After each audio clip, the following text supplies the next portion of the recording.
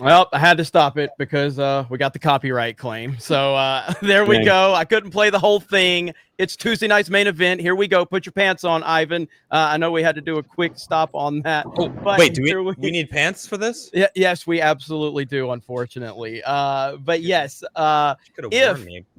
if you guys have seen Equilibrium, you know how great that film is and how accurate it is based on today's situation. Has anybody here seen Equilibrium? Great movie. Yes, it's fantastic. Rippa, you ever seen it? Yeah. Oh man, it's so accurate. It's so accurate. So, they even had Joe Biden in there, which that was pretty forward thinking of them. So yeah, I know it. I know. I cut off the father. I know. Our buddy Brandon. But anyway, Tuesday night's main event. Thank you, Ryan, for telling me how to YouTube because I didn't know about that. So. Wait, but what part involved my hat? You said there was a little clip that had my hat towards in the end. Yeah, towards the end. But I can't fast forward that part to that part. So I know it. I know. Maybe we'll pull it up later. We can maybe screen share, pull up later. I can screen share it. I can screen share it and pull it up. Just get rid later, of the sound, maybe too, because that's how they really catch it. Damn YouTube. I know it. You can't do anything on this fucking platform anymore. We're not doctors. But anyway, we are live. It's Tuesday night's main event. We got a few things to talk about tonight, but we got a few people here. Ryan, probably saving the stream from RK Outpost. Hi, Ryan. What's going on, Jeremy? Every single day that goes by, I get more and more confused at how you got to 300,000 subscribers. Whenever I talk to you about the inner workings of YouTube, and what did I tell you today? We were talking today, and I was like, I made this stupid fucking Matrix video that's got 35,000 views in 2 or 3 hours. I'm like, this video doesn't deserve 35,000 views, but because the algorithm picked it up, I'm like, what? That was. How? And then you were like, and I said, the more you think about YouTube, the worse you're going to be at it. You just don't think about it. Just do it. You know, I was not surprised at all. Cause I'm like, didn't the last video you did really well? A day ago, he's like, well, yeah. Full of fucking shit. That's why I end up making 100 videos on the same damn topic. Cause one of them does really well. That's how YouTube works. Man. But I've inspired by Ripa. He always hates on my Mountain Dew Zero. So I got my Mountain Dew Zero ready to go. And I got more Fruit Loops. So it's going to be Mountain Dew Zero and Fruit Loops tonight. Jesus Christ, man. Wow. Dinner of champions. Oh, that's perfect. That is absolutely perfect. Young Ripa, the biggest fan of Spider-Man No Way Home, is here on Tuesday nights. What's up, man? Yeah, I'm here. But yeah, man, obviously it's good to be here. Been fucking busy as shit week for me because we're getting closer and closer to me. Speaking of releasing my own shit and hell yeah. Trying to get to the nitty gritty now is really kind of the process of where we're at right now. If we want to make sure that we get this shit out next month, or at least announce the pre-order and all of that shit, that's gonna be huge for us. So it's crunch time right now. Basically, bottom line is that it's fucking crunch time. So we've been grinding that out for the entire month, and it's just gonna keep on going into the middle of next month. And yeah, I can't wait to get that shit out to all of you guys. And of course, as usual, being here on Tuesday to kind of wrap up what all has been happening over the last week is always fun. Always fun. Yeah, I thought Ripple would have liked the part in No Way Home with all these Miles Morales stands who they just wanted. He was gonna show up, guys. He's gonna be in it. We're gonna see Miles in live action. Now, I just thought it was great because literally you just get this fucking backhand.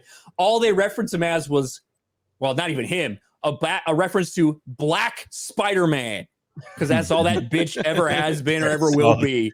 He's a fucking token. They literally said it in the movie. That's your reference. You get a token reference. Black Spider-Man. Oh, man. Well, I know Ryan's being a little toxic, so I just want to remind everyone that we are strong supporters. Never apologize for standing up for an LGBTQ2+ kids' rights. Wait, are you saying that Black Spider-Man is in that? He will be at some point. Well, clearly all Miles Morales fans are. That's true. That's very true. 95% of them have pronouns in their bios. So. That's very true. That's a fact. Oh man, we have Mexican representation. It is Taco Tuesday. Ivan Ortega, what's up, Ivan?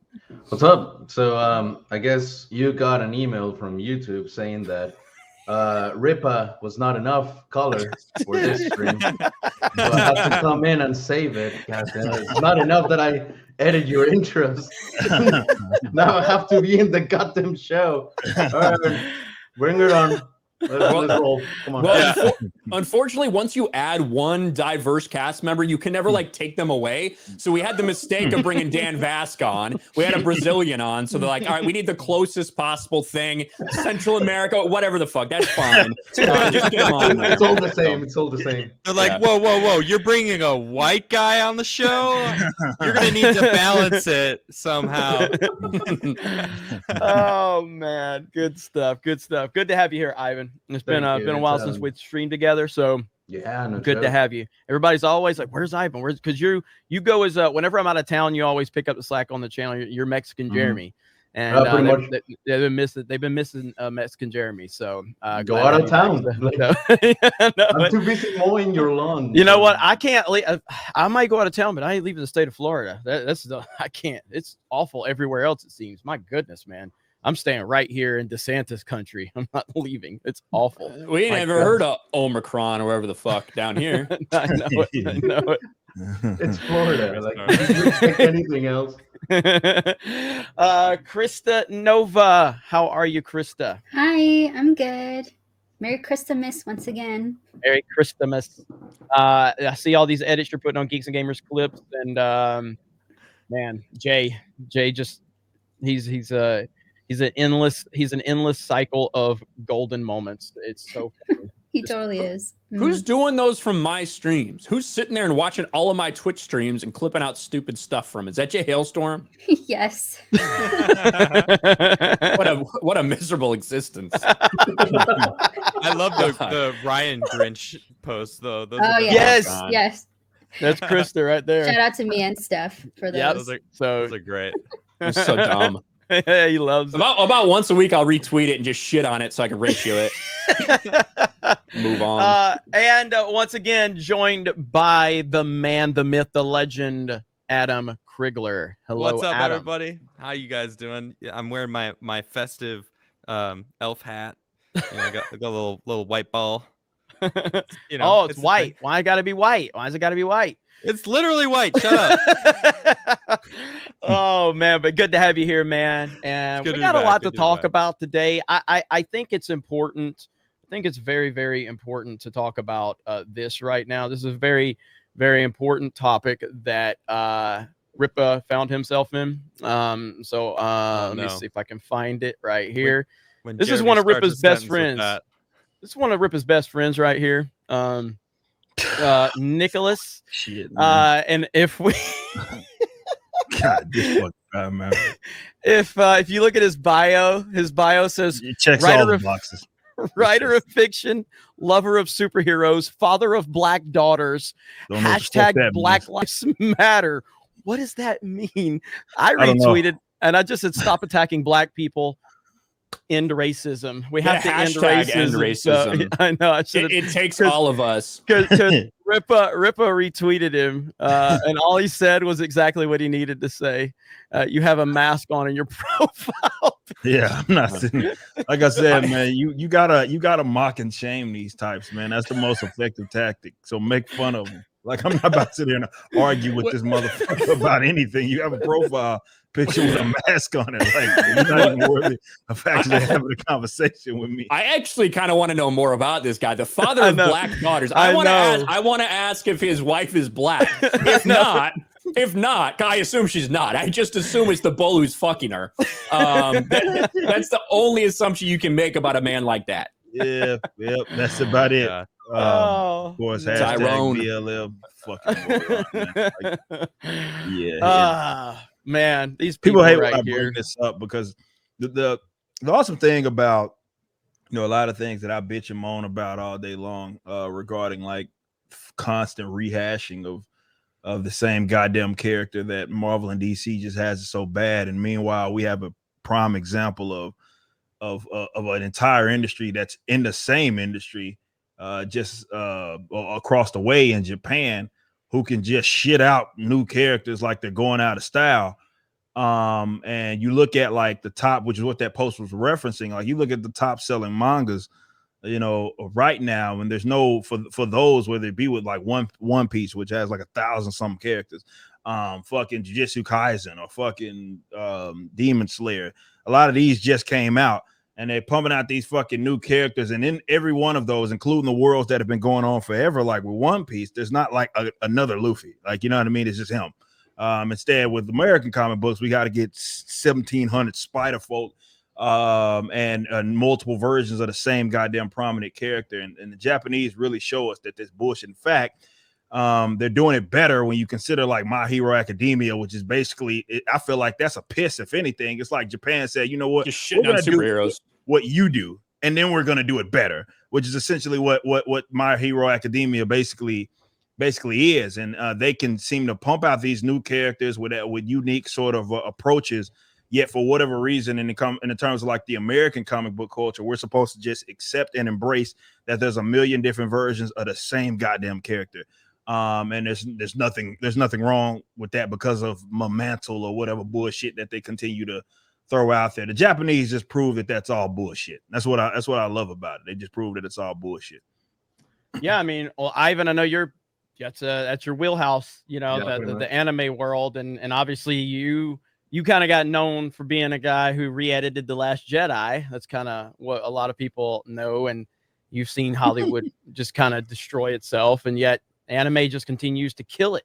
You know, it's interesting because at the end of the day, the Japanese have touched on two things that honestly I would say is the absolute pinnacle of creation of art, which is feeling. How is your audience going to feel? And then just focusing on the entity at hand. Little example. There was an interview not too long ago that I like to reference from time to time, and I sound like a broken record at this point, but it's like culturally amazing to see this little interview in which they interview Japanese people, and they ask them, hey, where do you think this person is from? Like, what country do you think is from? And right at the top of my head, like, it could be this black guy, right? But he seems like fancy looking. And they would guess like French. Oh, because the French are fancy. They wouldn't guess because of his skin color. They would be like, oh no, it's because I guess the stereotype is that they're fancy. But like that aspect of the color, it's thrown out of the window, because I mean, how many times have you seen in anime that there's people that are not only like white or red or yellow or blue or whatever, purple or whatever the fuck, yeah, because it's not about that. It's just about conveying the message, right? So I mean, I think if Hollywood just decided for a minute that, you know what, let's give a little bit of soul of what they did, because back in the 80s, like at the pinnacle of blockbusters, I would say they didn't have anything. They didn't know franchises could be a thing. They didn't know that movies could be like the powerhouse that they could, right? So they were greedy and ambitious, and ambition takes you to like create something new. But now that they're resting in their like, you know, mountain, now they're like, you know what, this dilt is kind of comfortable, so I'm just gonna stay here instead of experimenting new things.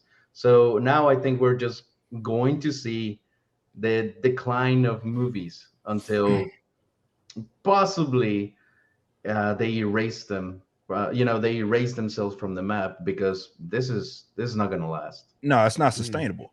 None of this, what we see, is fucking sustainable from these guys. They'll have a hit here and there, but for the most part, it's not sustainable. Definitely, as people become more privy to like what the hell is going on, you know what I mean? And I guess perhaps the most important part of that is the alternatives kind of coming in and creating good, creative, ambitious work that appeals to these people. Obviously, I'm trying to do that in the comic book space, because I truly believe that that industry has like it's as far as the actual fan base and the customers, it's gone nowhere. They're still there. They're thirsty for it. It's just with the big two, they don't really seem to value their customers really at all, which is why a lot of it feels soulless. The thing that I pointed to, like in that post that we were just talking about, like what the Japanese are able to do real well, and it's because of like the adaptations, but also because of there seems to be a soul for it. The anime can sell the manga, and the manga sells the anime, and it's always reflective of that. Now, in our case, it's the complete fucking opposite.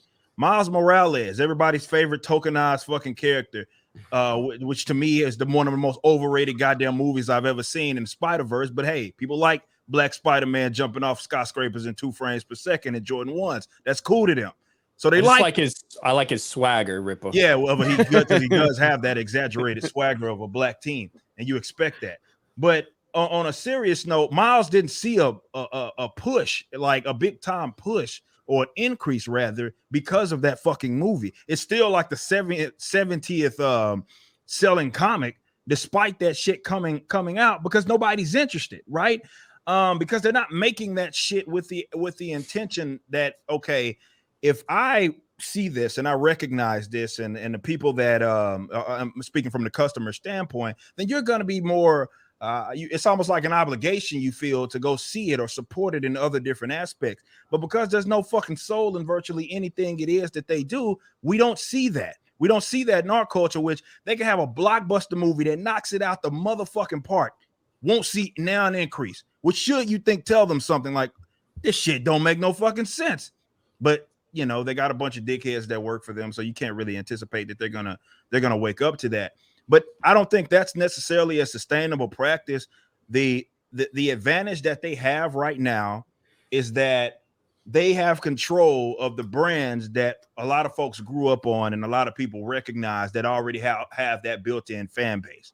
The minute that we go, whether let's say fast forward 10 years from now, and let's say some more the new Star Wars, and when I'm talking about that, I mean like somebody else decided to come up with their own shit, and it kind of embodied what the people that were enthusiastic about Star Wars, and they then reroute their attention to that. Those guys are fucking done at the end of the day. So it's not sustainable. One or two things happen. I say it all the time. They're either gonna have to make an adjustment once that pendulum starts swinging back, or they're gonna fucking go all the way down. And either way, I don't give a shit. It works for me, but it's not a sustainable thing, not at all. Well, that's why we've seen Spider-Man. That's why they had to. Spider-Man made up for several dog shit movies from the MCU and Marvel, but they won't capitalize off of it at all. They're just going to continue, like we've seen Tom Holland out there running his mouth, virtue signaling, saying we need a diverse, Spider-Man, all this dumb shit. So it's not sustainable. And that's why you see they'll come out with something. And again, I'm fully aware of what they did. At the end of the day, if you make a good movie, I'll tell them, hey, you made a good movie. Spider-Man was a damn good movie, did a damn good job. But it's not going to be something. I don't have faith in Hollywood to capitalize off of this at all. I see this as just using an opportunity to fund their bullshit so they can still lose money on their bullshit. Go ahead, Ryan.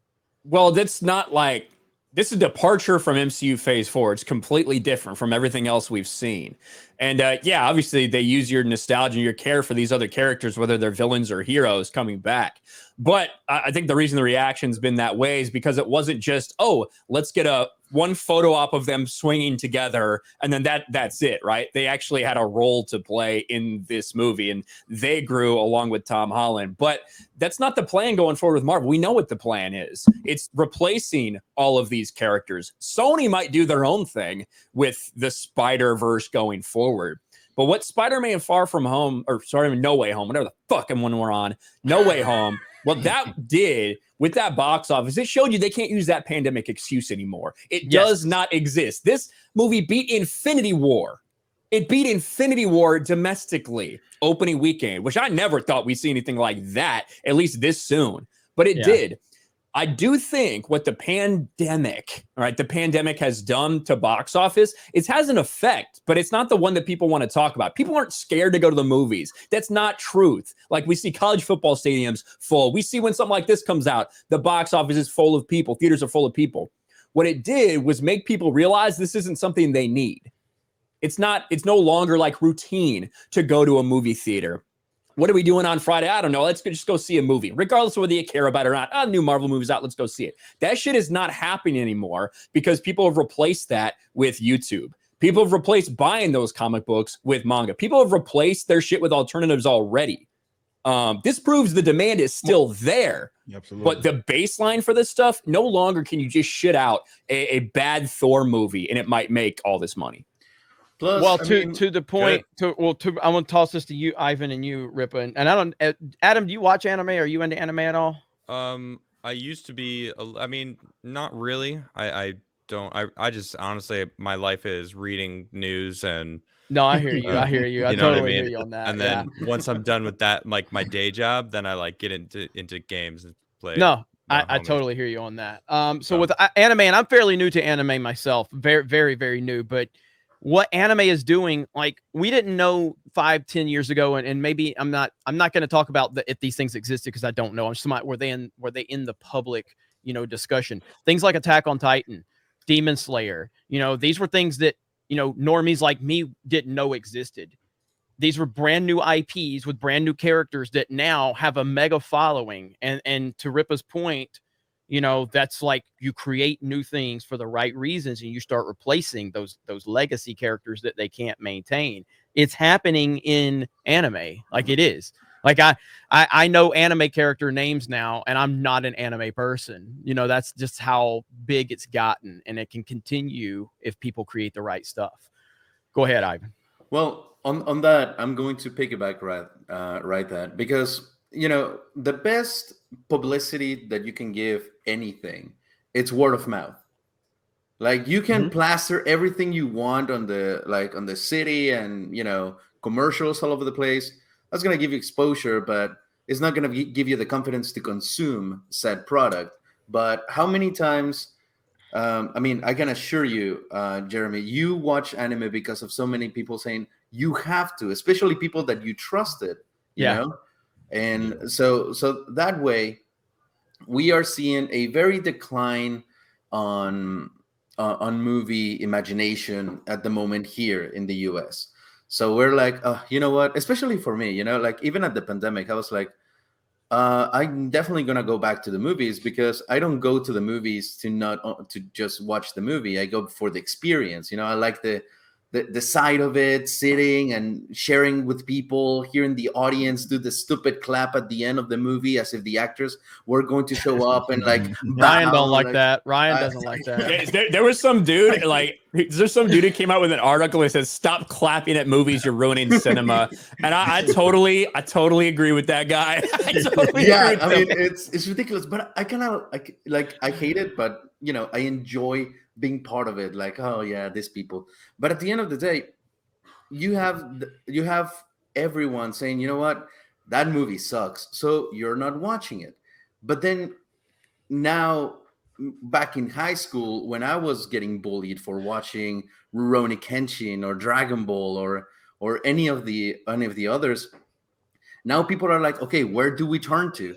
And then anime is now blowing up because, oh, look at this little niche that actually has what I'm looking for. And people are not really giving a shit like, oh, I'm watching anime because it's Japanese and Japanese representation. They're watching it because it's good, period. Yeah. And that's the way people react. If they like it, they're just going to like it. And so many people like yourself, who is you, for lack of a better word, I can assure you, you're not watching it for the Japanese representation or the Asian representation. Just say it. Just say a redneck like you. Just say it. I know you wanted to say it. Like, just say it. That's too much of a compliment for someone like you. You live in the Alabama part of Florida. Like, I know it is. It's lower. It's lower. It's lower Alabama. That's what it is. If you're still on Central Time, you're in Alabama. Yeah, it's true. And I am still on Central Time. I know. Yeah. Oh, anyways, man. Ripa, Yeah. you feeling it? Yeah, no, like I obviously agree with that. That's why people are routing their attention to something like that, and it's exploded in the West, particularly in America. And I think a lot of people lose sight of that, how big that is, and what manga particularly has done. Like, yeah, of course you expect something like that to be popular in Japan. But what we've seen that is unique. It's not to say that there wasn't a popular anime that existed like when we were growing up, like Dragon Ball, which is probably the most prominent when we growing up, that people were watching that and didn't even know that was anime. But you know, now it's exploded in the way that it is, to the point to where in the sense of manga for the first time like ever, where you looked at it was I believe it was like April of this year.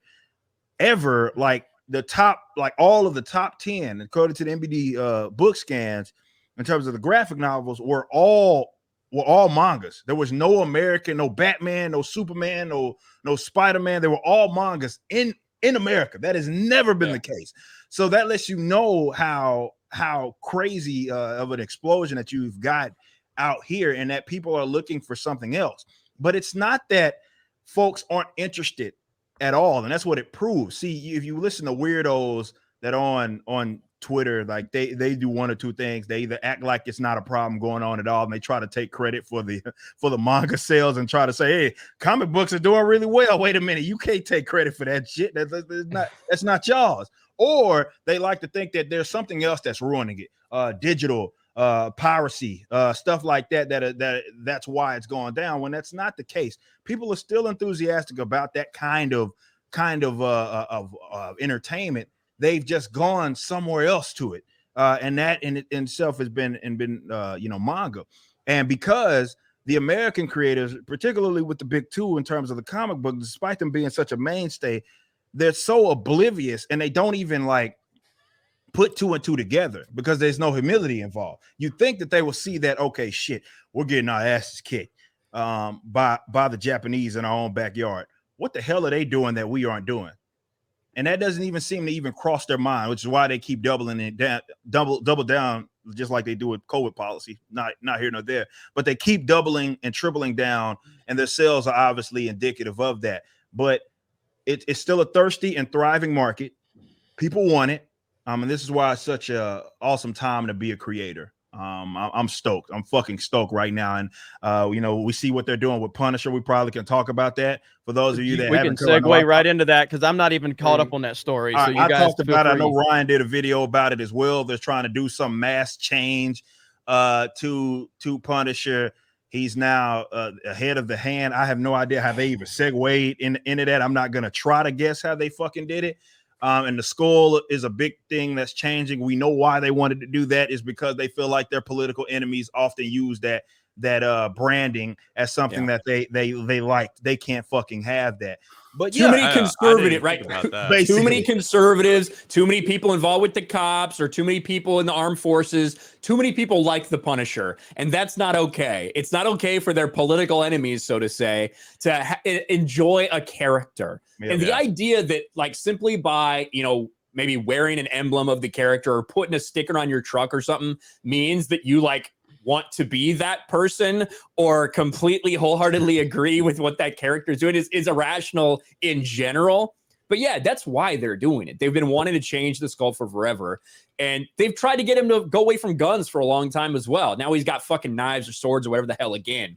But I mean, that, of course, Aaron's doing that as well, and that dude's a piece of shit. So Jason Aaron, that motherfucker there, man. For those of that don't know, and it's funny because IGN, I think it was one of the first that covered it, and they're like, "Oh, all-star team that's a part of it." I'm like, "Who the fuck is who did they go get some old guys that are part part of maybe the Punisher Max series. Like, what's going on? And it's fucking Jason Aaron. And I'm like, oh shit. For those of you that don't know Jason Aaron, he's the reason why She-Hulk looked the way that she did this past year, in which she basically looks like fucking Hulk now.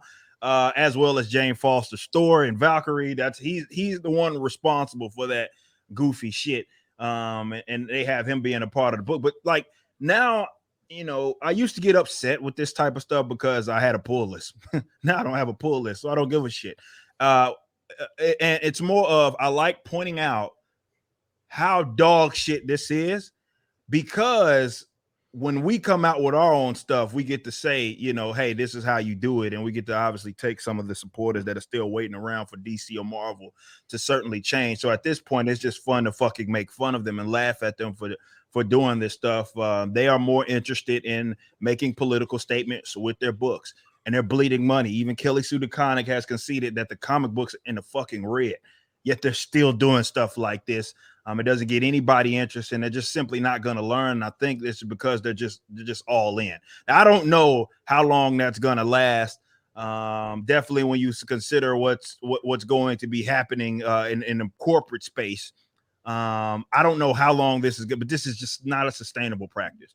But I say let them fucking run it into the ground, and we'll kind of other folks like myself and other alternatives will come up, and hopefully we can be competitive. Because holy shit, have some damn dignity. You Japanese are kicking your ass in your own backyard, and ain't nobody saying shit. Everybody's getting there, just taking the fucking ass whooping in terms of American creators, and we look very bad here. And you think you look at that and be inspired to create better, but no, Marvel's just gonna hire Vita Ayala to write, I don't know, some dumb shit, or DC will hire her to do some dumb shit, and they'll run it into the ground. So I say let them fucking let it. You know, I don't watch anime. I don't watch anime. I don't read comics books. But one thing that I'm recognizing from this conversation is something that's everywhere right now, and that's meritocracy is what people want. They want the best of something. They don't want to be pandered to. They don't want bullshit that is just like secondhand crap, which is what we're seeing in a lot of this stuff. Eric, I know you've talked about that a lot. You know, it's like meritocracy. I want the best. I want the best player on the team. I want the best comic book that is just the most badass thing. I want the best movie that represents the character the best way, instead of trying to teach people things, or, you know, show off their new idealistic nature. You know, it's like, I just want something good, and I feel like that's what everybody wants. They just want good, authentic, real stuff, and that's what we're seeing across the board. Movies, I mean, even in politics, I don't really want to talk about politics, but I mean, I'm seeing it there as well. And you know, the comic book, I don't watch anime, but clearly, hey, you can talk about politics all you want, especially but clearly people want just the best movie, the best comic book. And that's why Japanese, they came out and said, hey, Americans that are getting upset about our characters, go fuck yourself, because we don't give a shit about you. And I think that's important. Yes. That's important. That's why they're seeing a lot of success, is that. And still to this day, you're starting to see them because they realize that the American shit is dog shit, and you got folks, I'm pretty sure they're I guess they need to have a master class on how to gatekeep. I know we looked at that term like it was a fucking bad thing, but it doesn't seem so fucking bad now, does it? Because that's effectively what they did anyway. They fucking shut up. They infiltrated, took it over, and then shut everybody out that wasn't a part of it. And like, if you were a part of their clique and you didn't think like them and you were public about it, you ended up like Gina fucking Carano, which really goes to show they have every plan on fucking gatekeeping. It doesn't seem like it was that bad of an idea. We probably should have been doing that. But yeah, like if you tell, and that's what's going to happen. If you are a creator and you do see some success, you have to know that's what's going to happen. That's how the left operates. They operate from a cultural standpoint. So if they see that you're starting to see some success, they're going to fucking want a part of it. Hey, you need to be including me. The language that you're using isn't inclusive and all types of dumb shit. If you want to actually see success long term, you tell them to go fuck themselves. Yeah. We saw that with your shit. Go fuck yourself. We saw that with what's his name? The guy who wrote White Knight. you know what I'm talking about? I know you fucking know his name. The guy wrote White Knight and then ended up basically doing exactly what these losers in the comic book industry wanted him to do. Sean Gordon Murphy, is that it? No, was it? I think it was. It might have been, because I'm thinking I might be thinking of someone else. I might be thinking of someone else because obviously that's happened a little bit where they kind of chat saying Sean Gordon Murphy. Yeah.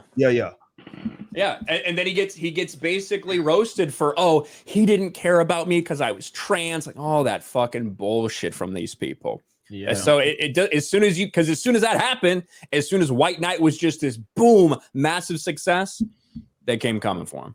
You know, it's interesting because when I came to the US, all those winters ago in the back of my donkey, I was met with several questions from Border Patrol. Was it from Border Patrol? Such as it wasn't where's your ID? It's do you have any fresh fruits or vegetables with you, sir? No, it was more like, how many cousins do you have in the back of that?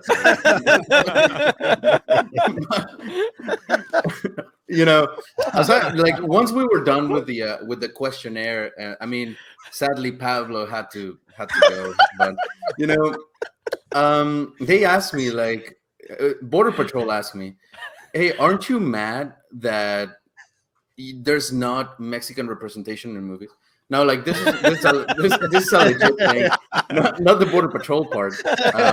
They didn't ask that, but I have gotten that question asked before, like, "Hey, aren't you mad that there's not Mexican representation in movies?" And it's like, I never thought about it really until I came to this country, that somehow it was important. It's like my favorite characters, I never saw them for the race. And if you look at them, if you look at a character and you think of the character, I'm going to root for this character just because it looks like me. In my opinion, that's a very shallow view that you have on any character. Because, thank you. Yep. Why not looking at the moral integrity or like of the human being behind? Yeah, like for example, I mean, one of my favorite characters of all time is a freaking dinosaur. It's Littlefoot, Yeah. Nice. And that dude was a pussy. I'm on Team Sarah. Look, everyone that is secretly trans, it loves Sarah, by the way.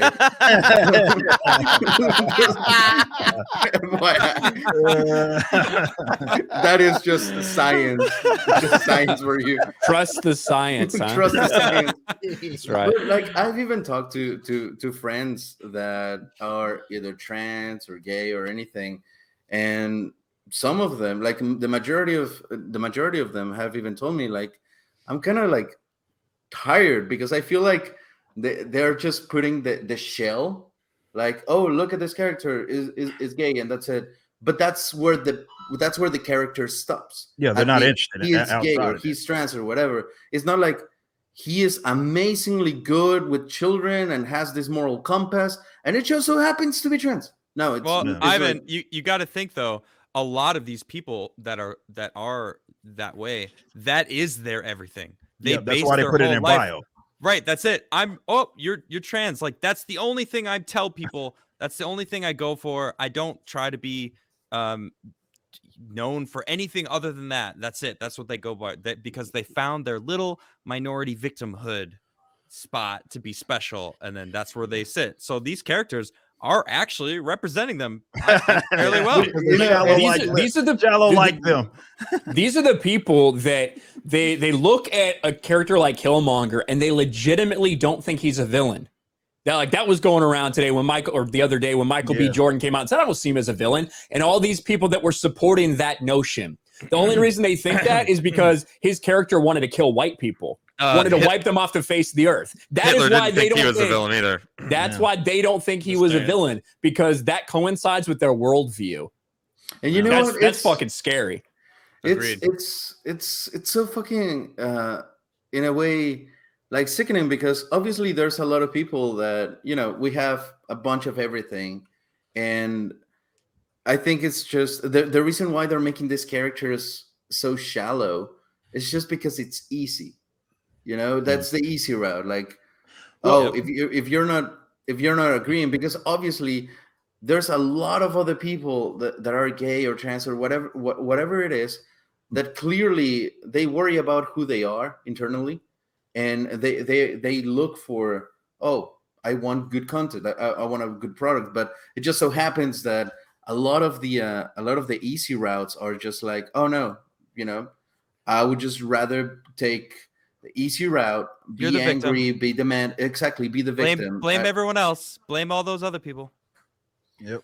That's why the characters are reflective of that. I mean, they're dog shit writers. They can't, and you know, they lead with their pronouns in the bio, what their race is, all of these sorts of things that aren't any sort of a fucking accomplishment, right? And this is why a lot of these characters that they create are just dead on arrival. And then they like to think, like, I went through a video, I don't know if you guys saw it, where I went to some idiot dude on TikTok, you know, all the stupid people on TikTok, and he goes on some tangent about how you know, basically people having issues with like these swaps, they're all racist and all kinds of dumb shit.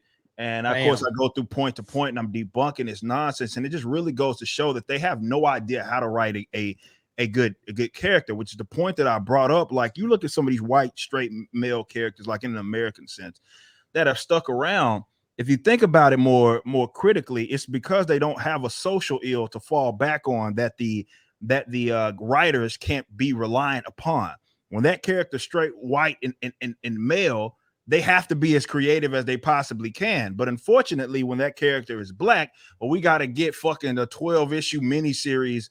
Well, that's a full series at that point, but a 5 or 6 issue miniseries of them struggling with their race or some old bullshit, and that's all it is about the character. Or rather, that's why you get so many swaps that are just so lazy, to where it's, hey, Miles Morales, who is Peter Darker, he's just fucking Peter Parker with his race swap. We give him even the same goddamn origin, and then, you know, it's a lousy fucking character in the books, and themselves, I think, are reflective certainly of that. But it's insulting, I would think, because I agree. You know, to act, this is, obviously I'm black. This is not anything that I run a fucking way from. But like, wait a minute, hold up. You can't be on Geeks and Gamers. You can't be on Geeks and Gamers. I'm breaking news there, right? News flash, I'm black. For those of you, I'm outing myself as a black man. Sorry, there's way too much diversity on this panel for me. If Stephen A. Smith taught me anything, it's that you're not supposed to start a sentence unless you say as a black man. As like, that's man, how you as a black man in America. Literally every time he talks. But that's the thing. It's like, I had no control over it. This is why it's not an accomplishment, right? I was born this fucking way. This isn't I didn't accomplish shit. I was born. Both my parents were fucking dark, and I came out dark as a motherfucker. This is what happened. It ain't nothing I earned or anything. Good for you, Eric. You didn't get a fucking medal when you came out of the womb. No, like, congratulations, black motherfucker. You black. Handed you a black card. Here you go, son. They weren't cheering Hercules when you came out. Like, no, that wasn't what happened. It was just I just happened to come out this way, and bam, here we are. But you know, the things that I like to talk about in terms of my accomplishments is stuff that can resonate with pretty much anybody of any racial, ethnic background, gender, and all sorts of things. And that's what these people don't seem to understand, which is why they're such lousy writers, is that there are universal truths. There are things that resonate with every single person. And like what Ivan was saying, when you think about some of your favorite characters, I'm not thinking that fucking technically Gogeta, but you know, Goku or Vegeta. You know, these motherfuckers are like fair skin. They got half monkey and shit. They're fucking got tails. I'm not looking at look at blue hair and shit. Like, I'm not fucking like, oh, what the fuck? Like, he looks like me. Like that's not what I like these fucking characters for. It's the stories in terms of what resonates with me, and it often resonates with people of any different all different races or ethnic backgrounds or whatever. But when you're a shit writer that leads only with your social political views, that's all there is to you. So you don't know how to do it, which is why often a lot of the current Marvel writers has they have pronouns in their fucking bios and all of that sort of shit. Did y'all see that? I covered it on my entertainment channel. Oh my gosh! Wait, let me say something though, real quick. Yeah, go ahead. So what really pisses me off is these people, these shitty writers you're referencing, right? They hide behind the shit like a shield. Like, how dare any of us criticize any of these characters? That's true. Even though they're shitty characters with absolutely no story, shallow as shit, and they're boring.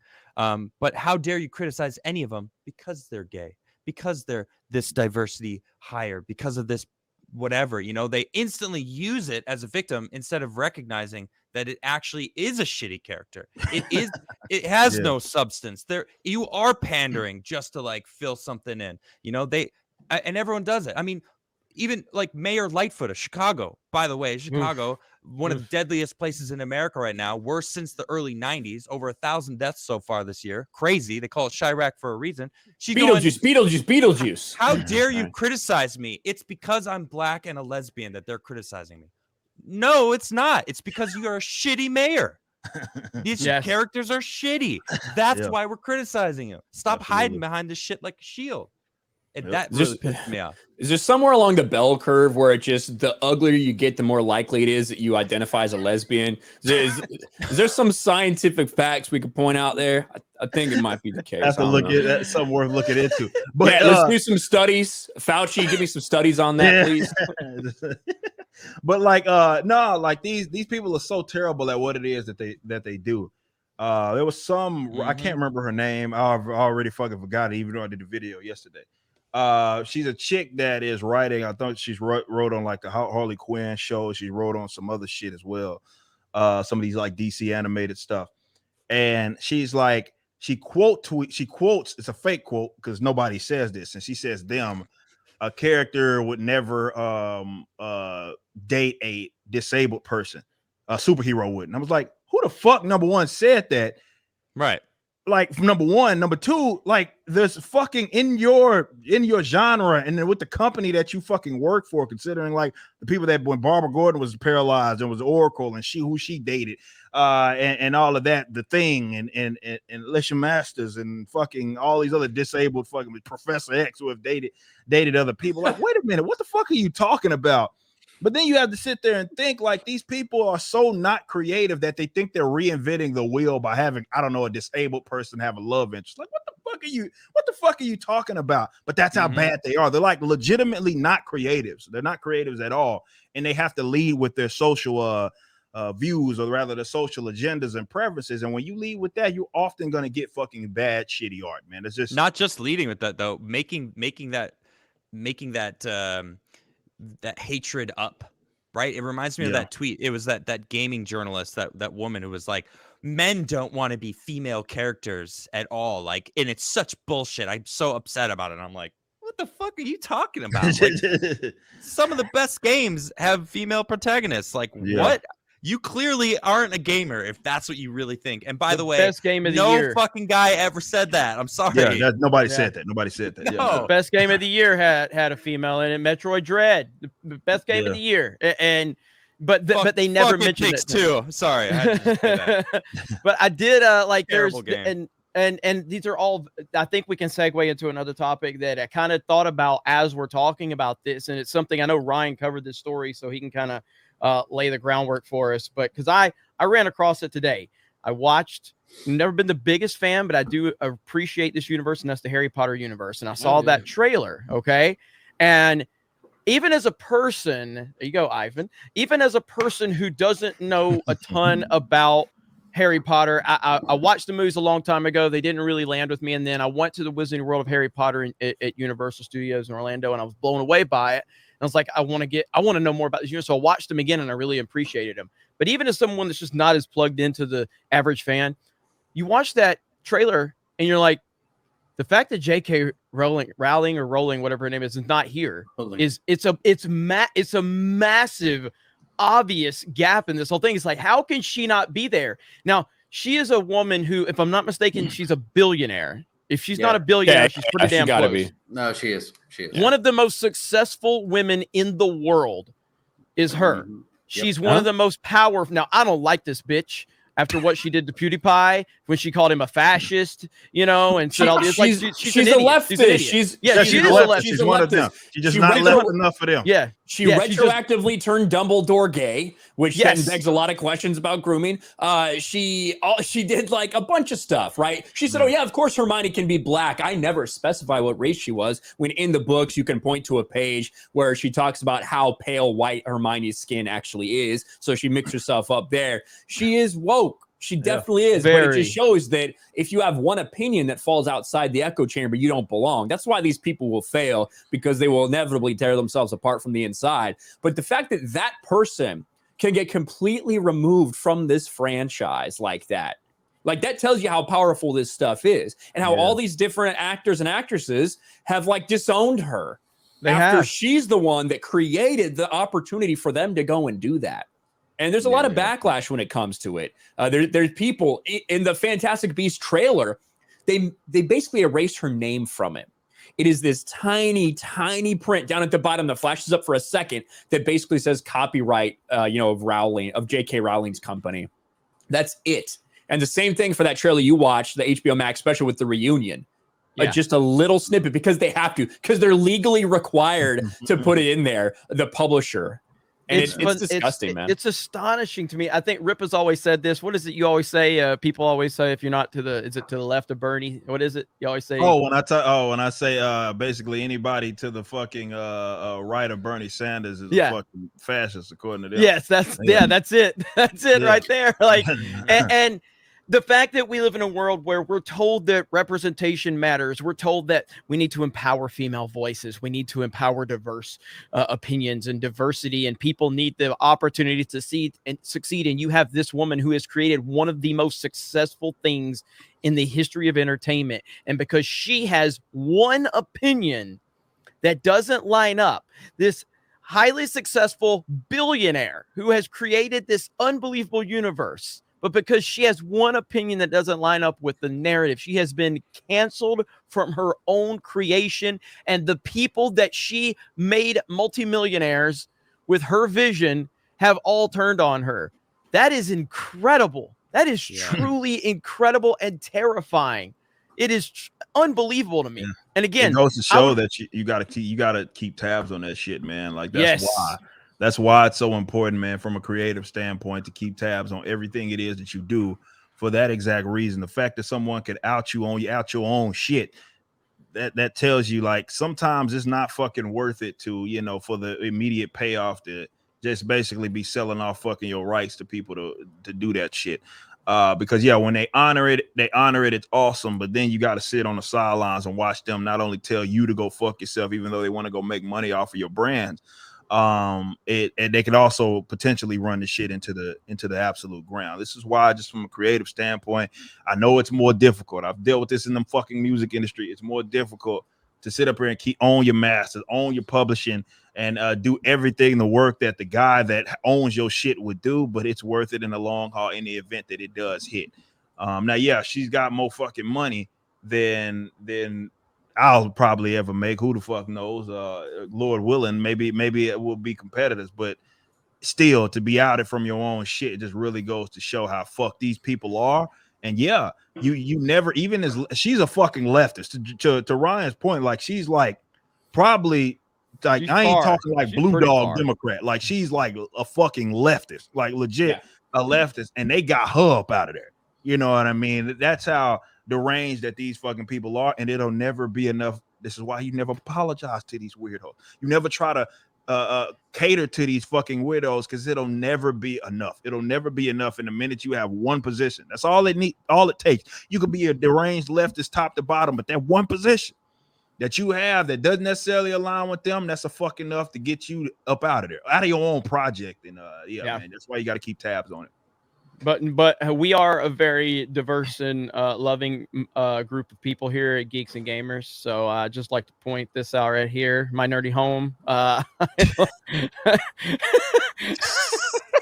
love that Ivan shared his story on Tuesday night's main event. Ivan, are you falling off there? Like, what's going on, Ivan? Well, you see, here's the thing. They wanted to inspect the donkey to see if I had family members inside the donkey. Like, they were just like walking on 4 legs because that's the way we do it.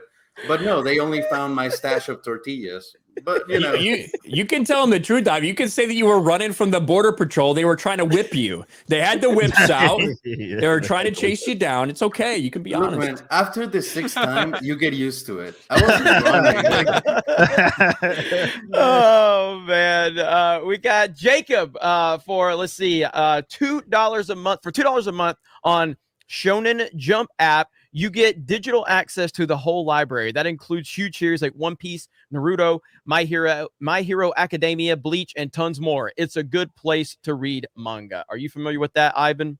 Yeah, of course I am. Is that kind of like the Netflix or the no? It's like Marvel the digital Marvel or whatever. It's like the Marvel Unlimited or okay. DC Universe shit. It's the same. Okay, gotcha.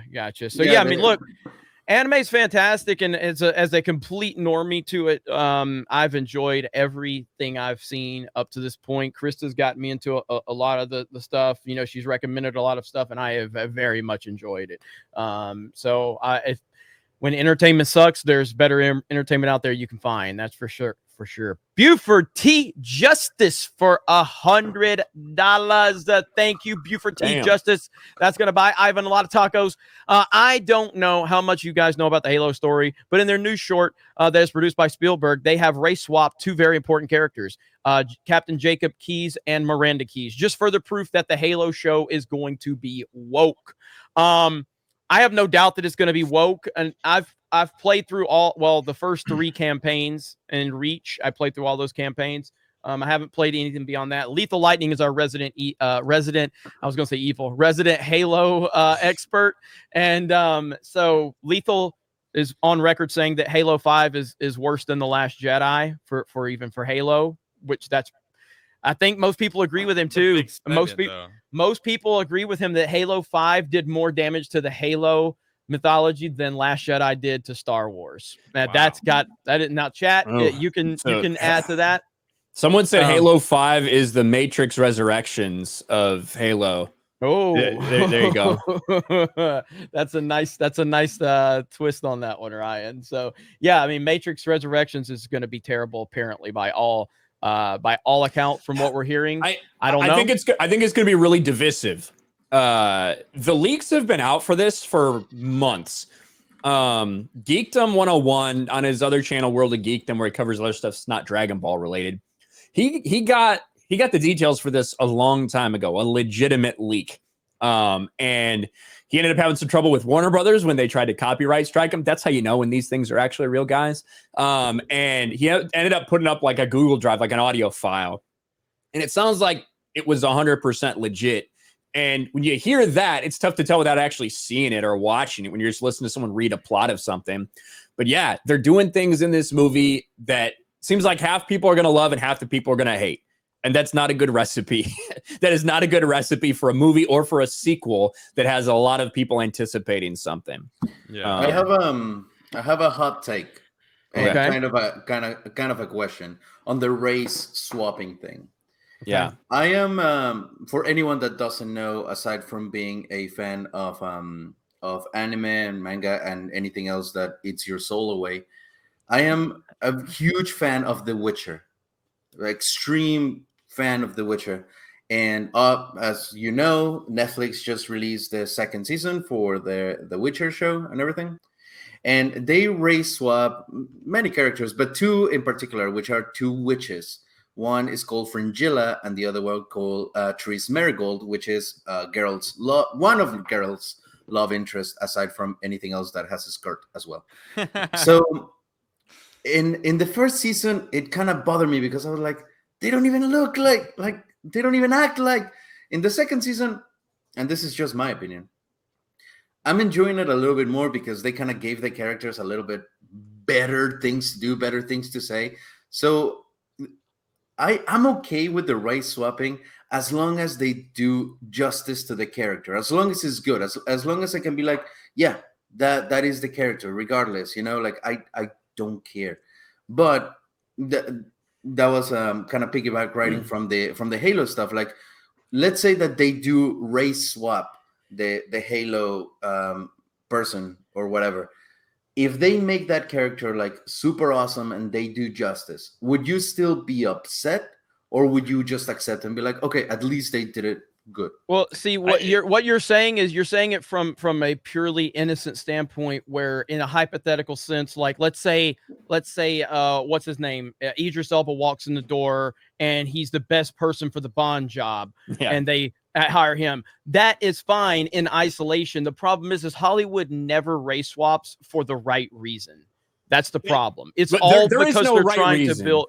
Well, but again, if the right person for the job comes, I'm saying in the perfect world, but what I'm saying is Hollywood doesn't race swap for the right reasons. Now you may find a race swap situation where the character or the actor does a good job, but you have to understand that Hollywood, exactly. So, but Hollywood's intentions are always for the next race swap and the next thing that they can push. So it's all a building block to kind of desensitize people to all of this. So these motherfuckers, go ahead. Dude, Ivan and Eric were talking earlier, like right at the beginning of this, about looking at a character and not giving a shit what its skin color is, like Goku behind him, and I don't remember Ivan who your person you looked up to, Littlefoot, right? Littlefoot, and it didn't matter. It's just like I like the character, the person. I don't care what their skin color is. Like Ivan, you just said you didn't even think about it until you got to America, and it's like it's almost like they are forcing us to be upset about it, when in reality, if we're living by that rule, that it doesn't matter as long as they play the character correctly, that is the most important part. So what I'm going through right now is Wheel of Time. So I love the Wheel of Time books. It's one of my favorite book series, and now I'm watching, and they race swapped a lot. There's a lot of like mixing and matching, and that's a good point what Ivan pointed out, with this new Halo thing. It's like, if the characters are being played correctly, then does it really matter? And I don't know. It's a good question, and something to ponder. There's two different things to like factor. There's the on-screen, the actual product, and then the intentions behind everything. Are there going to be characters that they do not honor the source material? They end up race swapping, doing something else. And, it's a good actor. It fits. It's written well. All these things combine, and it's an inoffensive, good, well-played character. Yeah, that happens. The problem is, it's not because it was just the right person for the job. These motherfuckers know who their casting calls are going out Hollywood for. Hollywood casts nobody by accident. There's no such thing as the best person for the no. And anybody that's been around Hollywood, around like how castings work, no, that never happens. They have a certain particular bill that they want the person to fit, and that's who they get to. They never. It's never usually a blind sort of anybody can try for this. It almost never happens. They're going out to try to cast a black male between the ages of 25 and 35, between 6 foot and 6'2". Like, they are very specific with who they attempt to cast. It's not just this wide range net that they're throwing out there. They know what they're fucking doing, and that's why I think it's a problem. And that's why I think when you kind of analyze it like that, you kind of gotta understand that there might be a chance that something does play off well on screen, but the intention behind it is always to divert from the source material and intentionally to replace these characters every single time. And do you see there is a problem though that we're running into by being upset like that, because of what we mentioned earlier about how they use this victimhood as a shield. They're basically seeing people get triggered at the race swapping thing and then going, see, these people get triggered at this, so clearly it's an issue. Clearly they're all racist. Clearly they're all, they're actually. It's kind of perpetuating the problem, instead of, if you didn't give a shit, if no one gave a shit, people might actually start going, I would disagree with that. This is pandering, though. I would disagree with that. I'm playing devil's advocate right now. I would disagree with that point, mainly because they should be mocked, shamed, and made fun of.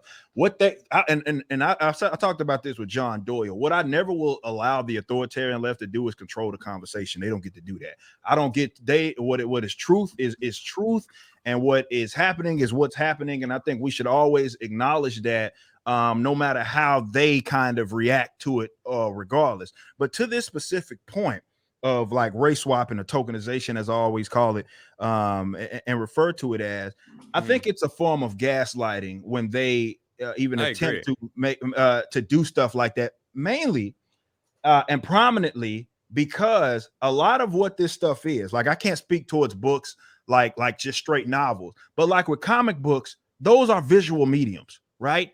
And it's particularly not with comic books, they're colored, not unlike manga, which is generally what you see a lot of it is black and white.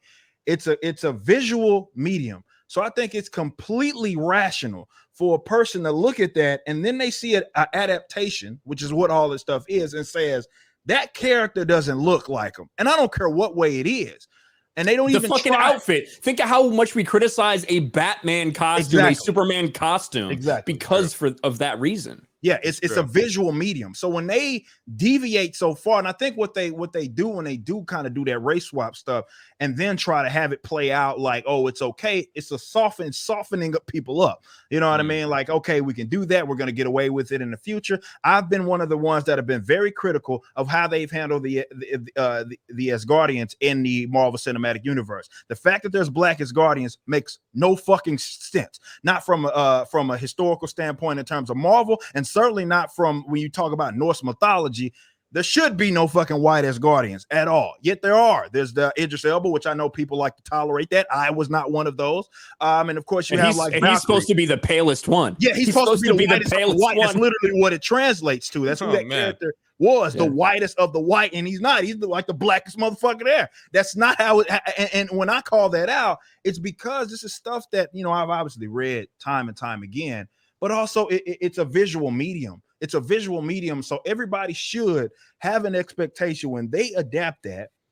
They expect it to look, act, and function like the kid. That doesn't mean it's always going to be good. And it's not to say that it has to be a direct one-by-one. But for the character to look and act like them, that's perfectly reasonable. And like we were mentioning earlier, with Hollywood, everything is done with some sort of intention in mind. There's no such thing as accidental race swap, even for characters or actors that we think knock it out the park individually. That may, I would argue, why does Idris? You got Blue Marvel and all these other characters that could have been on the horizon. Why the fuck did you waste Idris Elba on a white character? Why? Now you can't use him for anything else because now he has to be known as that specific character when you could have had him play a mountain of other black characters. It's stuff like that stupid shit that we have to deal with, and why I think nobody should ever tolerate certainly any of that. Definitely when we know that they do it for a certain political agenda. But yeah, it's all about softening you up. So a lot of folks come out saying that. They're like, hey, this character's okay. I was okay with it. And I'm like, I'm never okay with it. Even if I think it's a decent performance, I'm never okay with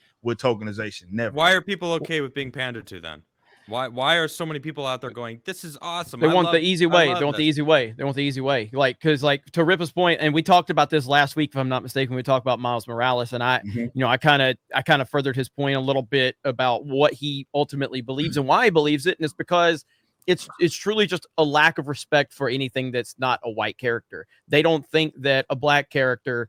They don't think they could take a character named Miles Morales, and they don't think they can make him his own character with his own story because they don't believe either. They don't want to go through the time it takes, because Peter Parker as Spider-Man didn't just appear and become the most popular character in the planet immediately. It took decades. It took work. It took time to get there. They don't want to take these black characters and give them an actual black story. No, they don't want to tell the truth about it. Eric said it earlier. They don't have any creativity. These people they don't, but they can't even handle that. They can't. You look at something like, and I've talked about this a lot, and I'm going to continue to talk about it. The second Shaft film that came out with Samuel L. Jackson, 2019 or whatever. You watch that movie, critics shit all over it, and fans loved it.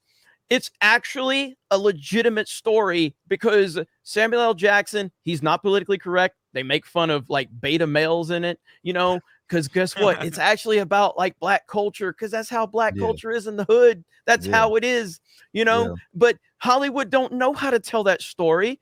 They don't know how to tell it because they don't care about it. They like to get on Twitter and tell you they care about it, but they don't. What they think is that the black character that they create, or the Mexican character, or the female character, they all have to benefit from the white character's story because they can't tell a story from the ground up. And it's that instant, kind of result that they need, like you look at something, and I just talked about it earlier. In my opinion, the game of the year is Metroid Dread. not because it has a female character, not because Samus is a female character. Never, ever mattered to anyone. In fact, we were shocked when we found out it was a female character when I was younger playing Nintendo. Truly one of the best characters ever, in my opinion. I love Samus. I think she's fantastic, and she's never been defined off of her being a female. She's just a badass bounty hunter. And for all of these years, when that character was, the first Metroid back in mid-80s, and then, we moved into the Super Nintendo and all of that, that character was always just about building that character's lore and not building that character's identity. That's what it was about, building the character's lore. And that's never going to happen with the people that are in control of things, because they seem to think that anyone that's not a straight white male needs the handout of the straight white male story. That's what they believe. Dude, this is all perpetuating their whole narrative of systemic racism. The whole system is and they don't even know it. Racist. I know it. They don't even realize it, that they're doing it themselves by doing this. Yeah, because they only like the term I always use is they only see legitimacy in classically white characters. That's it. And that's why the swap almost never for like an original character almost never happens the other way.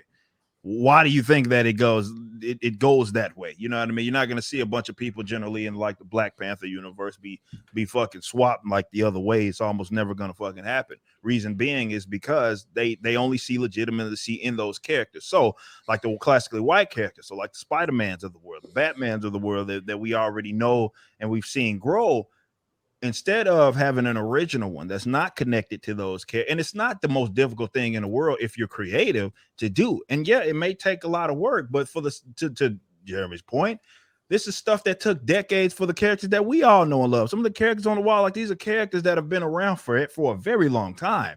It wasn't like, I would argue that now the process is sped up.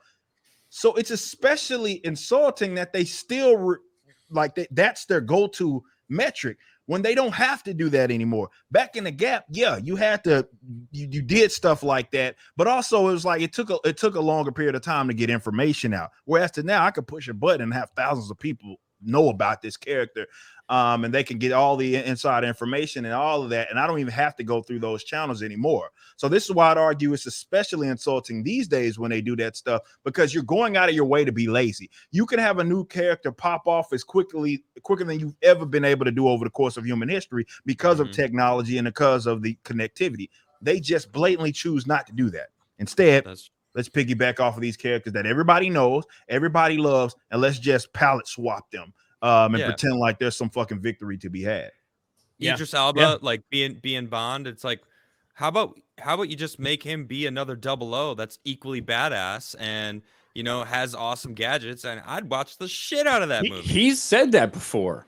Like he said that. He's like, I don't want to be Black James Bond. But even to that point, that's still capitalizing off of a white character's. What Rip is saying is give Idris Elba a brand new character and let him build that lore up. And then in 10 years, when Idris Elba can't play, or 20 or whatever it takes, then the next Black actor that is, up and coming can take over that role. And it's originally from the ground up, a Black character that has built up his own story. And then if that character doesn't become popular, oh, well, that's not anybody's fault. Like let the man. How many white characters? There's a lot of white characters. Like, what I mean? It happens all the time. No, I feel like I was trying to find the middle ground between it, like, it's almost I like, get it. Hey, Hollywood, why don't you just try one step this way? Instead of making him James Bond, give him his own freaking 00 status, 009, or whatever, 0012, whatever number he wants to choose, doesn't matter. He could totally play a freaking English spy, and he'd probably he'd be badass, But then it's like they're not pandering as much. At least they're not going, this is the new James Bond, which he was like, fuck that, I'm not going to be a Black James Bond. He did say that, and I don't blame him at all. Yeah, I mean, it is very frustrating, and we're never like with the people. Like again, it's continuing to be activism on top of activism on top of activism. I mean, like Ivan, one of his favorite characters, and he's even argued for a character that wasn't very popular with his live action Netflix series, and that would be one Iron Fist. And he loves Iron Fist. Look at him. He loves Iron Fist. Oh, shit, that's legit. Yeah, That oh is no, legit. that's legit. Nice. That's legit. Right. That's legit. Show that. him one more time, Ivan. I'll give you full that. screen. Show him one more I time. believe it. Huge. I believe it. I love that shit. Yeah. What'd you think of that show? But you're a fan. You're a fan of the character, right, from the comics, right?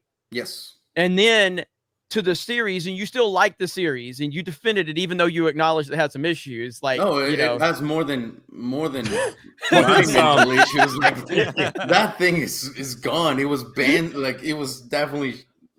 Danny Rand is like the most boring fucking main character we've ever had, like in one of those type of fucking series. Yeah, but the point here is that Ivan. Yeah, but the point here, and I'll give you the floor here in a minute, Ivan. The point is Ivan passionately defending a white dude like Danny Rand in the series, you know, and I hated him. I fucking hated Danny Rand in that series. I fucking hated it. Yeah. But Ivan didn't do it because he looked like me, you know, like it was, you enjoyed it. So go, Ivan, floor is yours. So first off, I grew up with the Iron Fist character because I thought it was the most interesting character of all because it earned its place.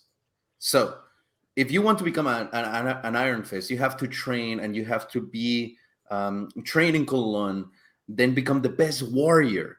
And after you become the best warrior, you go and fight a dragon. And if you survive, you get a chance to then just defend the city. But it's like you earn the title of it, and then you give your life to, you know, protect the others, protect the innocent, etc. So it's not a mantle that just gets handed to someone. That's what no. They work for it. They work. They bleed. They sweat. They go raw, no rubber on these trials. It's just amazing to experience. And then you have stories from different Iron Fists. Like there's one of my favorite stories is a female Iron Fist, the Queen Pirate of Chambay. It was just a romantic story of this woman that become an Iron Fist, and it didn't matter that it was a woman. Then you have this another Iron Fist who came from like India or something, but it's just like that was never the point. The point was to like show that it didn't matter who you were. Didn't matter if you had it rough in life or had it easy in life. You had to work just about the same to earn this really prestigious title. Then we have the live action series, which absolutely is disgusting. Like I accept that the story was definitely written by a kindergarten high on acid that didn't even know how to write. But like, and I defended it because I was like, look, this at least is maybe giving a little bit of highlight on the actual like comic, and people are going to be interested in it. And I'm just thankful that there's a universe in which a live action Iron Fist series happens. And that's it. But that's why I grew so fond of the character, because it showed me that it didn't matter at all. It didn't matter who I was. If I put in the work, if I put in the dedication, I could achieve anything. And now I mow the lawn of a white person. Isn't that amazing? Isn't that the dream? Follow your dreams. Follow your dream, kids. Dude, I've known Ivan for so many years, and I know his tactics, and even I didn't see that one coming. I did not. He had me. He was like, if you just work and you could have. I didn't see it coming. And you can send $50 a week back to your family. Oh man. Okay, that's so much more. That's so much more like complex and like heartwarming for like why you like that character. I just like characters that are white. So yeah. The only way you can resonate with them, Ryan. Exactly. We do have a $50 Streamlabs donation from Jay Schwalbach. Holy shit, Ripa's black? How the hell does this work? And I like this and this show. I'm going to church tomorrow. Hail Friday Night Tights. That's what it said right there. So hail Friday Night Tights. Also Tuesday night's main event. But yes, thank you, Jay Schwalbach. I appreciate that. And Streamlabs, I'll get to you guys in a bit, and the YouTube side. But we got a really good discussion going. So again, Tuesday night's main event. Over 2,000 people watching. Thank you guys for tuning in. This will be re-uploaded to Geeks and Gamers Live. So all of our live streams will be uploaded to Geeks and Gamers Live. I apologize for some of the uploads that haven't been, done immediately, that's all on me. I will get that problem fixed immediately. So tonight, as soon as this is over, it'll be unlisted, but it'll be re-uploaded over on Geeks and Gamers Live. So please make sure you subscribe to that channel. You can go tune into last week's Mario Kart where I beat the fuck out of Ripa and won every race, won every cup. What, I mean, you won every cup yesterday? I won it's Sunday. I won every championship. Oh, Sunday? What? Yes. I won every championship. Silence. Go back and watch it. Go back and watch it. Go back and watch it. Yeah. I beat Ripa so bad. I beat Ripa so bad. He changed his name to Wallace. Eric Wallace. All right. Bubba Wallace. Okay. That's fucking fake news. That's fake news. I'm about to have to run the tape because damn. It's actually, listen, it's been a rough couple days for you, Ripa. On Wednesday, you rage quit the Halo stream because we were playing fucking training wheels, big team battle. Big team battle, I know. Dude, Eric was training last wheels night, dude. Yo, you were slaughtering last night. Yeah. Halo. I saw it. I can vouch. No, so we did. We also, me, you, and Dan tied that first set. We all tied at 67 points. Okay. And then after that, I won every cup. cup. Damn, I can't. Hell yeah! I can't allow that type of shit to be. No, dude, you were so mad. You didn't even. You were talking. I was talking. Good. I was talking so much shit about you, but you were focused on your chat. I was running my mouth. I was like, look, guys, I can't allow that. Can't allow that to happen ever again. I was roasting you so bad because I talked about 2 weeks ago when you were beating the hell out of me. I'm like, you see, he always wants to put easy in the chat when he's winning. When I'm winning, he just runs to his echo chamber, to his little echo chamber. I don't. I can't allow that shit to happen. I can't allow that shit to happen ever again. That's unacceptable. Every time I tune in and watch you guys play that game, I hear two things. I hear you two bitching at each other every single time. Seriously, no joke. Without a joke. It's so good, man. But Mario Kart every Sunday here on the main Geeks and Gamers channel. So you guys make sure you tune in for that. I've renamed it to Mario Kart Wars, taking the Sports Wars element, and it's going to be Mario Kart Wars. That's going to be our Sunday stream now. It's all it is Mario Kart Wars. We just cuss each other out, and then Ivan has to edit that shit together. And, we never even play any of the. We never play any of the verses. That'd be the real wars right there. What are you talking about? The team, the when you're fucking like or the balloons with the balloon one. Battle mode. Battle mode. Yeah, that's what I'm talking about. Battle mode. Yeah. Okay. I miss battle mode from the 64 when there was like those geometric fucking like you had like the green, red, the blue ones that you could like go to the top. Yeah, I miss that. Super Nintendo one was my favorite for battle mode. Okay, so I am going to show you guys something that I don't think any of you have seen. Oh no, and this is not good. None of us are going to have it after seeing this. None of us are going to have dignity after this. Oh no. So this was shared by, and before we get into this, I would like to verify that none of us are doctors. Okay, we're not giving you any advice. Okay, I'm not a doctor. But I'm considered a doctor in my village. Does that count? This is from the New Jersey Health Department. Oh goodness. Okay. This is pathetic, but is it a picture of Chris Christie?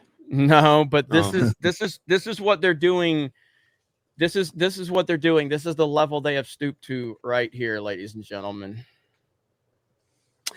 Did the COVID vaccine make your wish list for Santa this year? There's no better gift than peace of mind. Dear Santa, I don't want games. I don't want toys. Just get me the COVID vaccine. This holiday season, there's no. Wow. Get vaccinated today. Oh man. NJ.gov. That is horrendous. I don't want to get your channel in trouble by saying what I want to say right now. All I'm gonna say, I could say one thing, is stop fucking with kids. All right. Yeah. I'm so fed up with this shit of them fucking with kids, man. Yeah, they're criminals, man. I mean, I obviously say fucked up shit about these motherfuckers about this topic all day long on my channel. So if you want the uncensored version, get it there. It's awful. These guys are pieces of shit. None of it makes sense. None of it's a goddamn charade. I'll say that for sure. But on a serious note, the fact that they're like targeting these young folk, which are, I mean, again, I don't even have to say I'm not a doctor because the receipts are right on the WHO's website and on their bulletin, and that's what YouTube says that you're supposed to listen to. But their risk for basically getting sick or rather hospitalized or dying from this is effectively zero. Let's be completely honest. So the fact that they're doing that says a multitude of other different things, and then you're like almost forced to have to put your tinfoil hat on because it doesn't make sense. Like when you consider the statistics, or rather the data that I just fucking gave you, yet they're pushing this stuff so hard on these children. You have to then like wonder like what the fuck is going on? Like what? We know what's going on. That's an extra 100 million people in this country that can then get 2 shots, then 3, then 4, then 5, then 6, and 7. That's what the deal is. But Biden said it's free though, Ryan. It's free. The government is paying them. Where are you getting your money from, government? Yeah, exactly. And that is, Rip was spot on.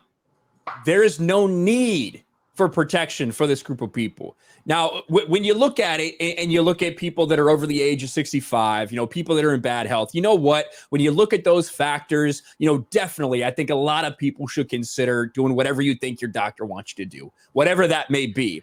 And that's sometimes worth the risk for something that we have no long-term research for. We have no idea long-term what this is going to do.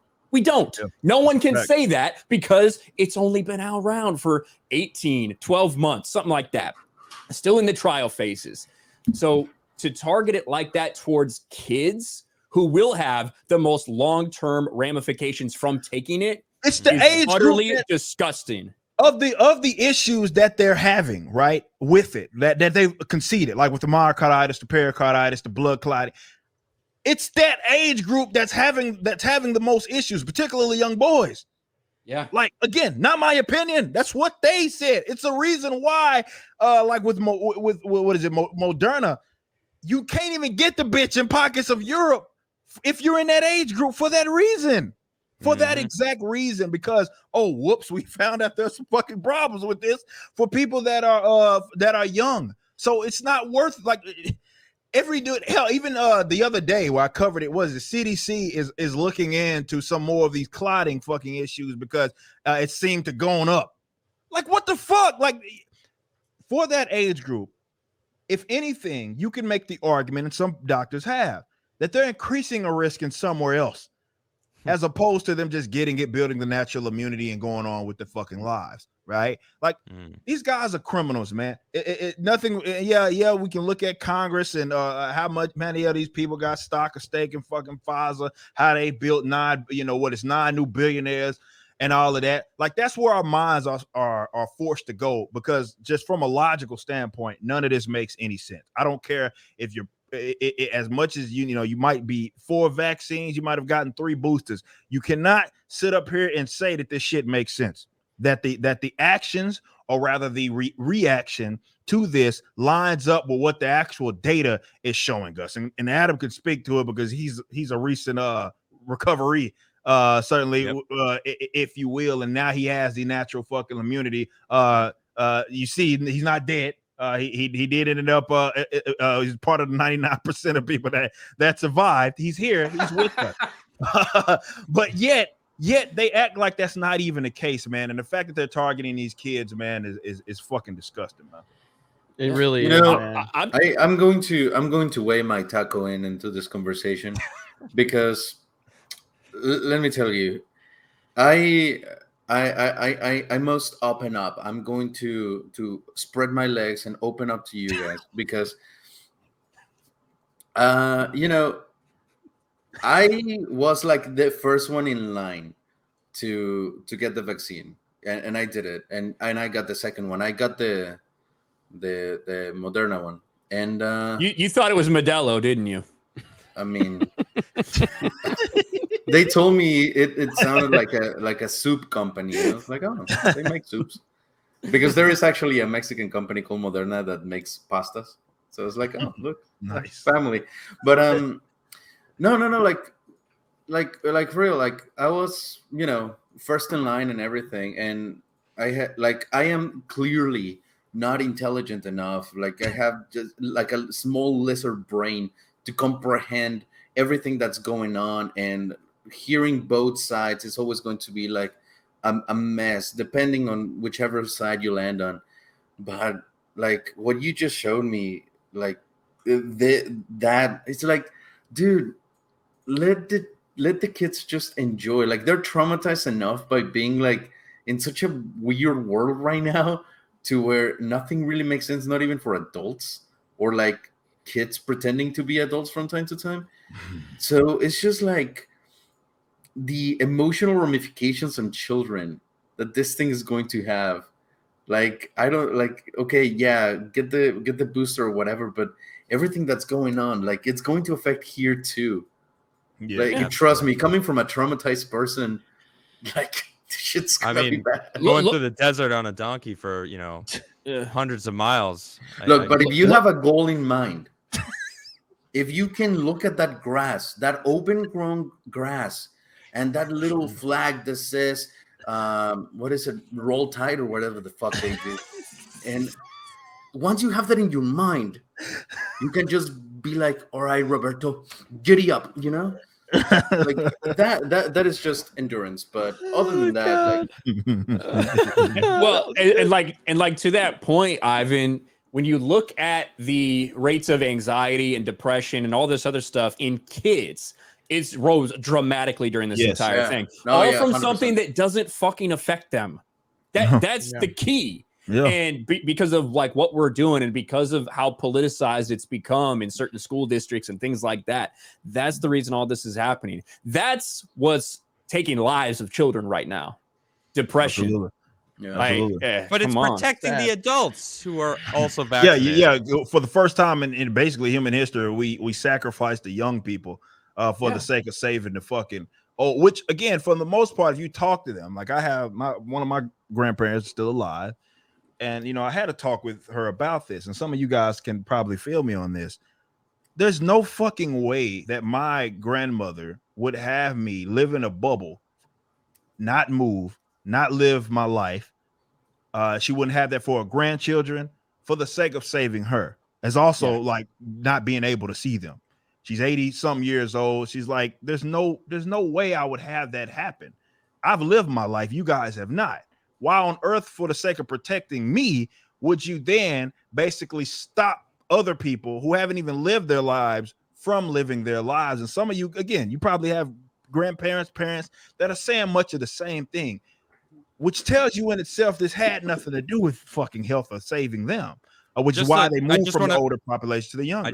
I want to make it clear, none of us are saying that the vaccine would not give the kids their lives or end their lives in any sense, because I know from experience, I've gotten all of my strikes actually are from this subject on my channel. I've had 3 total, and I currently have one right now, and I don't want it to be misconstrued. I know that that's not what Eric was saying.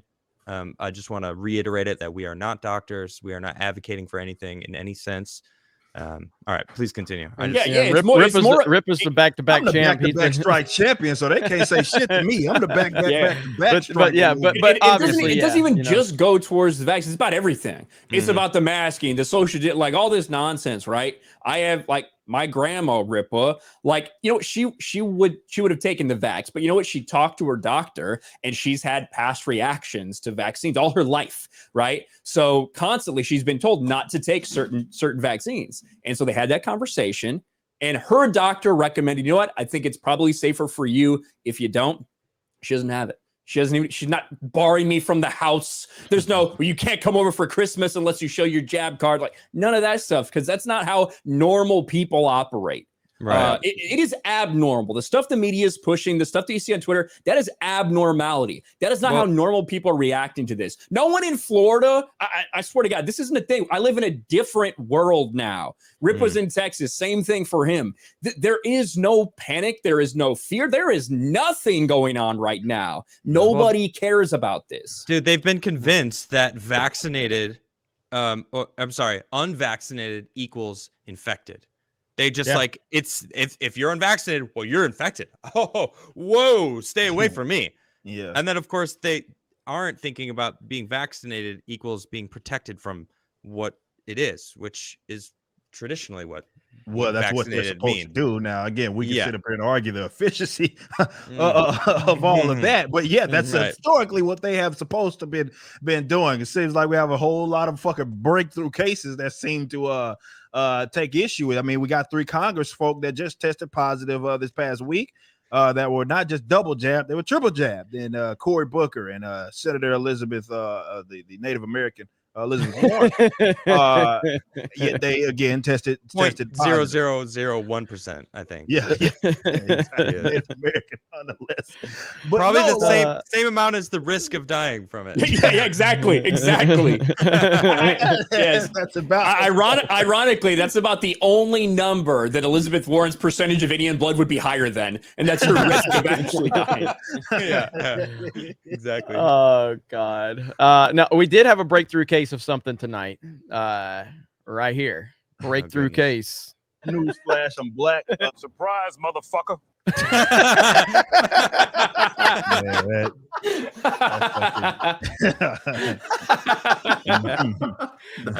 was good. That was good. That's such a good one.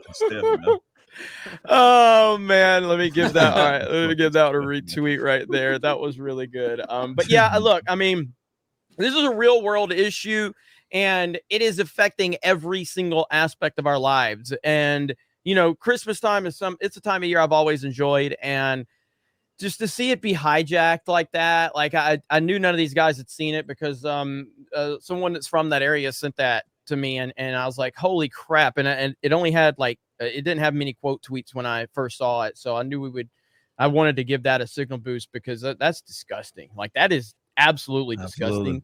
And I know this is a tough topic to talk about, and just not on like it's tough because you have to navigate through the YouTube, you know, stuff because it's obviously really so traumatizing, Jeremy. So yeah, so yeah, we have Quigley, he's a survivor. You know, yeah, he is. Haven't we all had this shit? Like, probably. To your point, probably. Yeah. Probably. It's the only thing in history ever that we just randomly test for, even though you don't have any symptoms. You know what I mean? Yeah. So like, it's a deadly pandemic, so deadly that you don't know you got it, man. That's how it works. It's so deadly we have to pay people to get a jab. Okay. Look at this. We're streaming on Odyssey right now. Look at this sticker. Look at this sticker. It's Bill Cosby. Bill Cosby. Oh my fucking God, man. Y'all out of line for that. What is going on over there? Y'all out of line for that What's going on Odyssey? Man, y'all out of line. He had something that he was giving women too, according to reports. Oh God. Okay, real quick. We have another $100 Streamlabs from Jay Schwalbach. Holy fuck. Not only is this a great stream, it's a place I can find employees. I have a property management company and then it stops and then it says, I'm looking for a good landscaper. Ivan, please send me your info. I have work for you. Merry Christmas all. Jay Schwalbach has a job for Ivan. Hey, first of all, you need to check with me. Okay, I got him pretty busy every week. Okay, I got him as the owner or something. So yeah, he mows my lawn every day. He's got a first look deal. He's got a first look deal exclusive. Yeah, I mean, this is the way it works. Like once a white person picks you up from the ice border cages, like you just have a life debt to them. You know, it's like Chewbacca to Han Solo. Oh my God. Yeah. Oh man. I used to have an ICE detention facility like very close to my house in San Diego. And I had no idea it was there until one day there was about 10 like really fat, disgusting white Antifa looking protesters there. They were mad about something fucking Trump did. That's the only way I even knew that place existed. Would have spent more time there had I known. I see you, Rod. Cheering them on. I see you, Raj H, in the chat. Good to see you, buddy. Been a member for 12 months. As Merry Christmas, guys. Hey, guys, Merry Christmas. Merry Christmas, Raj H. Always a supporter of ours and everyone else. We got Crispy Leg Transport LLC.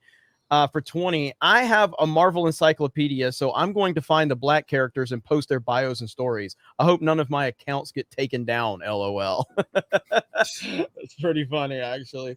And then we got Ruben Christopher Haynes for a 20. Says, I support science. I believe in vaccines. I am highly educated and I am my own man. I'm an American and I own and I'm my own authority.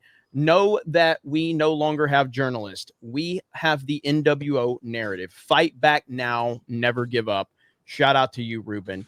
And we're going to be talking soon. Ruben is trying his best to move out of a blue state into the beautiful red state of Florida. And more to come on that. But yes, Ruben, shout out to you. We appreciate you, buddy.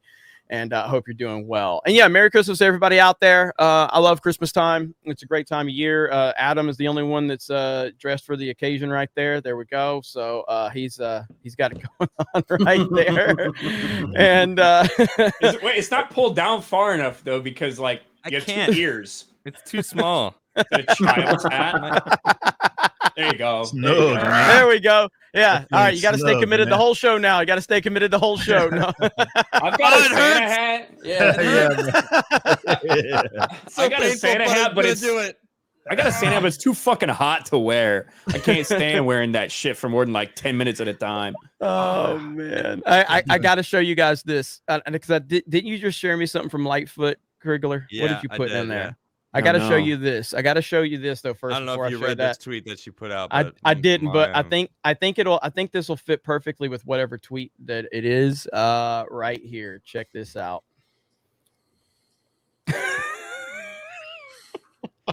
Oh yeah. Now, you know what? It's not even an edit. Put this tweet up. It's not even a Photoshop. Let's see. A funny looking woman, man. She just forgot to shave. All right, let's see here. That's perfect. That's a perfect intro, and you should post that. You should show that after you read this tweet too. Okay, give me just a second. It'll really drive it home. She looks like a damn chameleon. She doesn't even need side view mirrors. All right, here we go.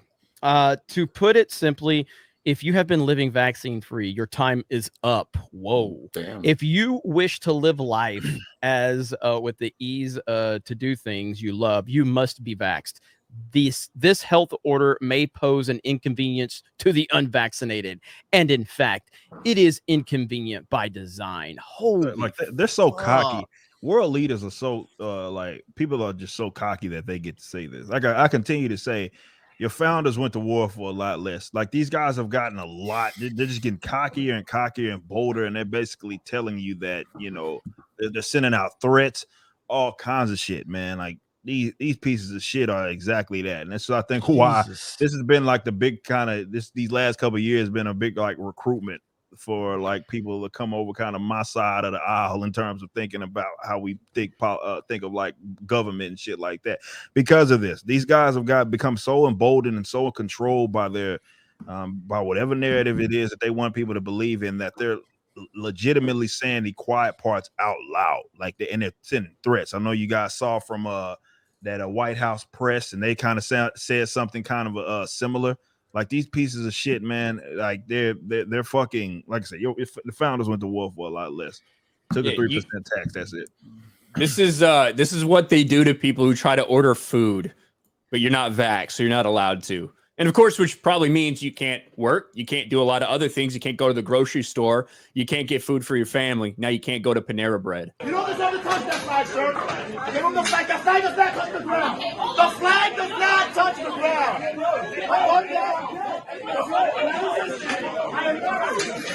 The Constitution.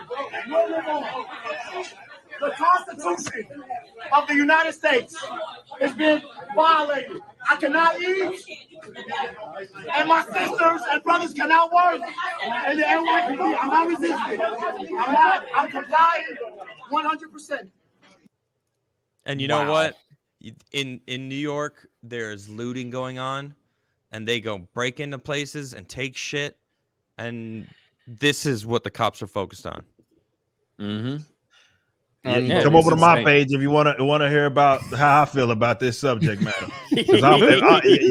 What's that old meme? I forget what the chick from some reality show is like. Don't if you want to tell them, y'all tell them, because if I tell them, I'm gonna hurt their fucking feelings. Absolutely. That's how it's gonna work. So y'all want the y'all sister shit? Y'all come over to my page. For Canon's sake, every day. Was it weekday or is it every weekday? Every weekday.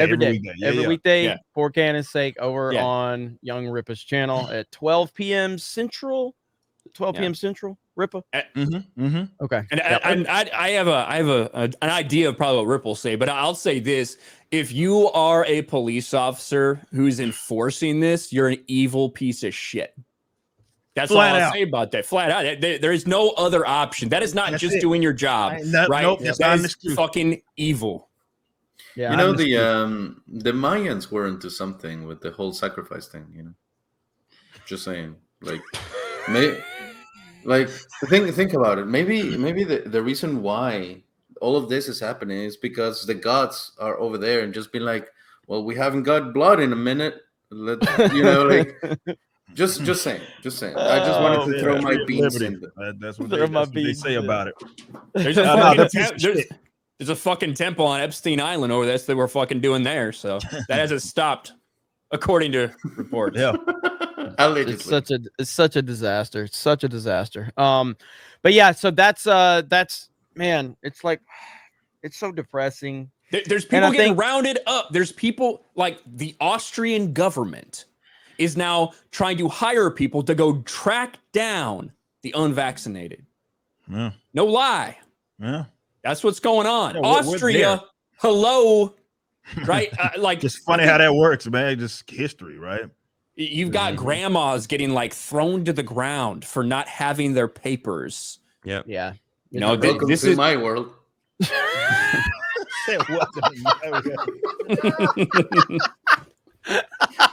a good point. Get fucked, grandma. That's a good point. Oh no, Mama Coco. That was a good one, Ivan. There you go, bitch. Mama Coco. And that's the thing. Imagine saying that's for health. We're from the government. We're here to protect you. It's for your own health. And we're slamming 80-year-old women into the fucking ground for not wearing a mask or something. In a fucking park, too. Mm-hmm. Yeah. Out in a park, surrounded by trees, sitting on some grass. Get body slammed. It's awful. I think we need to bring back Yu-Gi-Oh! Every decision should be made after a duel. I'm gonna banish you to the shadow realm, and that's the way it should be. It's cordial, it's gentleman-like. Just saying. I just wanted to throw that out there for anyone that might be listening up there in Congress. Bring back Yu-Gi-Oh! We got Brown Gaijin for 2 says, Ivan, I saw your tweet on Spider-Man. Hilarious. Oh, and also Brown Gaijin for 5 says, Rippa, your take on Brian Stelter's very original, very brave opinion on COVID should be played in colleges everywhere. I just listen. I'm finally glad Brian Stelter said something. I've been waiting for someone to speak out about this nonsense. None of the channels I'm subscribed to had said anything. Brian Stelter finally said, he's broken news. He's brave, bold, saying shit that I've been saying for fucking 2 years. He broke the news that maybe we should be paying attention to hospitalizations and deaths instead of how many cases there are. I hadn't heard that yet, so I just want to thank Brian Stelter. Straight new information, man. We got a clip from Stelter. Everyone would be happy to hear from. On Friday, I was about to go get dinner for my kids when Donald Trump Jr. attacked me in his speech at CPAC. Something about me looking like a gender-neutral potato head. Wait, he's got kids? Yeah, man, he's 35. He's 48 years old or something. He's 35, man. Crazy, dude. What's that have to do with having kids? I'm 37. I don't have kids. He's 35, man. That's not what I'm referencing, though. Yeah, absolutely. Yeah, a woman actually married that. It's hard to believe. It's very hard to believe. Well, Adam was asking that for the same reason that he would wonder why Don Lemon has kids. I believe. So. I didn't say it. I didn't say it. He didn't say it. He didn't. Technically, Ryan didn't either. We got Lane Bristow for 10. So just wondering if any of the Geeks and Gamers crew have reacted to the Sonic 2 trailer. Jeremy's car video on the awful first trailer in April of 2019 was the first Geeks and Gamers video I ever saw. Idris Elba as Knuckles. that's awesome that was your first video. I think I was in Miami when that happened. I can't remember, but yeah, I saw this Sonic 2 trailer for the first time when I went to see Spider-Man, actually, and it looks really good. It looks really good. So yeah. So it looks really good. I haven't done an actual reaction or breakdown or anything, but I did see the trailer, and it looks really, really good. And so I've got some decent hopes for it. I think, Ryan, I know you saw it. You thought it looked okay for what it was. So it's fine. I actually, that was one of those where I actually filmed a reaction to it, and I didn't, like, there was literally no reaction to post. You know, it was like, oh, what the fuck? All right. I don't really care about Sonic, like a Sonic movie. I would have never seen the first one if they hadn't kind of listened to the fans and changed the design and did all that they put out there. Looks like it's going to be fine. I think people are going to be really interested to see Knuckles and Tails and shit like that. So I hope everybody likes it. I agree. Yep. We got another special message from another member of the Geeks and Gamers team. That member would be one Drunk 3PO. He was hanging out with someone this past week. So if you guys want to go over to his channel, he was hanging out with someone. So I'm here with Gina. I'm here with Gina Carano. She almost peed her pants. What's going on, everybody? Welcome back to the channel. I'm here with Gina Carano, and we have a message for all of you for this holiday season. We just feel like, and you can see the rest if you want to go over to Jay's channel. I thought you were gonna say that he hung out on my show last week. Oh, nice! This is cool. He's gonna give a shout out to she's a little more famous than you, Adam, it's just okay. a little bit. So It's totally fine.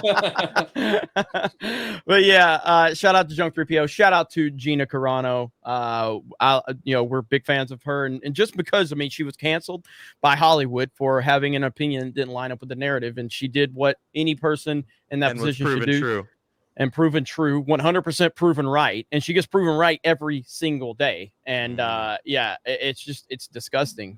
But it's not surprising for anyone who's been paying attention at all. Disney owes you an apology, Gina. Sorry. They 100% do, and they never will. No, you're right. You're 100% right. Rory, Mike Zero just made a video saying she's coming back to Star Wars, guys. I'm serious. Dude, is Mike still a thing?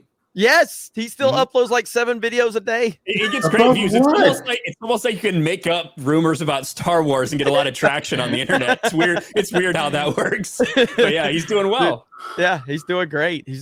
I'll never forget. So when the channel was first taking off, I think we were like 40 or 50, 60,000 subs or something. And I'd never watched Star Wars YouTube really. Like I did watch Star Wars Explained and his sister. Me and his wife, whatever, they're one and the same. But I watched Star Wars Explained before he tried to crush my channel. But I watched him in like theory a little bit, but I didn't know Star Wars YouTube. So when I'm making a video one time on Geeks and Gamers, and I referenced I was like, hey, respectable Star Wars channel Mike Zero's covering this topic, so it must be pretty good. My comment section was full of people going, what the fuck, Jeremy? What are you talking about? Like, I'd never seen so many comments telling me how wrong I was because I said respectable Star Wars channel Mike Zero. Like, I didn't know. I had no idea. I'm actually doing a Star Wars deep dive in like a week. Are you? I'm sorry. Deep dive. Yeah. Why? Like, what specifically? Give us a little more info on that. You trying to write the obituary or what? Kinda, actually. I mean, I love Star Wars. I mean, we all loved or maybe currently love. It depends, It's like a love tragic story actually from like the beginning. When Lucas was in college and like learning some tricks to like use, and how he got the budget to actually make Star Wars, and like where it went from there, and how it became such a big phenomena in the world, and like creating toys with Kenner and like all these amazing things that it did, and then kind of like the downfall. And it really is an interesting reflection of society and like where we are now compared to where we were, and then what the prequels were and how they're looked at now. It's going to be an interesting conversation. I have my buddy Darth Call. He's a streamer. Darth Call. Yeah. Dresses up as Maul, and he's gonna dress up as Maul and be Maul and do the deep dive with me. He's got a lot of opinions on the newer movies, and yeah, he agrees. I'm sure we all will agree with them. Yeah, and, absolutely. I certainly do. But Star Wars, it's sad, it's sad. But we're gonna break it all down. It's gonna be cool. We're gonna have a long conversation about Star Wars. I can break down The Last Jedi for you if you want. You've seen it so many times. 76 times. Ivan, I know you got to bounce. A joke, right? So no, it's legit because I re-edited the entire movie and fixed it. And wow. It took me a minute, but to kind of solve the puzzle that would be trying to make something as enjoyable as having your balls pressed by a hydraulic press into something kind of enjoyable. Yeah, it took me 76 times watching that monstrosity. Wow. To get it to where I got it. And, where can I see that? The edit. I think it's still on BitChute. Okay. I mean, if you go to any video on my channel, no, actually, I think maybe. There's you know what? BitChute link. Well, there's a video called "The Edit Is Right Here," literally. Okay. And there's a link to the BitChute movie there. I'll find it. If you cannot find it, text me or let Jeremy know, and I'll send you a messenger pigeon or something so you can access smoke signals. it. Throw some smoke signals up. Because the one in BitChute is kind of low res. I can give you just the high resolution file. Which he did a good job. He did a damn good job on it too. He really did. Right. It took a long time. Ivan, I know you got to bounce. It was awesome having you here, buddy. Did a great job. So thank you. Yeah, man. Let everybody know what you got going on, where they can find you. You can find me in any of the ICE Border Patrol cells on Tuesday nights because it's Taco Tuesday and they need me to come and cook for them. Also, you can find me under the bridge of 75 and 85 where they intersect in Atlanta. If you see me chewing on a rat, it's not hurting. It's just my friend. We play like that. What do I have going on? Well, right now, just trying to enjoy this Christmas that doesn't really feel like Christmas. But I did find this amazing, and I don't have it pulled with me, but the guy that, because for anyone that doesn't know, I'm a huge Blue's Clues fan, like really deep to my core. And, Ryan's just cringing at everything you say. I can feel it. So, like, I give a shit. And Chris is happy now. I can't imagine, dude. Some of us actually. What? There's no lore. There's just goodness. Like, I get it that you live in this miserable existing ethereal plane, but some others try to at least find some sort of happiness other than just adding salt. Just fucking replay that dumb fuck. Here's the mail. It never fails. When it comes, I want a whale. You just fucking replay that shit in your head. The fact over that and over you know again. that many words. He's a super fan. I believe he's wearing Blue's Clues slippers right now. No, for sure. I watched it when I was a fucking kid, and I have a IQ above fucking 70, so I remember shit. Well, I'm glad you can count that high because, god damn. So no, but for real. And there's Jay Hillstorm. Look, the guy that does Steve for Blue's Clues, he has a TikTok channel, and literally all he does is that he sits and looks at the camera and says, "All right, tell me." And he stays quiet and he's just like nodding for you to tell him about your problems. And I just think that is super wholesome. And my life is so miserable at the moment that is like my one highlight, you know? Like I'm crying, talking to the dude, and he's listening. Ivan's over crying to his phone, like, listen to it. As soon as he brought Blue's Clues, I just looked at Ryan. Like, what the? Imagine how many kids Steve has diddled. Come on, man. Come on. Oh, God. Dude, gotta find the first clue. It might be in my pocket. Come on, man. Fuck. Anyways, what else? Yes, also there's a movie for Lifetime TV that I am the main editor. And I'll let you guys know as soon as the movie gets released. I'll let you know. Please don't watch it because it actually kind of sucks. But no, not really. No, it's actually, I'm very proud of this one. It's for those that don't know, if you're seeing Ivan for the first time, he's a legitimate film editor. Like, he has worked in the industry. Like, he's legit. Like, it's not just him re-editing The Last Jedi wasn't like this hobby thing. Like, he's a legitimate editor, so he's good people. I make my living off of it. Yeah. So it's good to have him here. So, but other than that, and I know that some people are wondering where I am on YouTube because I haven't made any videos as of late. I mean, I'm here with Geeks and Gamers. That is kind of my YouTube priority, and I do post from time to time on my channel covers or reactions, or I talk about anime because I really wanted to get away from the Star Wars stuff. So if you go and try to get Star Wars out of me, it's gonna be as successful as undoing a vasectomy. So don't do it. Anyways, domo arigato, Ivan arigato, and thank you so much, guys. This was really fun. Like, for real, legit, it was really fun. I really enjoyed being here, meeting, as it should, the three white men above, while Ripa and I just carry your existence because God knows what this stream would have been if it wasn't because of us talking. So, really, thanks to Krista for the input.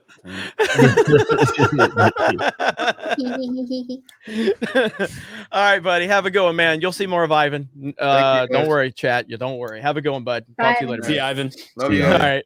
And Adam, you got to bounce. Yeah, I got to bounce too. Yo, Ivan is fucking hilarious, man. Dude, Ivan's awesome. He caught me off guard multiple times tonight. I was not expecting that. That's great. Yeah. That was like an instant follow. So, I love coming on. Yo, Krista hit me up. She was like, hey, you want to come on the show? And I straight up verbatim, I was like, I will never say no to that ever. Y'all can have anytime you guys want me to come on, I will be there, yo. Appreciate that, man. Oh, Appreciate man. that. No, this has been a great time. show. This has been a great show tonight. I thought it was a great flow of conversation, and it's good stuff, man. And so we're always happy to have you, bud. Let them know what you got going on.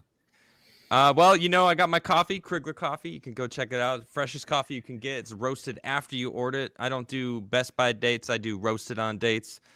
We got all sorts of different blends that you can choose from. KriglerCoffee.com. Also, my show on YouTube, The Krigler Show. I go live Monday through Friday, 6:30 till whenever I'm done reading the super chats, because I read them all. And I like to have people on, and I have good guests, and we just rap about life and see who they are. And normally just talk science, political stuff, daily events, just whatever's going on in the world, pretty much what everyone else does, but I just give my opinion on it. So if you like anything I've said tonight, you can find more of me at my channel, The Krigler Show. Well, before you leave, the super chat I was about to read is from Roaring Steel Media, and it says, Hail, Geeks and Gamers. I hate stale coffee, Screw Folgers, and Maxwell House. These brands are overrated. Can you recommend a high quality, always fresh coffee that's made for me after I place my order? Cheers. Wow. Krigler Coffee that was made for me. That was made for you. So seriously, the freshest coffee you can order. You can't get fresher coffee than Krigler Coffee. And if you can, let me know. Let me know. Hell yeah, man. Good luck. Good luck finding it. We got to get you on Mario Kart. I know. I have my Switch. I see it right over here. And I bought Mario. I bought that Switch to play with you guys. I kid you not. That's the reason I got that thing. I bought Mario Kart. Ryan's dying inside. Every comment is killing Ryan inside. Just wait till we play. We're gonna get him on Animal Crossing at some point. Ryan's gonna play Animal Crossing for premium. No, I'm not. Well, you guys have fun with that. All right, Adam. We'll talk to you later, bud. All right, Adam. Thanks for having me on, guys. All right, man. Peace. Later. Peace out, chat. So it was awesome. Adam and Ivan were great tonight. Obviously, Ivan's been with Geeks and Gamers for a long time, and he's some people thought he was gone for a while. He's never left. He's always been here. He's always going to be here. We have a lot of people do a lot of things behind the scenes at times. The only person that really won't have that luxury is Ryan. Ryan's always going to have to be working his ass off, making quartering level style videos every day. Like I can't even keep up with Ryan at this point. So right now, there's a race to 100K between my personal channel and Ryan's RK Outpost. I think Ryan's going to beat me there because he's been crushing it, and he uploads about 7 videos a day where I upload like 1 every other day. So I don't think Jeremy's exaggerating. He's ahead right now. Jeremy has the lead right now. What he's trying to do is set it up to make it seem like if he gets to 100K before me, it's just some improbable fucking victory. That's what he's doing right now. Bro, I was at 90,000 when you were at like 75. Now I'm at 94 and you're at like 92. You're going to beat me. This is PewDiePie T-Series. I can't stop the train. Okay, unless I continue to play the victim on Twitter and pretend my family's under attack or my channel's under attack. I'm about to put the quartering in a thumbnail. I'm about to do it. That's the thing. You can like go after pop culture stuff on there, and you can go after the political stuff. Where I just want to keep the political stuff on my other one. So you can ride the same train you fucking rode to get there pretty easily if you need to. So you're gonna bring back the Kraken. I know you are. If I creep ahead, you're gonna start making Sidney Powell videos. Sidney Powell videos. Yeah. But either way, that's the beauty of what we have at Geeks and Gamers. I mean, I've always look. We live in a world where Josiah has more subs than both of us, so it don't really matter. I mean, but it's great. I truly am so happy that Ryan is killing it. I mean, he's the reason Sports Wars is at 100K. And it's just awesome, man. We got a lot of like the fact that, and I mean this genuinely, like, and fuck you, Ryan, for calling out my strategy, by the way, because I'm totally like trying to undersell it. Yeah, you've been setting it up for 2 weeks now. Hey, motherfucker, I could bring up the fact that you got like 1,200 videos and I got like 500. Okay, I could bring that up. All right, because that's a fact. But the point is in all seriousness, I am truly like, I can't believe like D-Day Cobra channel is even at that. Like, it's crazy to me. This whole Geeks and Gamers thing has been wild. What Ryan's done on Sports Wars, Jay's killing it on Park Hopping. You know, we got the Gaming with Geeks channel that we really need to get back under control. And I'm telling you, after the first of the year, you're going to see a lot more consistency out of that channel. It's just crazy, man.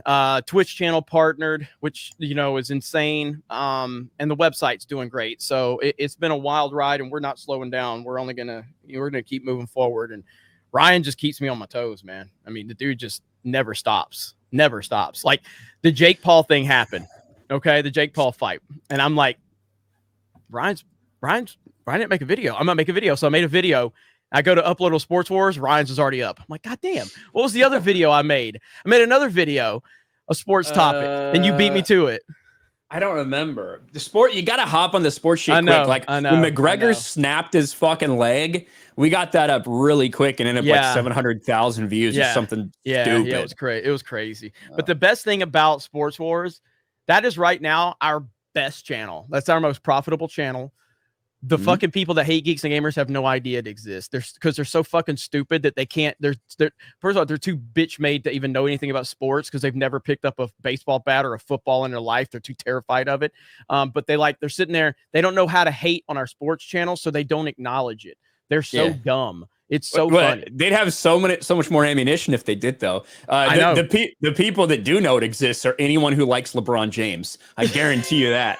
Every one of those stupid, useless pieces of shit's always in my DMs constantly. We need to let Ripa upload a Sports Wars video just crushing LeBron, dude. That's what we need to have Ripa make one. I'll do the other day. Somebody Ripa was arguing with somebody on Twitter like he literally does every 5 minutes of the day, and they're saying something to him. They're like, "Oh, look, another Geeks and Gamers team member with a rubber run." He goes, "What'd you say back?" Like, I said something snarky before. I said that I'm not actually team member or something, and he goes, "But that's my bros." And said, "But those are my bros." And then he came back and goes, and then the guy's like, "Oh, even worse, they're my bros." And it's like, what? Like, I basically stripped him of one criticism, and that was the only thing that he had planned. And he was like, "Fuck it, maybe this makes sense." I swear, man, people in my mentions they're all crack smokers, man. I was gonna say it's a requirement before they're allowed to buy crack, they must follow you. Yes, criticize you. 100%. It has to be the case, man. Because holy shit. Yeah, it's bad. We got Crispy Noken. Merry early Christmas to all of Geeks and Gamers. Got myself a new gaming laptop and a 4 terabyte external for myself. Gonna stream more retro games in the future. FJB. Fuck Joe Biden. I have no problem repeating that. I'll repeat that all day, every day. Let's go, Brandon. My local gas station here. Every time I go, there's a I did that sticker next to it, and then the next day I'll go and it's torn off, and then the next day I go and it's back. I'm like, I need to order some of those fucking things, dude. I need to order some of those. Wait, you mean are you talking? Does it look like this? I did that, motherfucker. Do you have them? Does it look like this? Hell yes. Somebody might be putting them up on the local in northern Orlando somewhere. Look at this guy. Hell yeah, that's awesome. Love it. Let's see. Mexican Flash says, "Wow, let's not trash alternate versions of characters too harshly now." I don't know what that was in reference to. But his name's Mexican Flash. Oh, that's why. Didn't even pick up on that. That's pretty funny. That's pretty fucking funny. Drive-by commenter says that is good. I read that screenwriters for The Matrix Resurrections saying they're going to reclaim the term red pill. Really? Did they say that?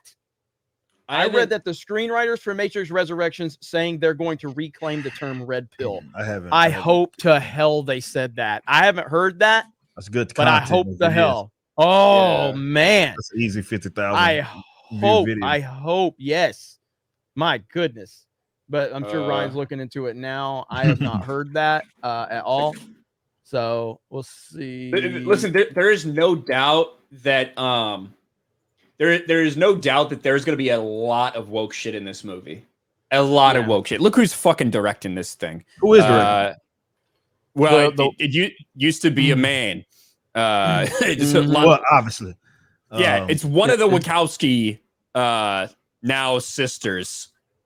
Now sister was a brother. Wait, yes. Yes. Yeah. Go ahead and explain it. Ryan. I mean, the Wachowski brothers directed the first three. Right. This one is being done by one of them who is no longer a brother. This is literally the first time I've heard this shit. Are you serious? No, I'm like not even joking. So, all right. So I think it's Lana Wachowski. I think that's, believe that's the first name of the one who's directing this one. This person, this is why, like a couple years ago, they revealed that actually The Matrix is just a trans allegory. That's what they said about the movies. That's an allegory for being or becoming or waking up to realizing you're trans. Of course, they said that 15 years after the fact when they've decided to become trans. So. It's awful, man. You didn't hear about, you didn't know about man. this Is news, man. This world is upside. Yeah. You know, I would have did a video, had I known this information and had I had access to it. Both of them are trans now. Like, wait. Yes. Oh, Ripa's taking the red pill. I'm being pranked. You're not. Dude. You're literally not. You're literally not. I'm being fucking pranked, man. Sailor Mercury says Sean Connery died. No, but for real, man. He's not. Yeah. Ryan's trying to pull something up right now. While you're doing that, I got Butt Crack Media, the sexiest butt crack on YouTube for $1.99. Thank you. Here we go. There you go. The Wachowskis right there. They didn't used to look like this. Just saying. I believe that. They had different eras where they decided, who they were going to be. But yeah. You didn't know this, Ripa? Nah, bro.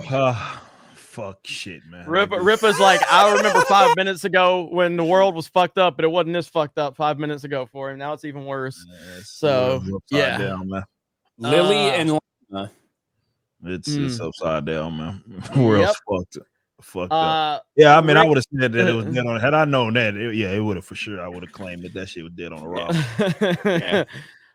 Rick Carrera says, "Greetings, fellow geeks and gamers. 9-month member. Thank you, Rick. Appreciate that."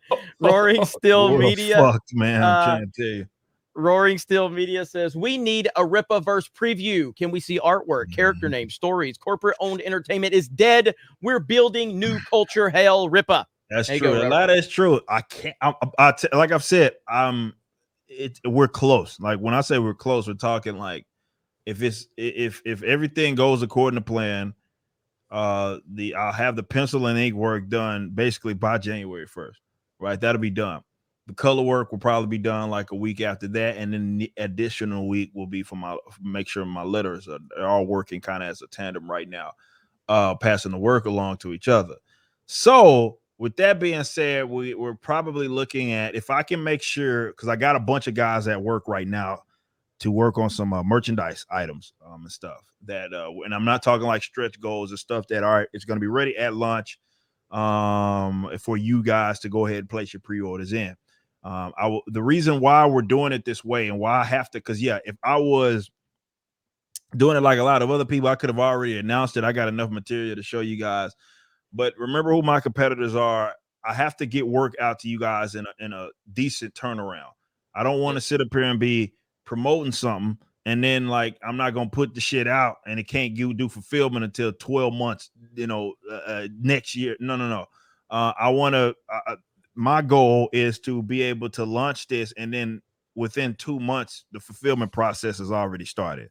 So in order to do that, I have to be on my shit and have to have everything ready. So the good news is we're on the latter half of that. I have a bunch of guys at work doing some other merchandise items. If you are a member of my channel, you know what those not my channel, my website, you know what those items are. I'll leak that information to them. But hopefully, middle of January, I can have something announced and all of that. And it's going to be legit. Like, we're not fucking around, man. Like, I think a lot of people underestimating like what I'm doing right here. I'm not coming to play around. Like, this is for real. I'm getting out there to try to be a legitimate competitor, not a guy that's doing a one-off book with a one-off character. No, I'm not playing around. So because of that, everything has to be legit. So just hold on to your butts. Next month, I think for sure is going to be when you guys know about that information for sure. Hell yeah, man. I think everybody's looking forward to it. So yeah, and just after that, I just want to bring Rippa back down and show like what it was like 20 years ago when people were interviewing the Wachowskis. There you go. Little bit different now. Like what the like on a serious note, and maybe this probably gets me under fire by members of a community of folks that can't take a fucking joke, but they won't be the first goddamn time that's happened. I think we have to agree something's going on, right? Yes. When you got brothers that end up kind of going that route, right? Something's fucked up. And they ain't got it all upstairs. That's all I'm saying. I don't know. That's fucking weird, man. It's weird how it's weird how we treat stuff these days, right? We've been talking about, testing for diseases you're not even showing symptoms of and things like that. And then on the other hand, you've got, sometimes where there's diseases going around and the cure is just do it, but harder. You know what I mean? Yeah. So it's a fucked up world we're living in right now. Here's my thoughts on it. This is not okay. It's just not. Oh man, something's going on, man. Something's going on. Somebody did something to somebody. Hey, you're saying there's chemicals in the water? It could be. It could be, man. Maybe Alex Jones was right, man. But no, that's just for that to happen to both of them is just nah, bro. Something ain't right. Something happened to somebody. We'll never know. Maybe Epstein's logs or some shit. But I don't know what the fuck's going on. But that's some weird shit. I can't believe you didn't know this. No, this is news to me. This is fucking new. Like, I would have been talking about this shit. Had I known about it, I would have been talking about this shit. I want to see. Covered about holy shit. Make sure you watch For Cannon's Sake tomorrow. There we go. This will be. This is a preview of For Cannon's Sake tomorrow. Damn, right? This is a preview right here. I have never really watched Dragon Ball Z until they take that thing where I go, damn it, wrong Hollywood's telling us this is the only discussion. I apologize, everyone. I forgot I had the Dragon Ball Z one, but we might as well watch that. I have never really watched Dragon Ball Z until they take that thing where I go Super Saiyan or something. Saiyan. You go, Saiyan. like that, and that's the whole. And your hair goes gold. What I can't get over in that first one is that he's wearing a North Face vest. It's like he was wearing some super fucking offensive shirt, and like Tim wouldn't let him on the show with it. So he just grabbed one of Lydia's fucking vests or something. That's like the fact that he's wearing a North Face vest, man. Oh my God, I know it. I want to. You know what? I don't know how much you guys want to talk about this. I want to talk about Jack Murphy. I want to talk about that. Yeah, I had a little bit of a run-in with that fucking guy. Do you know him? I don't know him like that. I'll say this much. Me and him had a powwow, and I don't know if we talked about it here when him and I were going back and forth about a little bit. I think we touched on it. We touched on it about the whole with the his school kid, thing. the school thing, right? And him and I, we talked about that, and he made an egregious accusation, and I took big time exception fucking too, which is funny because I didn't know he was just here, right, at Blaze. Had I known he was there, I would have fucking went up there and addressed that shit, because he kind of brushed it off and he's gone and done his other thing. I took exception to that shit because I don't like the idea of someone, definitely as someone that's kind of in our space, like saying that I said things that I never said. Like, he should know better than that shit.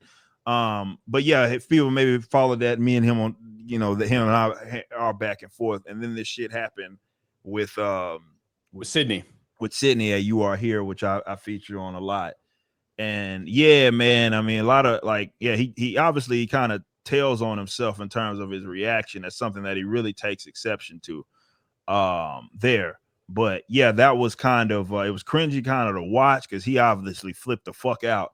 Because he expected her to know about that, and like that was kind of out of line, out of pocket for him to bring it up. I don't know. I don't know if he's reformed, like he's not on that shit anymore, and that's why I believe that's what it is. So let me play the clip so we can give the audience proper context really quick. So right here is the clip with Jack Murphy on You Are Here, which Ripa's on the Blaze with these guys with Elijah and Sydney. Yep. Yeah, so here we go right here. Yep. Goes, Mr. Dukenball said, "Could you please clear up the cuck article you wrote?" I am not going to talk about this. Okay. And basically, you know what? Fuck you for bringing this up right here and right now. Why are you doing this to me? I didn't know that. I didn't know what it was. Well, just use a little bit of fucking common sense. Sorry, apologies. Yeah. Fuck you. Elizabeth. Heartfelt. Elizabeth. Like, that's like, she just comes off so, and we all know who Sydney was. She's a sweetheart, but like, she just even comes off so like oblivious to why he's upset, and he just keeps going. And she was genuinely like, "I'm sorry, I just was reading a super chat." Go ahead, Ryan. And you know what? A lot of people had no idea about this until now. Murphy responded the way he did. Effect, baby. And like, I saw Dig Masterson actually say this, and it's true. He said, Jack, she could have been thinking you wrote an article like shitting on cucks or something like that. Because that's what most people would assume. They wouldn't assume that it was an article where you were talking about literally, cucking. And his story, I guess, is one of reform, kind of as Ripa said, of someone who wasn't appreciated, didn't feel like a man, all these things. And he kind of turned his life around and reformed himself, right? That's what he sells. That's how he presents himself. So that's in his past and shit. We all got shit in our past. I don't know if we have that in our past, but the way that he fucking shit, not that. Yeah, exactly. Yeah. But the way that he reacted to that, was a mistake. With that being said, it could have kind of ended there, and a little bit after, Quartering talked about it, a couple people shed on him. Him and Elijah and Sydney all talked it out, whatever happened. The problem is the last several days have been Jack very bad, turning off his bad. fucking replies and continually tweeting about, all my enemies are just jealous of me. They don't know what it's like to be a man. A man protects his followers from trolls. A man protects his followers from rage baiting YouTubers, grifters. I'm the only person that knows what true masculinity is. Did the same thing on his YouTube, by the way. Turned off all the comments on his most recent YouTubes. Yep, his YouTube channel. Yeah, he did. Man. So, like, that is when, all right, you're an alpha, you're a man's man, you're talking about all this, but you can't let people talk. You can't have a difference of opinion in there. You can't handle the heat. That, I think, is where he's really failed and lost a lot of people's respect. Yeah, I mean, when you don't, like, I don't block anybody on Twitter. I have no one blocked. I don't have a block list. And yeah, every now and then, because there's about 3 or 4 people that live in my fucking replies, and so every now and then I'm like, these guys are probably just driving my replies crazy. You know what I mean? Because like every time someone replies, one of my reply guys gets in there and just goes out, and it's up to the individual. You can block those people if you want. If you can mute them. It's not up for me to decide what type of experience you have. So I'm not going to block anyone because I don't want my followers to have to deal with the harassment. Individuals can deal with shit however they want. You know what I mean? Yeah. And I actually get a kick out of the people who live. I love having reply guys. Like, I love it. Like, the day I don't have reply guys is the day I'm not doing something right. So as long as I got reply guys, it's good. But yeah, to be as that's a definition of a beta. Like, to hide your replies and then to continue to talk shit about people but they can't respond. It's really bad. I've never known a lot about Jack Murphy from a distance. I always like, all right, the guy's on Temple, got, nothing. Okay. He's whoever he is. I've never really known much about him. I knew him from seeing him on Temple occasionally. Saw him go at it with Ripa, whatever, This is bad, dude. Like, the way you respond, he has signal boosted this cuck story so much. He has, and that was a mistake. But and quartering, shout out to quartering, because I love the quartering for just like, I'm going to make this such a big deal. Go ahead, Ripa. This is a guy who charges like $99 a month to people to try to teach them how to be a man, right? The liminal order. That's what he's got going on, right? So that, like, when that's your reputation and you're doing this and you're basically saying that anybody who might be calling you out for how it handled is just a troll and a grifter and a rage and that's baiter. The thing. I don't think he's coming to terms with that yet. Reason being, if he did, I think he would have responded differently, unless he was just that oblivious to the fact that, I guess, I don't know, he thought he knew Sydney knew something about that or something. But when and this is a guy, coming from a guy that I didn't do anything like that, but I did a lot of, I used to bang. So I used to do all kinds of fucked up shit when I was growing up. And, if someone asks me about that, and definitely if that's something that you lead with, where it's like, okay, this was a life, I think people would even have less of a problem with it. If you were like, okay, this was a life that I lived, it was wrong, or on some weird shit, and I'm beyond that, and I've I've kind of everybody loves their little redemption stories anyway, and a lot of people are empathetic or sympathetic to that, even if you are doing some weird shit. Hell, the right can't get enough, for example, of a motherfucker that was doing some weird shit and then had one decent opinion, and then they fucking get behind him like it's nothing. So they love those types anyway. But the way that he handled, I don't know if he's actually come to terms with that and actually grew past it, because if he did, I think he would have had a much different, even if he took exception to it, would have had a much different reaction. It's like, okay, I did some fucked up shit. I'm not really condoning that behavior. I talk about it all the time, pretty open with the fact that I used to bang, and I say it all the time, dumb fucked up shit that I used to do that I'm not necessarily proud of. But obviously that's not who I am. And it was part of my growth to kind of get beyond that. But that sounds like a guy that just hasn't actually come to terms with that, and hasn't actually outgrown it, because he thinks that it's completely off topic to even talk about, to the point to where he's gonna lash out at fucking Sydney of all fucking people.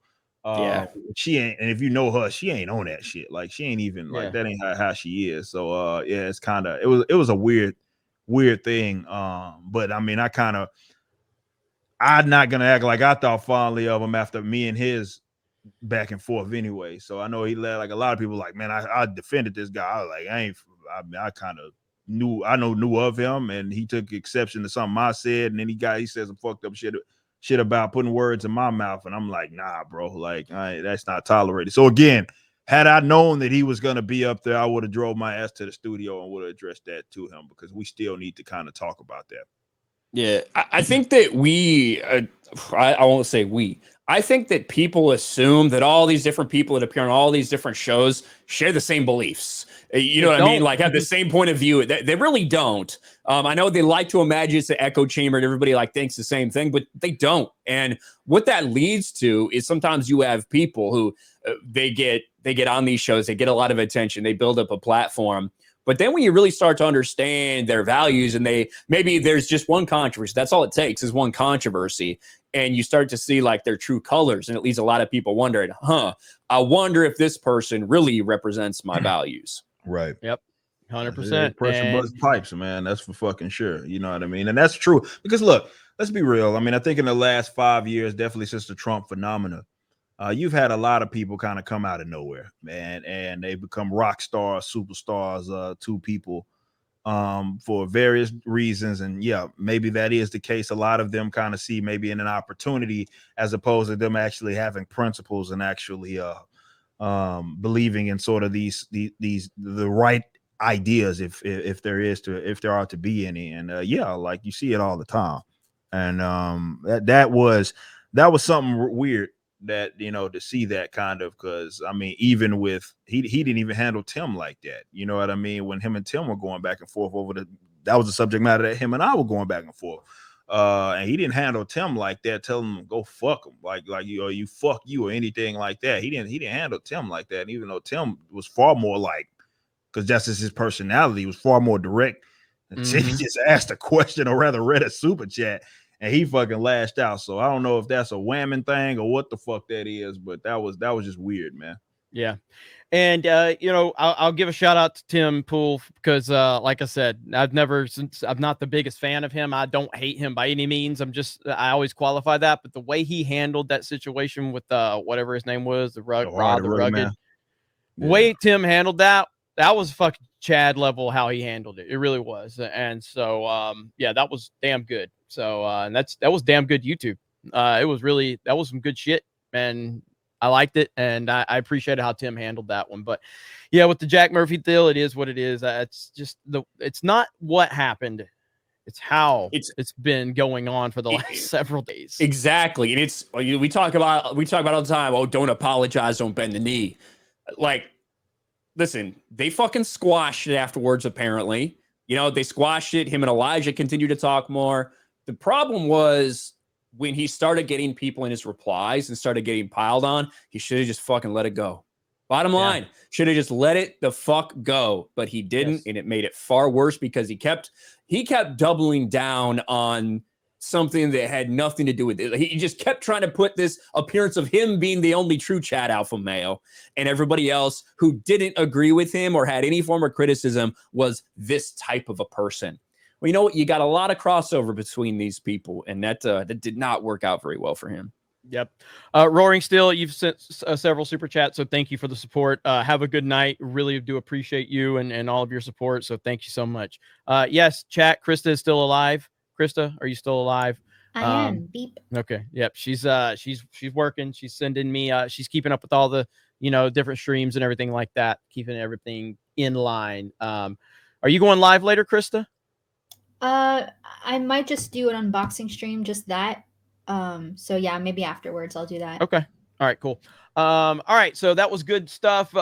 Good discuss. And again, it's been a great stream tonight. So I have been very, very happy with everything. Here we are. Cadero, hey all, happy holidays. I'm wondering what my fellow Canadian Krista thinks about the new lockdowns up here up north. Gyms, bars, etc. lockdown. Seating events reduced to 50% capacity. Is it time to move away from here? Yeah, Krista. I was telling Jeremy about that just before we went live. I'm so sick of it just shutting down all over again. I feel it's unnecessary to do that. It feels like deja vu all over again, square one. And we got to get out of this, or else it's never going to end. That's right. Krista was really mad that she couldn't go to the bar and get fucking hammered. So well, here's the thing: is that last time we had a curfew, and now they're thinking about bringing it back, which I am so against curfews and all this, but especially a curfew. I mean, that's just totally being in prison, in my opinion. You know, like just total lockdown, and I don't want that. Yeah, And this is coming from someone who doesn't go anywhere. Yes, Ryan has a point. This is coming from someone who doesn't go anywhere, and I'm even saying it. I don't even want that because we need our freedoms. Yep, absolutely. Yes, Krista is radicalized. That is Ryan's fault. Krista's base. That is Ryan's fault. So we're gonna get Krista. Krista's gonna become a Florida girl. She's gonna move down here. Her Instagram's gonna turn into like palm trees and coconuts. Well, yeah, exactly. Like American flag bikini top and American flag bikini top, jean shorts with American flag pockets sticking out beneath. I already have those. Where the line. I know you do. That's what Krista's going to turn into when we can get her here. So if that's motivation for you guys to help in any way, I'm just saying. Hey, Krista that's right. to Florida. That's right. Yep. Hey, Geeks and Gamers is going to end up paying for it. So here, I'll find the American flag shorts right now to show off on Instagram right now. Let's see if we can. I don't know how Instagram works on a damn computer. Does this even down? Does this work? Yes. Do you have that picture on here, Krista? Oh, yeah, here we go. Chat's about to go crazy right now. That's all right. Everyone's gonna stop typing for about 5 minutes because their hands are occupied. I'll take your super chats right there. There we go. So the chat's going crazy now. So there's your silent producer. 4th of July. Yep, that's what the Florida version of Krista will be like. Move Krista to Florida. So without the sweatshirt though. Yeah. Because it's too hot. Yeah. All right. Good stuff. So follow Krista on Instagram if you're interested in more pictures like that, I guess. Yeah. It's going to be like Drew Hernandez's Twitter after Binger fucking read it out live in Rittenhouse trial. Thousands of follows immediately. At least he's not hiding it. I mean, at least he's right there. At least. Oh my gosh. Okay, let me get back to this really quick. Zach Richmond, what happens if the wrong people start using Spider-Man's symbol? They're going to change his logo too? Screw Marvel. Exactly. This nonsense about the wrong people. It's so ridiculous, man. And no one really believes that. Like, it's just so fucking stupid, man. You remember how mad they got when you tweeted that MAGA hat Black Panther joke, Jeremy? Oh, yes. Oh, like, yes. They get really upset about that shit. Yes, they do. It's so funny, man. Like, that's the whole point. That's why I tweeted out when No Way Home broke the record. And I was like, oh, a straight white male-led movie breaks all the records, you know? Like, and they walked right into it. They walked right into it. That made them mad. And even got somebody to threaten me. And, of course, all I was thinking was, most people maybe on the internet would get threatened. They're like, oh my God, this is terrible. I got to post this on social media, I guess. And I was like, fuck yeah, I got a video opportunity. I can stay ahead of Ryan for at least another day. Easy money. Yeah. Every time. Easy money, man.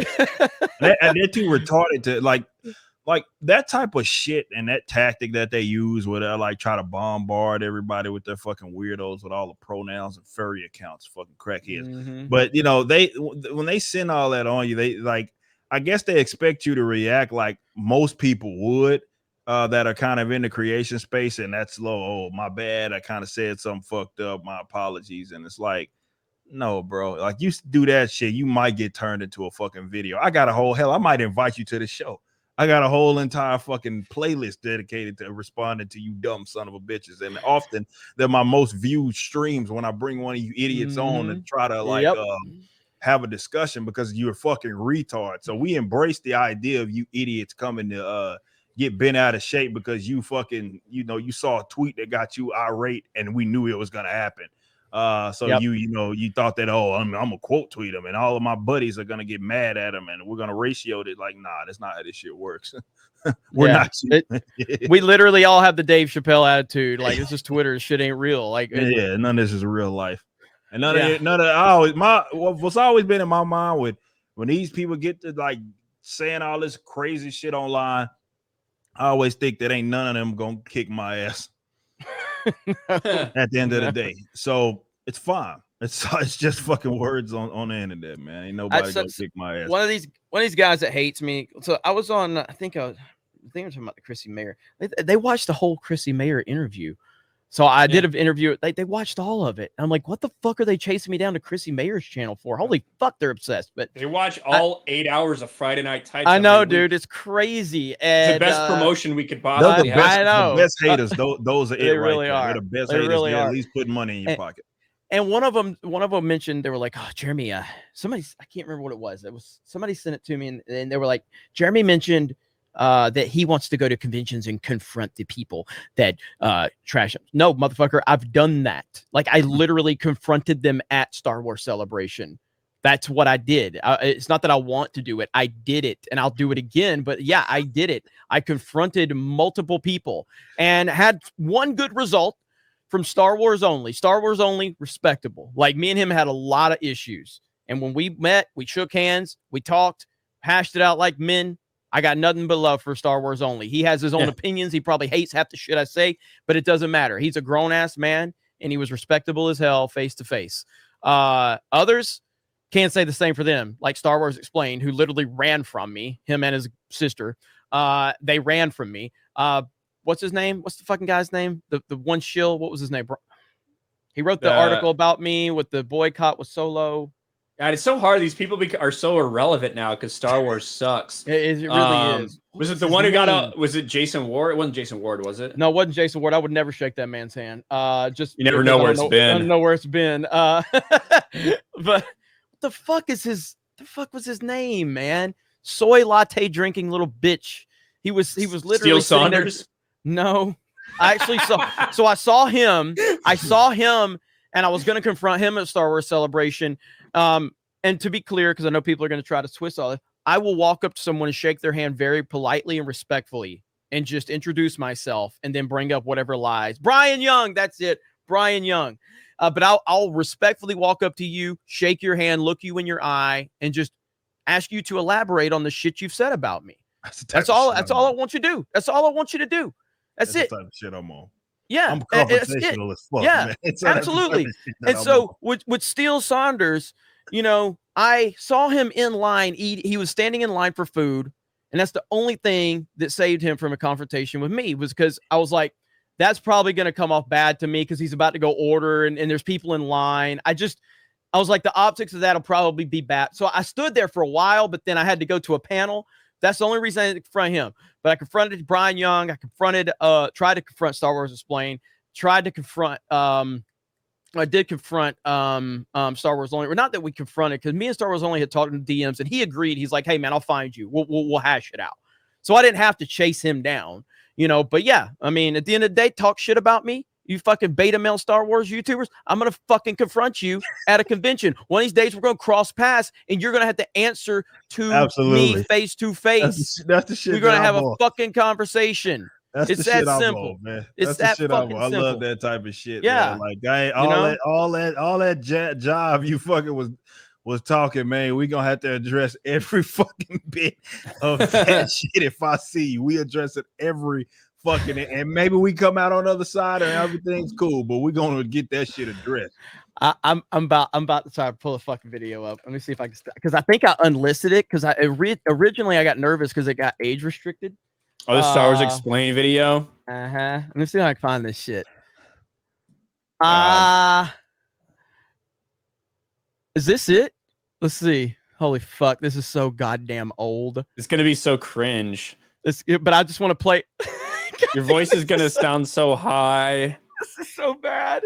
This is so fucking bad. This is from 2018, the old setup.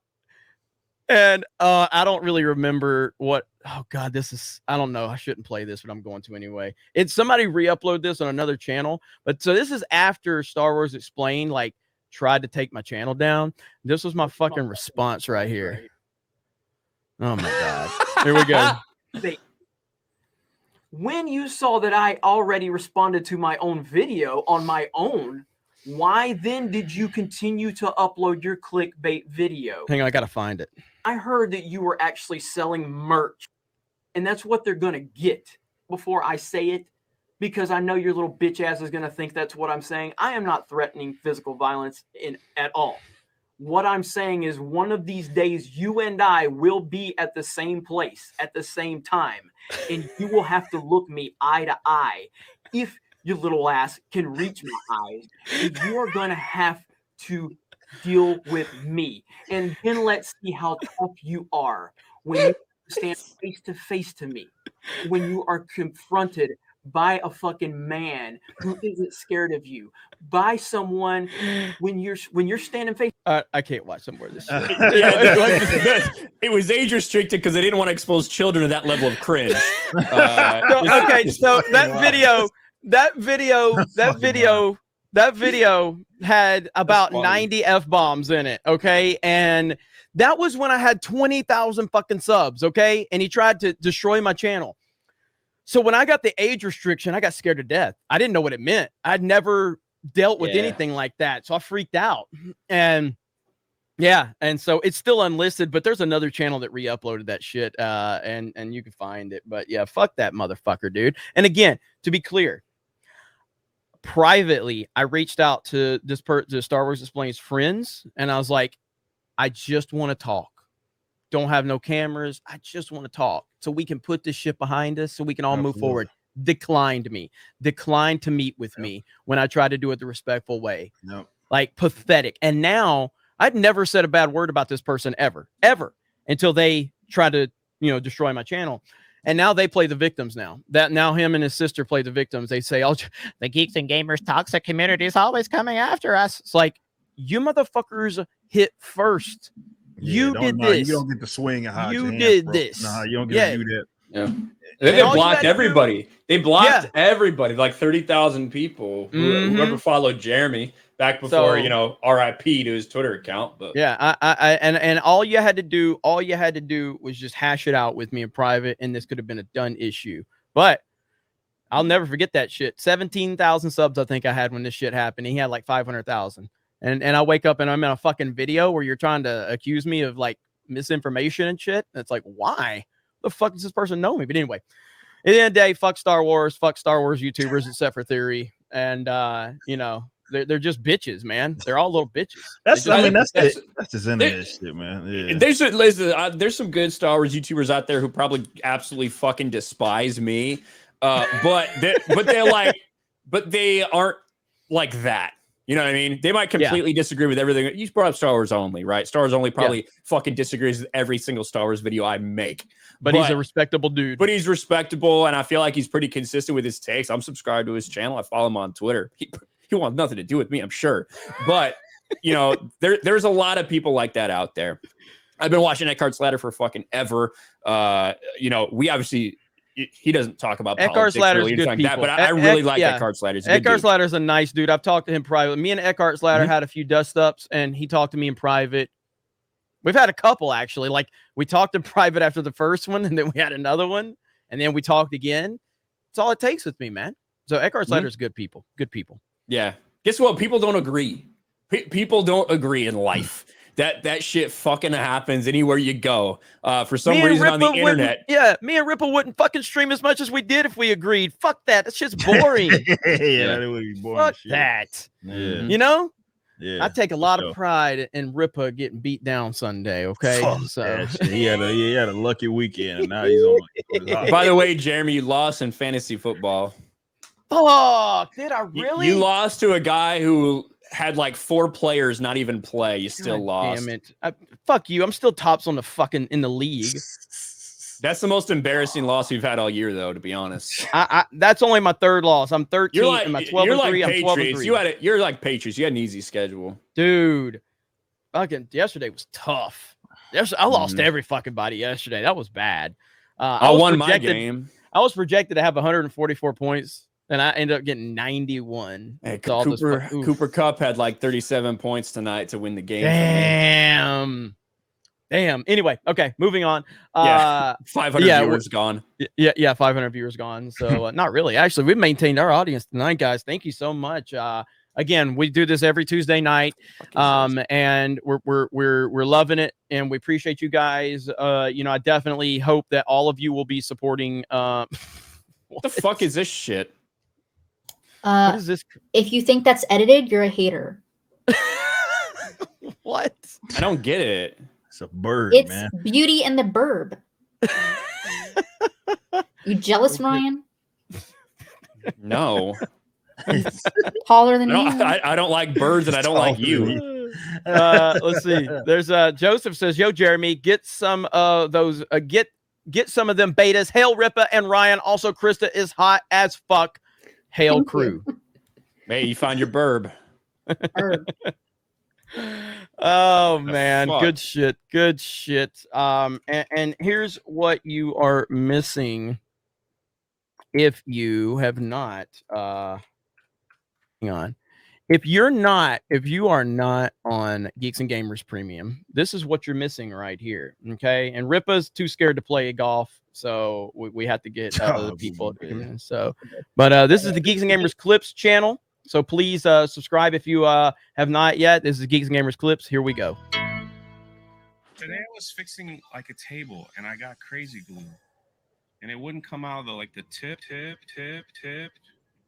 So I started pushing it really hard with my thumb. I accidentally squeezed it hard and it exploded on my hand. It got all over my hand and I was trying to rub it off with paper towel. So I had paper towel, and for some reason there was breadcrumbs on the counter, and I had breadcrumbs stuck to my hand. Still peeling it off my fingers. Oh my gosh. Terrible. That stuff on my hand every day before I play video game. Maybe I should squeeze them balls. Quote of 2021: I live for the balls. Drunk 3PO. I live for the balls. Jay is so happy right now. I can just feel it. Glue. It's crazy glue. He said it was killing me. I couldn't get it out of the tip, and I was pushing it really hard and coming out. So we got crazy glue Jay, and we got the gorilla glue woman who glued her hair twice. Oh yeah. Look what Jay said in the chat. Why show this? Oh man, God that damn. was great. That was great right there. Ivermectin. That's a good name right there. Jacob says manga and anime are killing American comics right now. A big reason besides the superior storytelling, characters, and art is availability. Yeah, I mean, and I think that's what Rip is so motivated by. I mean, obviously he's motivated just as a creative person, but to see that there's a opportunity. Most creations come because a person that was into that saw an opportunity in the market. So they decided, well, I'm going to create this and I'm going to do it better than the other people that are trying to create it because there's a huge opportunity in the market. You know what I mean? So, yeah. And the Rippaverse is going to kick ass, and we'll fully between Tuesday night's main event, Friday night tights. Obviously, Rippa's got his own following as well, but we're going to back the hell out of everything Rippa has going on. You know that, man. You know that. Man. So hell yeah. Rippa had a great stream today. Tons of just bombs coming. Yeah, in, dude. Holy great. shit, motherfuckers! Yeah. We got to talking about some of this stuff, and man, the amount of fucking just super chats and donos came in today was insane. Hell absolutely insane, man. These guys are incredible, man. Hell yeah, man. Love hearing that. Let's see. Brown Gaijin says Lightfoot is family. He's Raza. Fight me, Ryan. Are you defending Littlefoot? Do you talk about bad fucking sequels? Jesus Christ. Well, yeah, Land Before Time 12. I fucking hate Littlefoot, man. I didn't even like it when I was a kid. Fuck that movie. I was hoping he wouldn't find his family. Let me ask you this, Ryan. Do you at least like Toy Story? Yeah, I like Toy Story. Okay.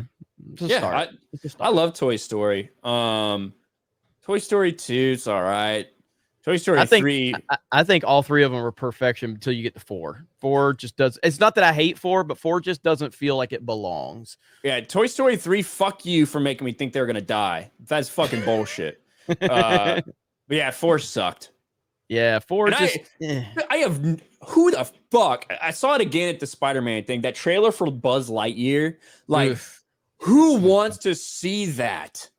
With some... Apparently a lot of people, because that fucking trailer got so much hype. I have no desire to see that shit. What, in your theater?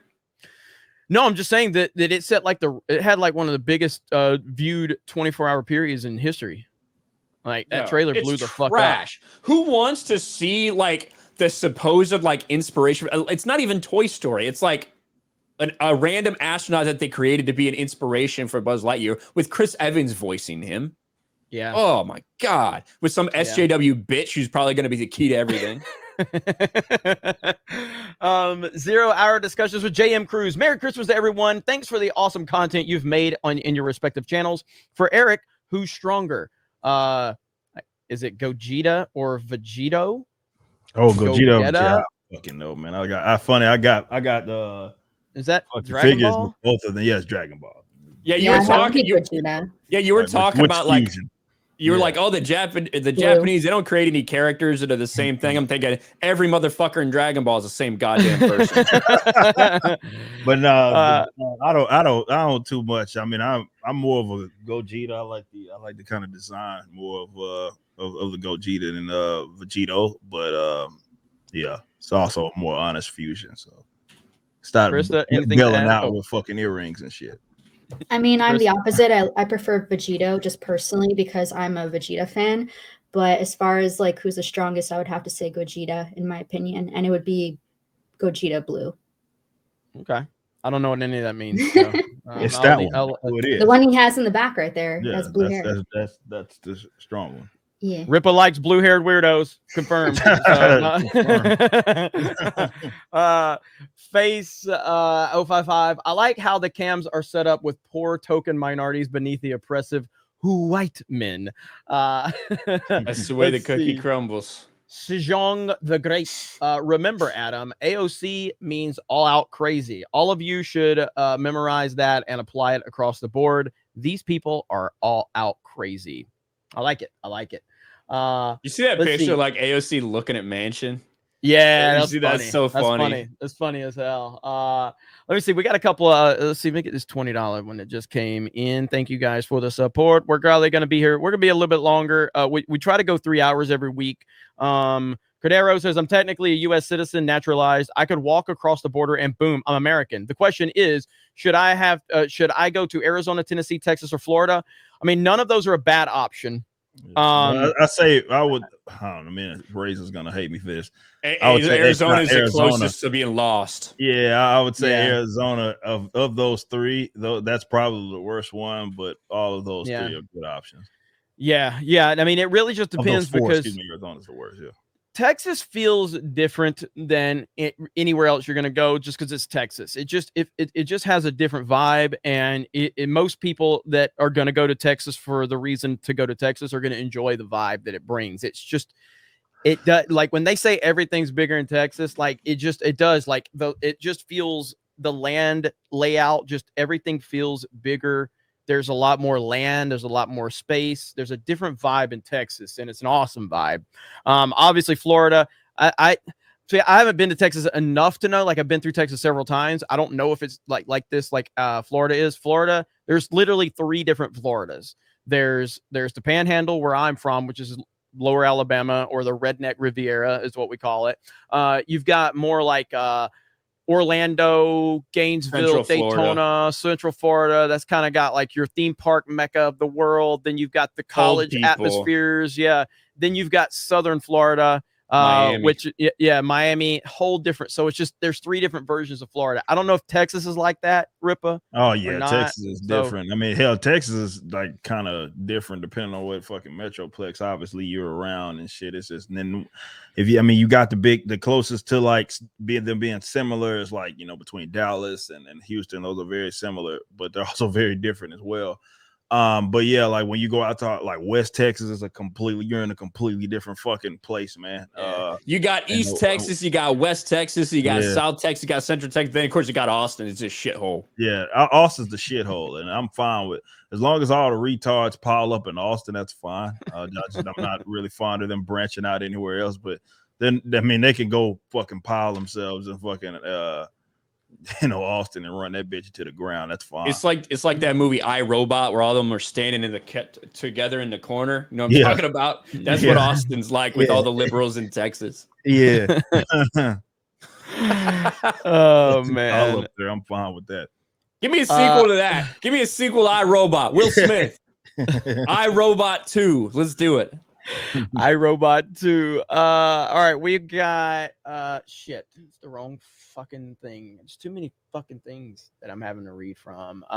We've got Enoch Maman. I've got an Odyssey and a Streamlabs thread here. Enoch Maman, if you want to pick up on where that $5, it's right below Buford T. Justice $100 on the thing. If you want to pick up from that next $5 one, and I'll do Odyssey and Streamlabs. We got Enoch Maman for $10. I saw Spider-Man last night. My inner fanboy gave it a 10 out of 10, but my inner pragmatist, how do you say that? Pragmatist gave it a 7 out of 10. I compromised and gave it an 8 out of 10. Defoe was pitch perfect. There were even moments where I struggled to hold back tears. I know, Ryan, I'm a pussy. Yeah. I mean, I agree with you. If you're from a fanboy standpoint, it is a 10 out of 10. If you're just breaking it down, being objective, it's more about a 7.5 out of 10. I'd give it an 8 out of 10. That's kind of how I look at it. The first 45 minutes of the movie is a fucking mess, but it's really bad. Yeah. I gave it an 8 out of 10 right out of the theater. I gave it 7.5 after about 12 hours. I'm not somebody who's easily swayed by that shit. I was the dude telling everybody to shut the fuck up because I couldn't hear the fucking movie because there's seal clapping. But yeah, I mean, obviously there's a lot of emotions into it. If you care about those characters, what I liked about it was that the characters that came back, it wasn't just to put them on a screen. It wasn't just to put Tom Holland above them. It wasn't to tear them down. All they did was build them up. And not only did they have a purpose for being there, but they added depth to their characters with them there. A lot of people said the Luke Skywalker moment in Mandalorian. It's no, because that wasn't Luke Skywalker. That was a fucking dead eyes dude who said 3 words. It was so there could have been anybody, right? That literally could have been anybody that came and did that. But because it was Luke Skywalker, that was reaction. It's no, because it's I don't want to fucking do spoilers. You guys know who I'm talking about. But because these characters are there, they're there for a purpose, and they were respectful to them and only added depth to their characters and what they were doing. So I think that's why it was different. Yep. Well said. Samurai Vader. Hail to the High Council. Wait, what the fuck? Anyways, how are you, Ryan? My hard RN word. Also, have any of you seen the video, Pinair Man Far from Homo? It's hilarious. Also, hi, Krista. No, I have not. Who was that? Samurai Vader. Thank you, Samurai Vader. Visit trip. Odyssey, $5 on the Odyssey side. Jelly Dinosaur in Jackson County, Florida, 5 minutes from Bama. So much better than Orlando. Central Standard Time Zone, best zone. Shout out to you, my friend, and thank you for the love over on Odyssey. It's great to again.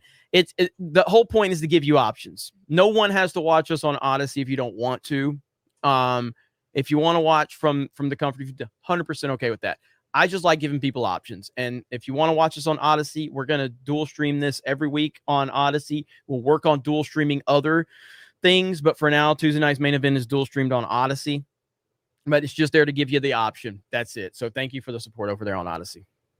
Let me see. Odyssey again from Slimer Snarf. Odyssey greater than YouTube. Yeah, absolutely.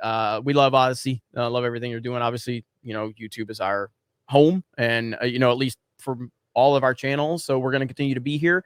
But look, and not just Odyssey. People oh, you're shilling for Odyssey. BitChute, we get far more views on BitChute than we do Odyssey. I mean, ridiculous views on BitChute. It's crazy. The Geeks and Gamers channel gets a shit ton of views, comparatively speaking. I think we have 13,000 subscribers over there. Our views are fucking good for 13,000. They're really fucking good. BitChute's a really good platform from that perspective. So at the end of the day, giving you options. That's all I want to do is give you options. So these like fucking BitChute won't link my channel. It's been going on for a fucking year and a half. I've sent emails. And so fucking BitChute. Get your fucking shit together, dude.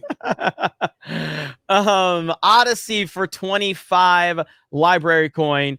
Let me see. Is that how do I say that name?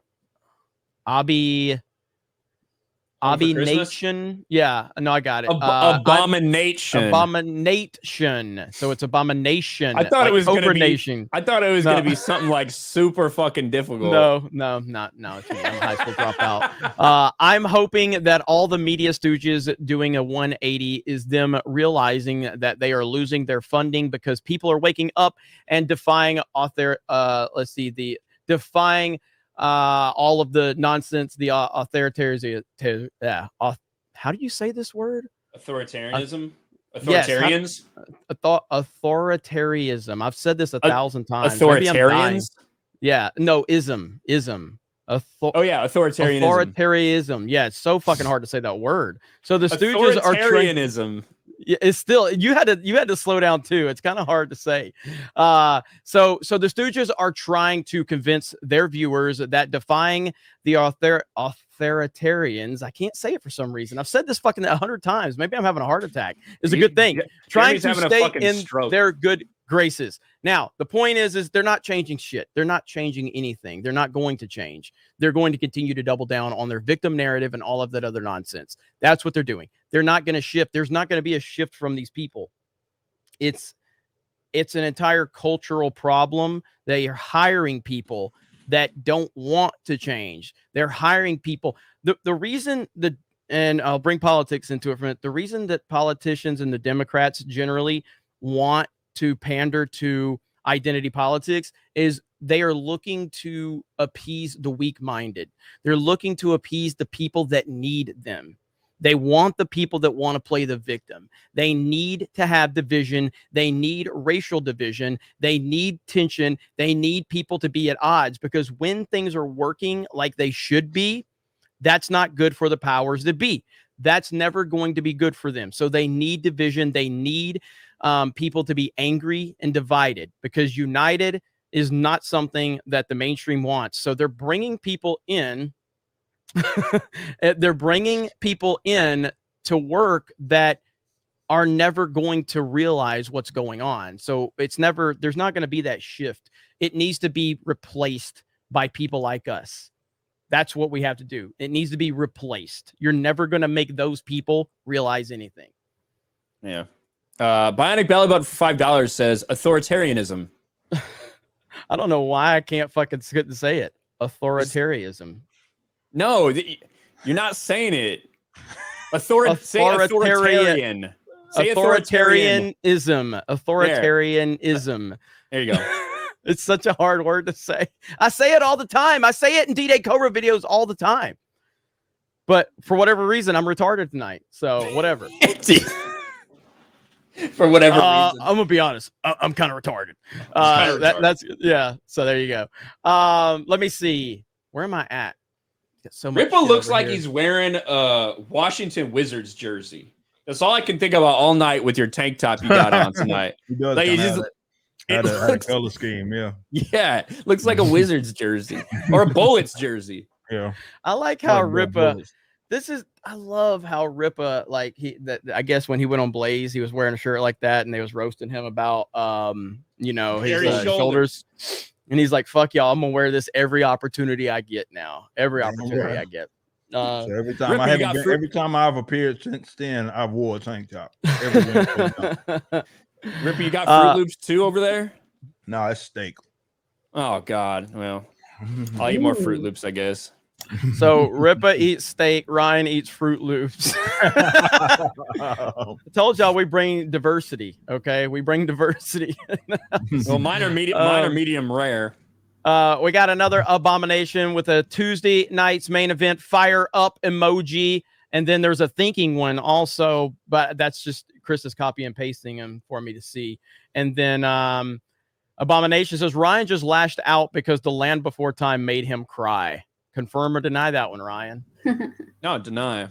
Made me cry because how many times we had to fucking watch that bullshit. My brother liked it. Fuck him. Land Before Time is awesome, bro. Why would you like? What's wrong with you? The dinosaurs deserved it. I even like Disney's Dinosaur. You remember that fucking movie? No. Oh What? yeah. I remember Dinosaurs, the show. No, the Dinosaur? Disney. Yeah, it's a The Disney, lemurs? and it was right before Pixar really became a thing or whatever. And Disney came out with an animated film that was like a 3D animation, Dinosaur, and it was fucking awesome. I love that one. Yeah, it's great. How the hell do you not know about this, Ryan? You know every fucking thing. Well, let me look at it. Maybe I just. It's like with the eye. I do remember that. Like, I remember that cover, like that video cover. You know what I mean? Like looking at the art from it. But I don't know if I've ever seen that shit though. I love it. Like y'all remember the show Dinosaurs with the like? Oh yeah, 100%. Yeah, baby. I remember the fucking like last episode. That shit was dark as fuck. Like they all die, obviously or what? alluding to basically they're all gonna fucking die. It was dark as like I rewatched that not too long ago, and I was like, oh, damn, I don't remember any of this shit, but holy fuck.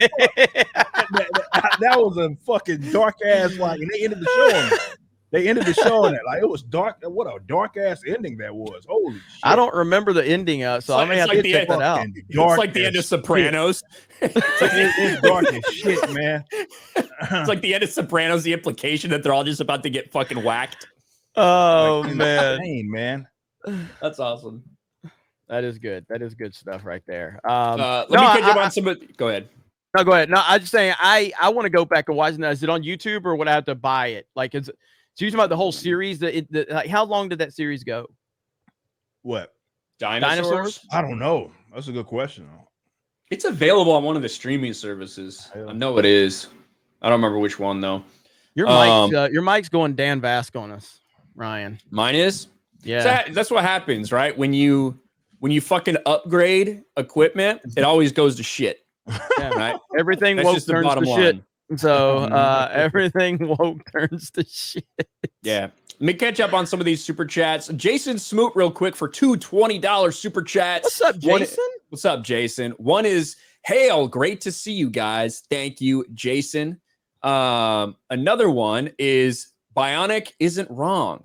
LOL. Was that my authoritarianism, whatever the fuck it's called? Jesus By the way, Christ. since and he did say F that show, give me Alf, damn it, on another $40. 40. Thank you, Jason. Jason Smoot. Since we brought him up, I got to give our boy a shout out.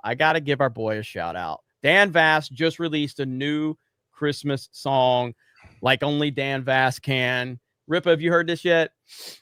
Oh yeah, I listened to it. Okay, so fucking good. So languages and shit. Yeah, he's fucking Dan Vask is fucking awesome. I mean, this is the guy who did the Friday Night Tights, theme song. It went number fucking 1 past Adele, I think. It's like whatever. It's crazy. Well, that was Kanye when Kanye dropped. That was Bryson. No, but Bryson went past Adele. Yeah, Bryson passed Adele, and then Dan Vass. There was somebody else though that Dan Kanye.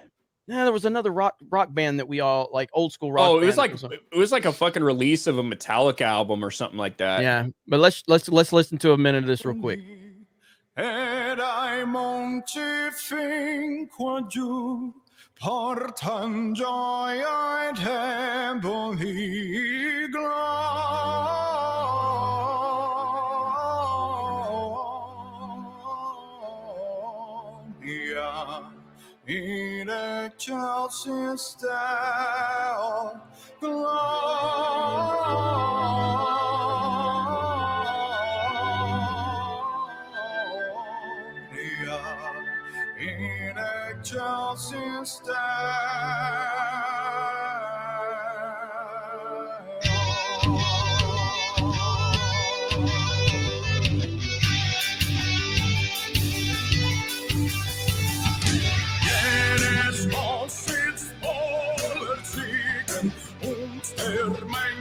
I think he forgot the words. That's not how it goes.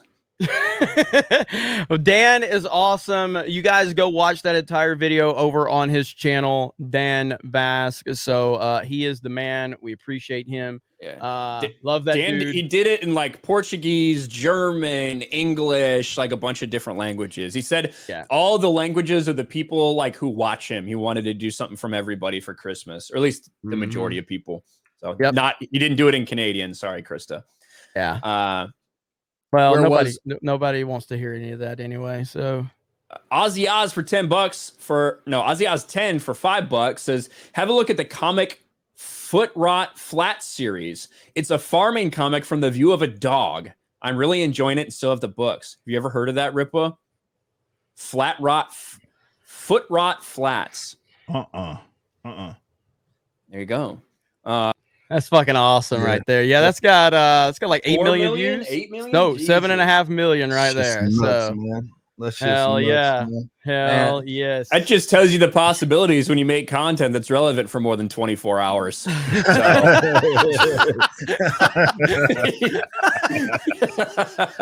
Oh, like man. Yeah. Oh, man. We got about the shelf life of pizza, to be honest with you. Like if you leave pizza out, you can leave it out for a day, you can still eat it. Once you get to 2 days, everyone's going to be questioning if you're really going to take a bite out of that. So that's where you got to think about it. Damn, Bionic Belly Button for $50 on the Streamlabs side. Merry Christmas to everyone. Ryan too. Appreciate all that you do. Thank you, Bionic Belly Button. She sent me in my P.O. box. She sent me, there's like this she sent me toilet paper called snowflake toilet paper. Snowflake toilet paper. She's like, I knew you'd love this. Like, and it was more stuff she sent too. She was great though. Thank you, Bionic Belly Button. Merry Christmas to you and everybody out there. And again, I've talked about this before, and I mean this genuinely. Like, I don't know what it's like to be in the rest of the world or even the country. I'm in Florida. It's been fucking fantastic here. Texas. Yeah, you know what I'm saying? So, like, I know it's tough for a lot of people out there, and you know, I feel for you. I genuinely do. But I mean, Ryan's the perfect person to talk about this when he gets back, but I don't. Like, I think the 2 weeks to slow the spread, like, it kind of was weird around here for like 2 weeks, you know, and everybody was masked, and you had to wear a mask and like shit for like 2 weeks. And I was fine. I was like, all right, cool, whatever. But now, like, there's nothing here now. Ryan, before you show what you're gonna show, like I was talking about how the difference in the world, but like I know, but the difference in the world, like how drastically different it is for you in California versus here in Florida. Like, to be honest, for me, when I was in San Diego, it wasn't near as bad as the rest of California. San Diego by far was not near as bad. However, the vast majority of people you saw wearing masks everywhere. I was lucky enough to find a couple restaurants and a couple stores and a gym that made my life normal, but that wasn't normal for the vast majority of people there. And God, like the military we were fucking having to wear masks everywhere. They relaxed grooming standards, which is why I fucking grew a beard. You know, and then, you know, hid it under a mask for a while when I had to be at work. But Florida's obviously just completely free. I don't know. I can't tell you when the last time I saw a mask on somebody in public. It just doesn't really happen. Well, I guess I can. If you go to City Walk or if you go to fucking Disney Springs or any of those areas there, everybody that's an employee has to fucking wear one. And you got to wear one to go in a store and shit. So yeah, that's about it though. Yeah. Yep. Jason Smoot, thank you for another $40, by the way. Jason's awesome. For all of you and all you do. Love you guys. Merry Christmas. Thank you, Jason Smoot in the house. Big supporter. Jason. Appreciate you. Seriously, Jason. And did you want to get something, Ryan? I was looking for, so Bionic Belly Button sent me something too. Fucking last thing she sent me, it was basically just a bunch of gag gifts. It was like a fucking, I got a Ray Skywalker something. I got LeBron fucking James. She sent me LeBron James action figures from fucking Space Jam 2. So that's awesome. I got him somewhere. I got him somewhere, but it's in my pile of boxes out there. I was at one of these bookstores yesterday, looking for like Christmas present stuff. and I nearly bought this J.J. Abrams Funko Pop for Gary. I'm getting that shit for him. I'm gonna get him the J.J. Abrams Funko Pop, and I'm gonna give that shit to him in person one of these days. He's so mad. Oh man, but I'm like, hey, yeah, it's your favorite guy there. So yeah, good stuff. Yeah, like Bionic Belly Button. I get this thing in my PO box. I'm like, this is fucking awesome. Like, I wonder what's in here. This is incredible, and it's all just shit I don't fucking want. You know what I mean? Like, it's just shit to piss me off. So good prank, Bionic Belly Button. Thank you so much. Oh man, good stuff. All right, Ryan, where are we at? We got a long way to go. Mike, Rip, are you good? Rip, are you good? I mean, if you got to bounce. I need to work on some stuff before I crash with this website. That's fine. That's fine. For sure. So, all right. So if you want to bounce now, it's fine. All right, cool. Well, we're gonna run through. Yeah, well, you guys know we do the show tomorrow, 12 p.m., whatever. Yep. That's the same. Nothing new there. You guys come hang out 12 p.m. Central. Like I know everybody, the biggest question is 2 questions that I get the most pertaining to everything, and that's really the Riververse stuff. I told y'all, really, I think sometime in the middle of January, expect more announcements surrounding that, and of course the band. I'm actually, it's funny because in the middle of this, I got this instrumental sent to me by my band mates. So that, you never know, that may be like right around the corner as well. I know everybody's gonna ask what's backwards, getting back to it and all that shit. So we'll be back. As heavy as fucking we've ever fucking been. Everybody likes the old metal shit. We'll be right back like we never fucking left. So expect some of that. So 2022. You see a lot of Riververse stuff, a lot of backward stuff as well. We'll be rocking and rolling. So expect really probably with both of them going into next month some announcements around there. Now, obviously, with this show, my show, Friday Night Tights, we'll be giving you guys some information regarding the comic book because I know everybody's excited for it. Yep, man. And Ripa's got everything going on. He's killing it. It's hard I don't know how he keeps up with all of it. I know people say that about me sometimes, but I don't know how Ripa keeps all that shit. But one thing I do know is he's going to get his ass beat on Sunday for Mario Kart you Wars, had a fluke. If you won every one, you had a fucking fluke that'll never happen again. In terms of you winning every fucking cup on a Sunday, it's not fucking happen. So if y'all want to come see Jeremy get what he fucking deserves, on a Sunday, we'll be of course live playing Mario Kart, and I'll kick his ass. Listen, that's where the bar's at. That's what it might be. We may not play this Sunday. Yeah, so we'll have to Saturday's Christmas. Saturday's Christmas. Well, Krista, didn't you? I think you were. Yeah, you're right. Okay, yeah, all right, yeah. Saturday's Christmas. Okay. So yeah, we're good. So we're good. What the hell is this guy doing here? Do you ever sleep? You're like an hour in front of me. I know. Yeah, it's like no, it's more than that. He's 2 in front of you, 1 in front of me. Yeah, it's like 1:30. Yeah, so it's 1:30. But just so you guys notice, a subtle thing that everybody noticed. Ripa has went to where his goal is to make sure I don't win every cup. That's how much. I'll win most of them as well. But you had a fluke. You had the week of a life over there. and we that won't happen again. That was good. All right, man. Take it easy, bro. All right, man. I'll see y'all next week. All right. Peace out. All right. That was a good answer. A week of a life. That was good. Good Tom King for 2. Race swapping is due to ESG funds. Look it up. Yeah, I know a lot of people are talking about that. I don't know how much there's to back that up, but yeah, I've heard a lot of people say that. Uber driver of the apocalypse for 666. Helsing Ultimate, Vampire Hunter D, Akira, which is the GOAT. Watch these. Highly recommend. There you go. Yeah, I watched Akira. I like Akira. I'm gonna get back into Demon Slayer. I watched some of it. It didn't grab me like a lot of animes have. I liked it. It was fine. Not like Attack on Titan's one that just blew me away. That and Death Note. Those 2 just blew me away. Promised Neverland was another one that I really liked. That I talked about it, and I do need to get back into kind of getting back on some anime. I've watched some of Krista. What Dragon Ball did I watch?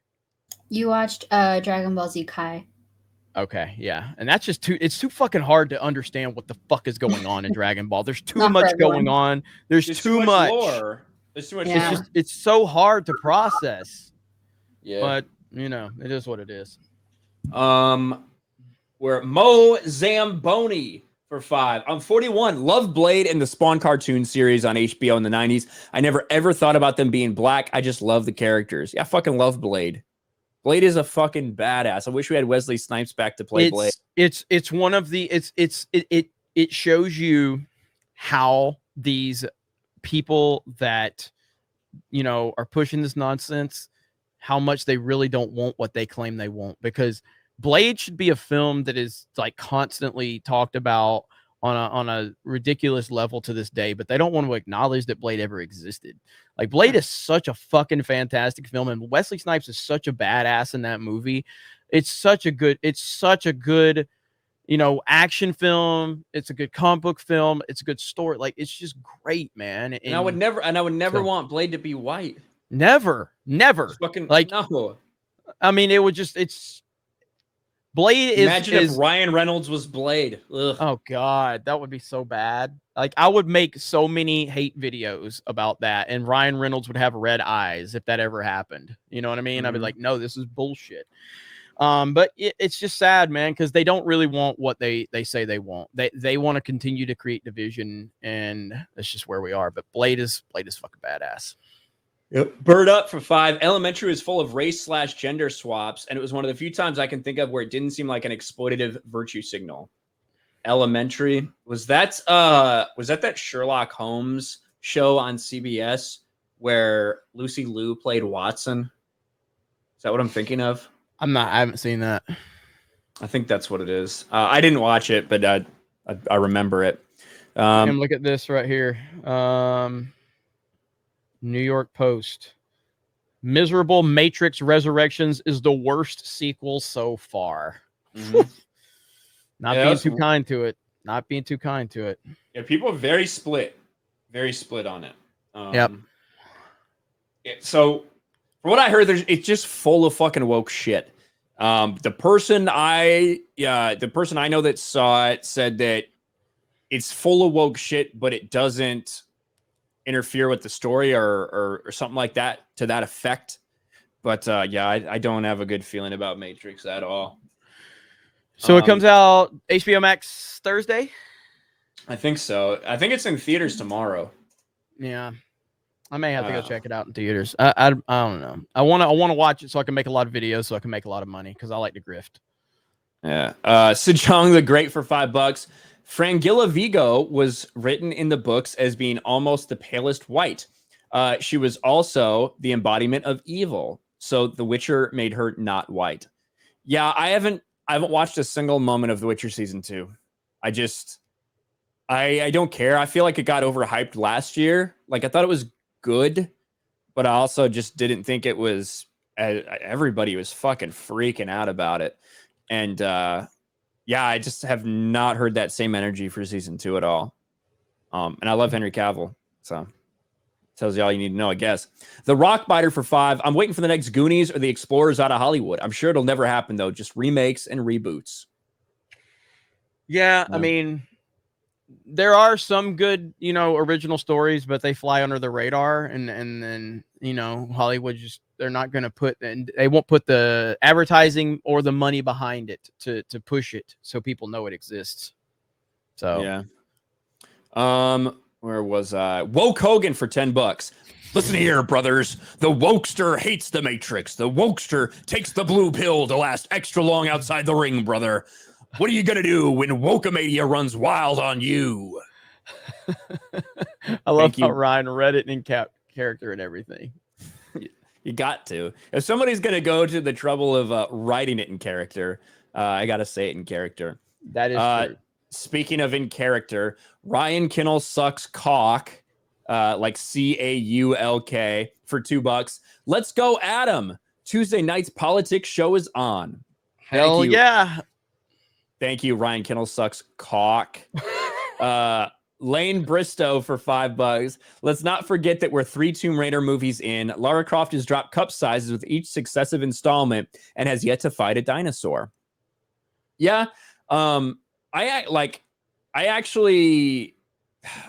didn't think that the new Tomb Raider movie was like the worst thing in the world. I didn't think it was good. And I saw what it was trying to do with the new game that had come out. I like parts of it, like the fact that they showed like that this person does train, this person does know martial arts. She's fucking ripped. She's in incredible fucking shape, and they displayed that. And she wasn't someone, at least in my memory, that was throwing like massive dudes on. She kind of got her ass kicked when people were able to like actually get their hands on her in a way. So I thought it was okay. Just, I don't know, predictable fucking story. Yeah. All right, Krista, go ahead. Get out of here. Go live. You need to go now. You want to go now? Okay. I'll head out. We'll take care of the rest of this. I've got. I think I'm caught up. Unless my messages are not working again. I think I'm caught up. But you're gonna go live on Twitch, correct? Yeah, I'm just gonna do an unboxing. It's not gonna be long. Just I want to open up these boxes before Christmas because I have a long week this week. Are you going to be wearing your American flag shorts with the pockets? No. Too cold for that. All right, so guys, go over, check out Kristen over on Twitch as me and Ryan wrap this up. Thank you, Krista. Great job tonight, as always. Thank you. Merry Christmas, everybody. Bye. Merry Christmas. Bye. RSC Elsman for 5. Been collecting Spider-Man since 85. I like Miles. Artwork sucks at times. Like Gwen as well. Give me a good story and artwork. Merry Christmas. Merry Christmas to you, RSC Elsman. Or yes, Elman. Thank you. Yeah, appreciate that. Bird Up for 5. Will you put the main event shows on Spotify like Gary's FNT? Yes. Yes, we have to do that. And before the end of the year, we'll figure it out. Well, see, so, and I'll give you guys, the people that are still here, I'll give you a little bit of, inside baseball stuff. And I share a lot of this with our premium members and stuff like that. I won't go into in depth as I do with them, but I'm currently like meeting with everybody on my team individually. And we're just trying, there's a lot of like little details that we are missing, and that's on me. And so we're tightening things up a little bit in terms of just getting everybody refocused, just like, I just re-uploaded Tuesday night's main event over to Geeks and Gamers Live today. That's just unacceptable. That's unacceptable, and that's my fault. And so we're getting that fixed. A lot of the Gaming with Geeks is going to start doing consistent video game uploads. Obviously, Sports Wars is killing it. Park Hop is doing a great job. The main channel, we're going to pick up production over here on the main channel, something we've kind of fallen off on. So that's all going to be happening. Plus the website. As a matter of fact, I forgot, we're going to announce. So if you go over right now to geeksandgamers.com, if you're interested, okay, I'll show everybody right now. If you're interested in writing for geeksandgamers.com, this is a volunteer position. Okay. If you're interested in writing for our website, you can go over to the website and you go down to the very bottom to right there, contribute. You click that button right there. Okay. Click that. You read over that. And then you click there and you can fill out an application if you're interested. Now, to be clear, to be crystal clear, I do not make that final decision. Okay. Our editor-in-chief, Alex, makes the final call. I have nothing to do with that. If I make a recommendation at the end of the day, I make no calls. I don't overstep Alex on the website unless it's like I literally have to, but when it comes to personnel decisions, you got to impress him, not me. Yeah. So Jeremy knows his role, evaluating English, evaluating writing talent. I don't know if that's it. So if you're interested, we're looking for about 4, 5, or 6 maybe writers. I don't know exactly what he's looking for in terms of topics and stuff, but if you think you're well-rounded in terms of what you can cover, put that in, let him know. He'll get back to you when he can. So if you're interested in that, go to geeksandgamers.com, very bottom, contribute, and we'll see what happens. Oh, yeah. Don't bring your feelings. Don't bring your feelings. And I mean that like, don't think Alex is not a feelings person. Alex is not a feelings person at all. He's very direct and to the point. That's it. Yeah. And I see some people in the chat asking if we missed yours. I got a lot of super chats to get to, so I probably didn't miss it. We're gonna get to them. While you're reading that, I'm gonna go pee. Okay, sounds good. But we will get everything on Spotify. Bird Up, Crispy Leg Transport LLC for 20. I have a Marvel encyclopedia, so I'm going to find the black characters and post their bios and stories. I hope none of my accounts get taken down. Thank you, Crispy Leg Transport. Appreciate it. Eric for 2. Eric K, our mod. Thanks, Eric, for being here. Global cash grab of big pharma politicians paid. I think it's pretty obvious to see. The Good Tom King for 2. If health was the issue, they promote vitamin D. As soon as they kept fast food restaurants open but closed gyms, you had to know that it's not about anybody's health. You're absolutely right. Sejong the Great for 2. 18 months ago, Biden said it was the Trump vax, and nobody wanted to take it then. Defiant L's, a lot of good posts about those hypocritical pieces of shit.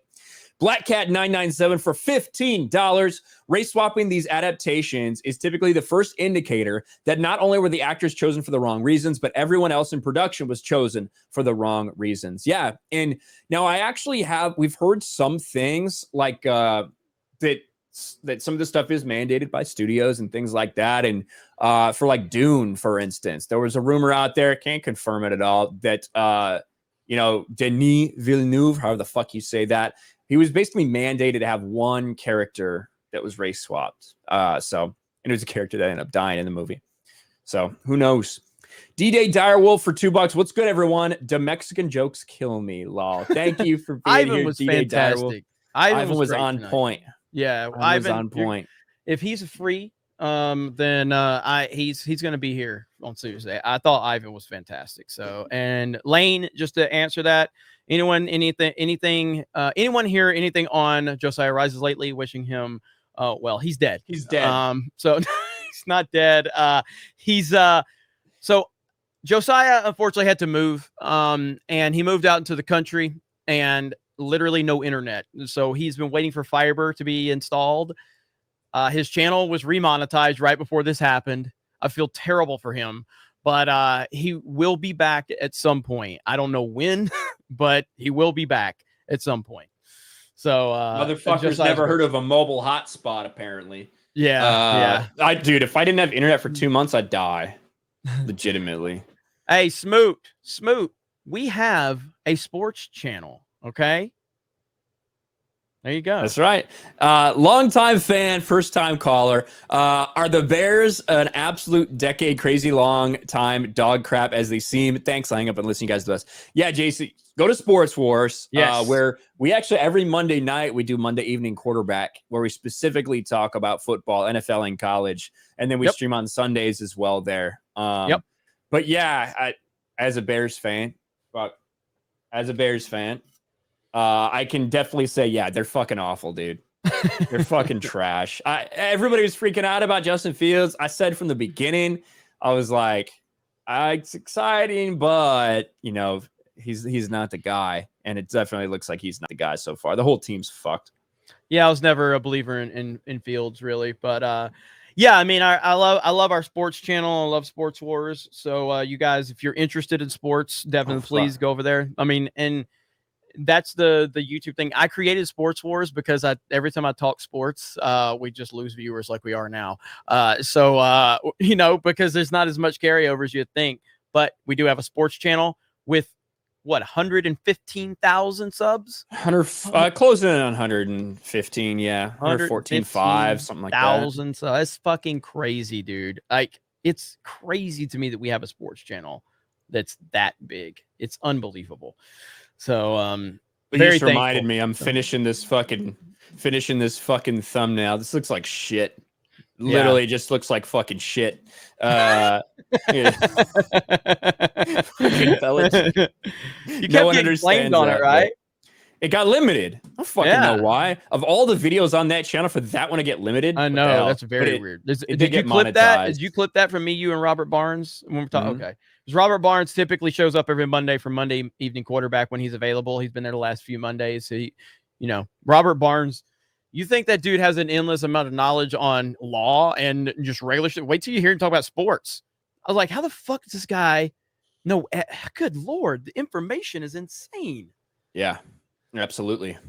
There you go. And Jason said, yeah, I knew the cat wasn't the guy. Damn. Oh, well, thanks. Subscribe. Hell yeah, Jason. Hell yeah. See you over there, buddy.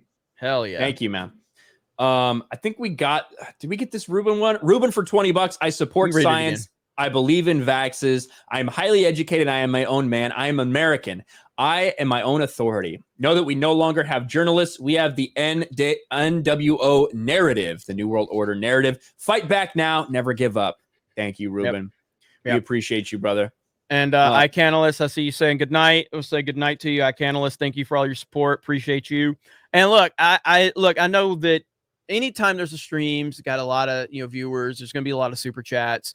Obviously, we're going to focus on the super chats because that's people spending their money, and we want to acknowledge those super chats. I read the comments. I read every comment that comes in to the best of my ability. Yeah, that's true. We read every comment and we try to the best of our ability to acknowledge as many people as humanly possible. You're never going to get to everybody, but every single person that watches these streams, whether you're watching, lurking, commenting, super chatting, sharing, if you're part of this, we appreciate you. Seriously, we really, really do. And Tuesday night's main events are continuing to grow. This has been another great night for us. This is probably one of my favorite shows we've done. My only regret is that we, like Adam and Ivan had to leave after 2 hours, but we try to keep the show around 3 hours normally, but it is a great show. Jeremy told me the other day, he's like, we're going to try to just do 2 hours. I think 2 hours, we could probably do it. Fuck. I knew that wasn't happening. Shouldn't have ordered that pizza an hour and a half ago.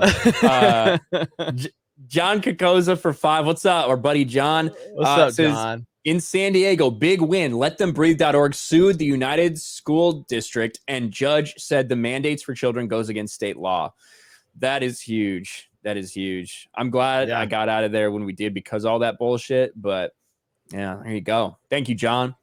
Nick Yelman for $5. In January, you'll have to start showing your Vax card to go to bars, restaurants, theaters in Chicago. I am Vax, but this is still too far. And I think that, listen, there's a huge portion of people that have the jab, that may even have the booster, that are completely and totally against mandates. That's not a hypocritical stance. You can think something's okay for you, but you don't want to mandate it for everyone else. Yeah. Like I will support you on whatever decision you want to make as an individual. That's literally what Geeks and Gamers is built on, is individuality. If you're not doing something illegal, I don't care what you're doing. You know what I mean? Like, I don't care.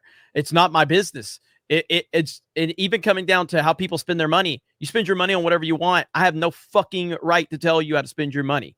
Maybe I'm done watching Lucasfilm and caring about what they're doing. If you want to keep supporting them, you can do that because it's your fucking money. You work for that shit.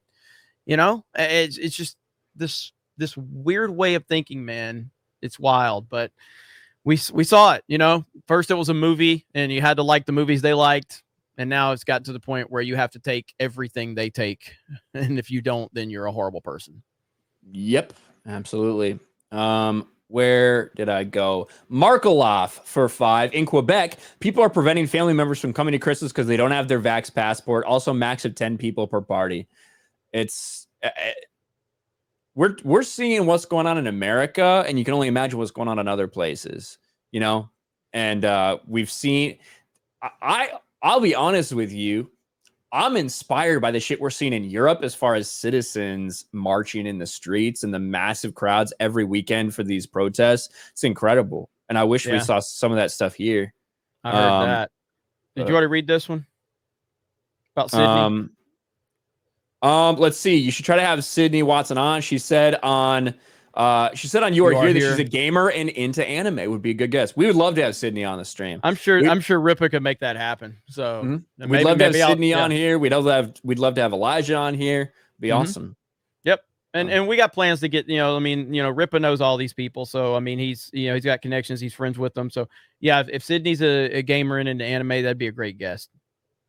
Yeah. Hell yes. Where was I? Readout Productions for 5. Necessity is the plea for every infringement of human freedom. It is the argument of tyrants. It is the creed of slaves. William Pitt. Thank you, Readout Productions. Appreciate the super chat. Not wrong there.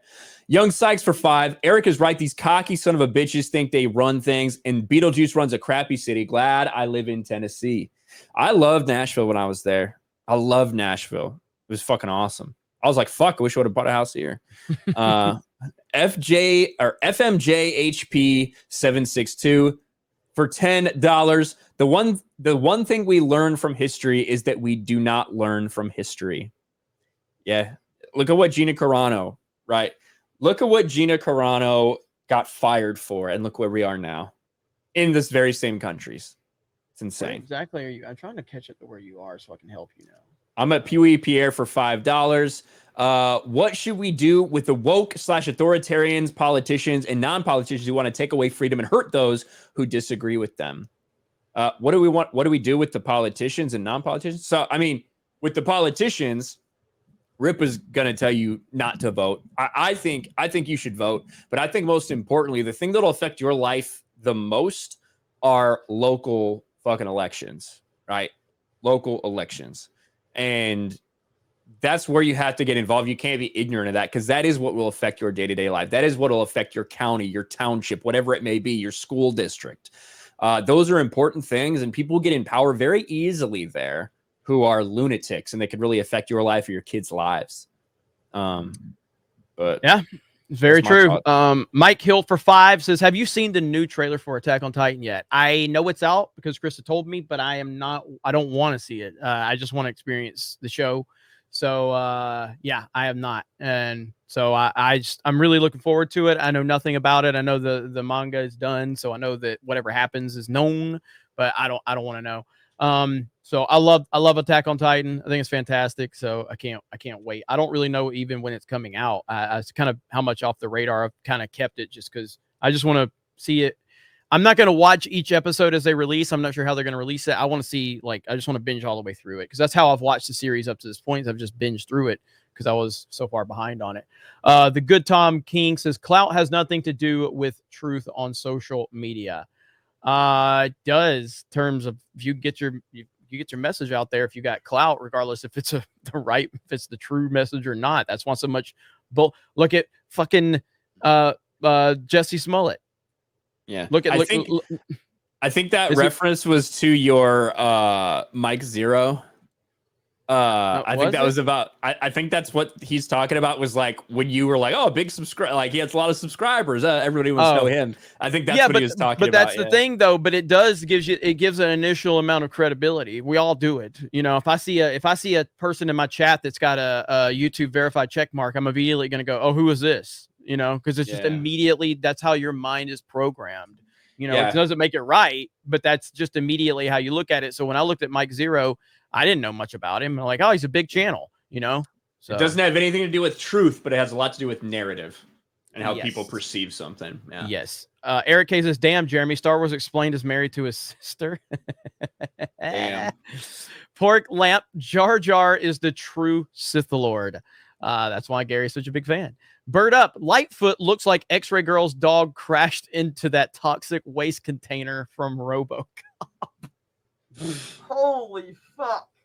That was fucking brutal. And I love every single second. I agree. Especially the part where you trashed X-Ray Girl's dog. That thing's ugly as fuck. Got that Ivan message from Bertrand Kurt Russell. I don't know what he said, but Ivan said it when he left. He said Domo Arigato. Domo Arigato. Chris Torby, my birthday today. Can I get a happy birthday from the Geeks and Gamers team? You can get a happy birthday, Chris. Happy birthday. Happy birthday, Chris. Happy birthday, Chris. Yeah, Ryan looked really happy to say that, by the way. Yeah. Well, I just said we don't have the whole team for you. That's all. Yeah, sorry about that. Andy Masterson, Ripa, did you get your package? I'll have to. Did he make a figure for Ripa? He does. I passed on the tracking info. I don't know how often Ripa goes there. You know, I know Jeremy only goes to his PO box like once a fucking month. So we'll follow up with him and see when the next time he's going there. Yeah, I'll ask him.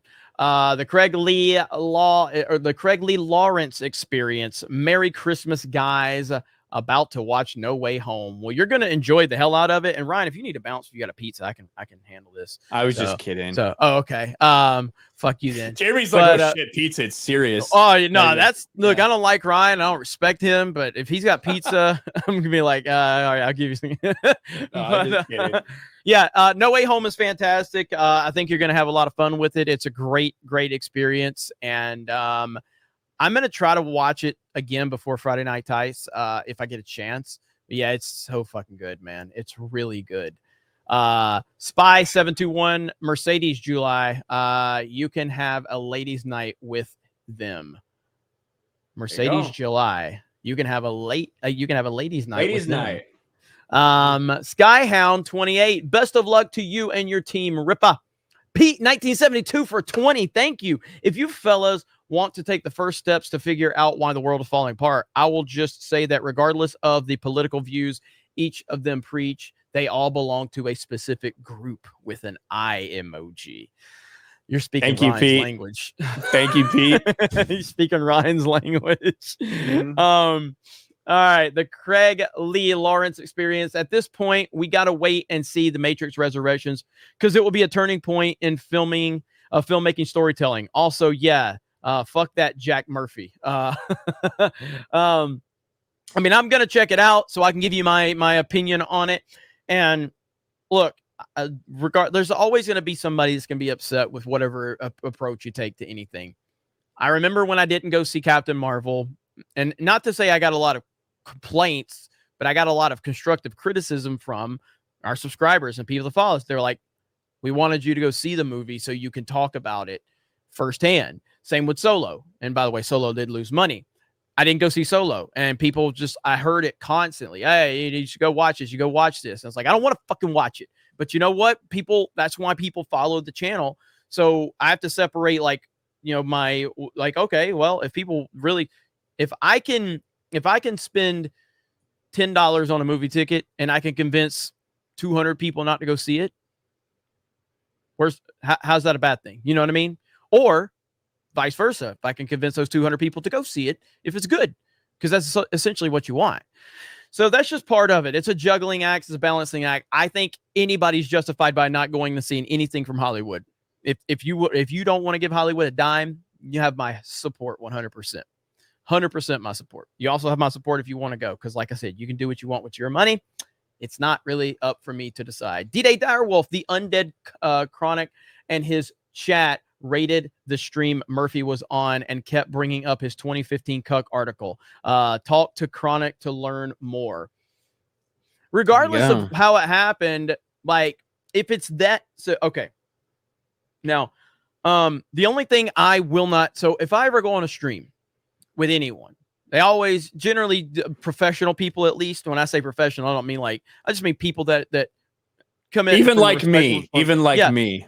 Generally, if you have a guest, I ask guests this: if I have someone, is there anything you don't want to talk about? Or is there anything I need to be aware of? You know what I mean? Or even then, or you need to preempt it by telling someone if there's something you don't want to talk about prior to going on a live stream, if there's something as simple as that. Now, I will never, there's nothing professionally I won't talk about. The only thing I don't talk about is my personal life. That's it. I tell people I don't want to talk about my family. You know what I mean? I don't want to talk about my personal life. That's the only thing I'm not willing to discuss. Anything that's happened to me on YouTube, anything that's happened to me on Twitter, anything I've ever been through that you can publicly dig up, I'll talk about it. If Jack Murphy's so fucking sensitive to this goddamn topic, then why doesn't he preemptively say, hey, if anybody brings this cuck thing up, I just don't want to talk about it. You know, just kind of move past it or whatever. If it's that big of a fucking deal. So it's the guy's just handled the whole thing wrong. He's just handled the whole fucking thing wrong. Yeah. So, and it'd be one thing if his brand wasn't built on the ultimate man's man type of teaching men how to be men type of thing, you know? Mm-hmm. And then it was one thing to kind of react to Sydney that way. I'm not going to say people should be treating women well. You know, that's not me. But just the way he came off to Sydney, and she seemed so genuinely surprised with his initial reaction, and to follow it up like that was just bad. It was not a good move. I know that, I know Jeremy gave Elijah some shit initially about not stepping in. And I think they talked a little bit. Not you, Jeremy. Sorry. Quartering Jeremy. Yeah. And I'm okay with how Elijah did it, because at that point, when something like that happens, you're trying to salvage the show. You know what I mean? You're trying to just move. We have some experience in that department. We do. You're trying to move past it, and immediately afterwards, Jack fucking walked off in anger, and they came and they figured shit out right after it happened. You know what I mean? So it could have blown up even way worse than it was. You know, No, when I you're in personally that, when you're thought, in yeah. that moment, I thought Elijah was fine. He I just tried to move on and move yeah. past. I thought Elijah Schaefer handled it perfectly. I thought he handled it perfectly. At first, I'm sure like it came off like, is he joking? You know, like, is he, you know, is he that's being what sarcastic? Elijah even said. He said that we weren't quite sure whether he was talking to Sydney or whether he was talking to the super chatter directly. So they just kind of moved on. Yeah. So. Yep. So it is what it is. What's up, Nina Infinity? How you doing? I know you're on the Real BBC today. Awesome. Good to see you. Hope you're doing well. It's tough to ride the Real BBC for 8 hours, Nina. So good job. It's a long stream. Let me see. Mo Zamboni, my late father, put it best. A real man does what he needs to do for his family. Agreed. Cadero, happy holidays. I'm wondering what my we got that one. Krista gave you a very in-depth answer. Krista, very, very outspoken on Canadian politics. Double Brewski, good show. Ripa, I said it before, you're a 4-star general in the culture war. Jeremy Ryan, keep it up. Krista, don't be so quiet. Get in there. Bucci, what is this? Bachi Ponen at Ripa. Great video earlier. Head 100% on point. Potato head, maybe 100% on point. Binary Bard. Yeah, it's Sydney, about fucking Stelter. Okay. Yeah. Binary Bard says Sydney Watson would be a good guest. Maybe a show with Ivan where they can talk anime. 100%. Ivan was really great. And again, Sydney Watson has an open invite. I'll talk to Ripa and see if we can get that lined up. Because she's a sweetheart. So Jeremy Wormy, I sent for one person and it makes me sick. Love you guys, and I hope you have a Merry Christmas. Well, thank you, Jeremy Wormy. Does that mean that person's Krista, or is that like your significant other? And it makes me sick. John Smith, thanks you guys for being you. I enjoy how you guys call stupidity out daily. Ripa is the best with Ryan in a distant second. Merry Christmas. Where the fuck does that leave me? Thanks, John. Pete 1972, welcome to Hotel California. Such an awful place, such an all awful place, such an all awful place, such an all awful place. Yeah, I mean, there's plenty of room at the Hotel California. Such an awful place. Such an awful place. I personally, so I like the Eagles, they're fine, but I like when people remake the Eagles songs a lot. It's weird. Like I listen to a lot of remakes of their songs. Did you like I loved Hell Freezes Over, because when the Eagles broke up, they got asked the question, is there any chance you guys ever getting together? Fuck, when Hell Freezes Over. And then like several years later, they got together, did a big concert, recorded an album, Hell Freezes Over. I fucking love that one. It's because it's live. So I love listening to that. Enoch Maman, do Star Wars Explained and his sister have an Elam Omar thing going on, if you know what I mean? That's fucking good, dude. Bionic Belly Button, Merry Christmas to everyone but Ryan. Superman, if he wasn't scared of green rocks. Drunk 3PO right now, why are you doing this to me? And a heartfelt love you. Drunk 3PO always wants attention. Don't let him make you think otherwise. Aiden says, you guys own any crypto? Ripaverse? Metaverse? No. I'm starting to learn more about it. I'm starting to learn more about it. I own a little bit of it. I wish I had more time to pay more attention to it. Because I would like to get a lot deeper in it than I am. But I've dabbled a little bit, but not too much. We all own some library coin because we're on Odyssey, Jeremy. Yeah, that's true. That is true. Matt G for $1. Thank you, Matt G. Abomination AJ. I moved to Texas to start a pandemic. This normalcy they talking about, I've had the entire time. Walk in a place, they say wear a mask. I walk out and go somewhere else. Life is good when you want it to be. Yeah, I mean, that's simple as that. You know what I mean? Jason Smoot got his $20. Thank you, Jason Smoot, again. Great to see you here, buddy. Hadn't seen you here in a long time, and it's great to have you here, and I'm glad that you're now subscribed to Sports Wars. That's fantastic. Looking forward to have some sports discussions with you over there. Your Barmy, how awesome is the Attaboy? How awesome is the Attaboy? For $5. And then it's Bionic Belly Button with her authoritarianism. There you go. Say it right. There we go. Yeah. Fucking words so fucking hard to say. 0 hour discussion with JM Cruz, Arngiganten, Enoch Maman, Jeremy, me fail English? That's impossible. Eric K, message retracted. What happened, Eric? Where's the message? Jason Smoot said Bionic isn't wrong. Minor Zircon, it was the start of the Ice Age. And then Jason Smoot, F that show, give me Alf, damn it. Enoch Maman, the movie Dinosaur was made to tie into Countdown to Extinction ride at Animal Kingdom at Walt Disney World. Really? That's why it's centered around the, I know how to say the Carnosaurus as the antagonist, but I don't know what the other one is. But Iguanodons. And Aladar. Aladar was the name of the lead dinosaur. But so they have the dinosaur ride at Walt Disney World, which is a mimic of the Indiana Jones ride at Disneyland. Now, famously, I said there's no way that the Indiana Jones ride would ever compete with the dinosaur ride, because I only knew the dinosaur ride at Disney World. And it's funny because that Star Wars girl always said, like, oh, you're gonna totally think that this is, going to be better when you see it. I'm like, never will it touch dinosaur. And of course I went and rode it at Disneyland and I was wrong. Indiana Jones.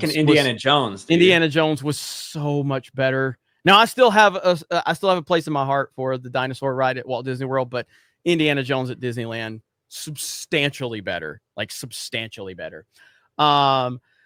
Let's see. Jeff Hicks, disembodied shard phallus, says, remember back woke busters on Indiegogo. Tickle me, says Jeff Hicks, disembodied shard phallus.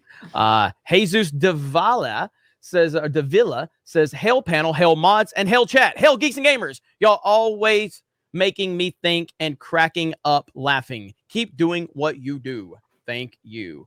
Cardero, do y'all play Rocket League? If so, who's the best player? I'm guessing it's Eric. Maybe Krista. Certainly not Ryan or Jeremy. Frank.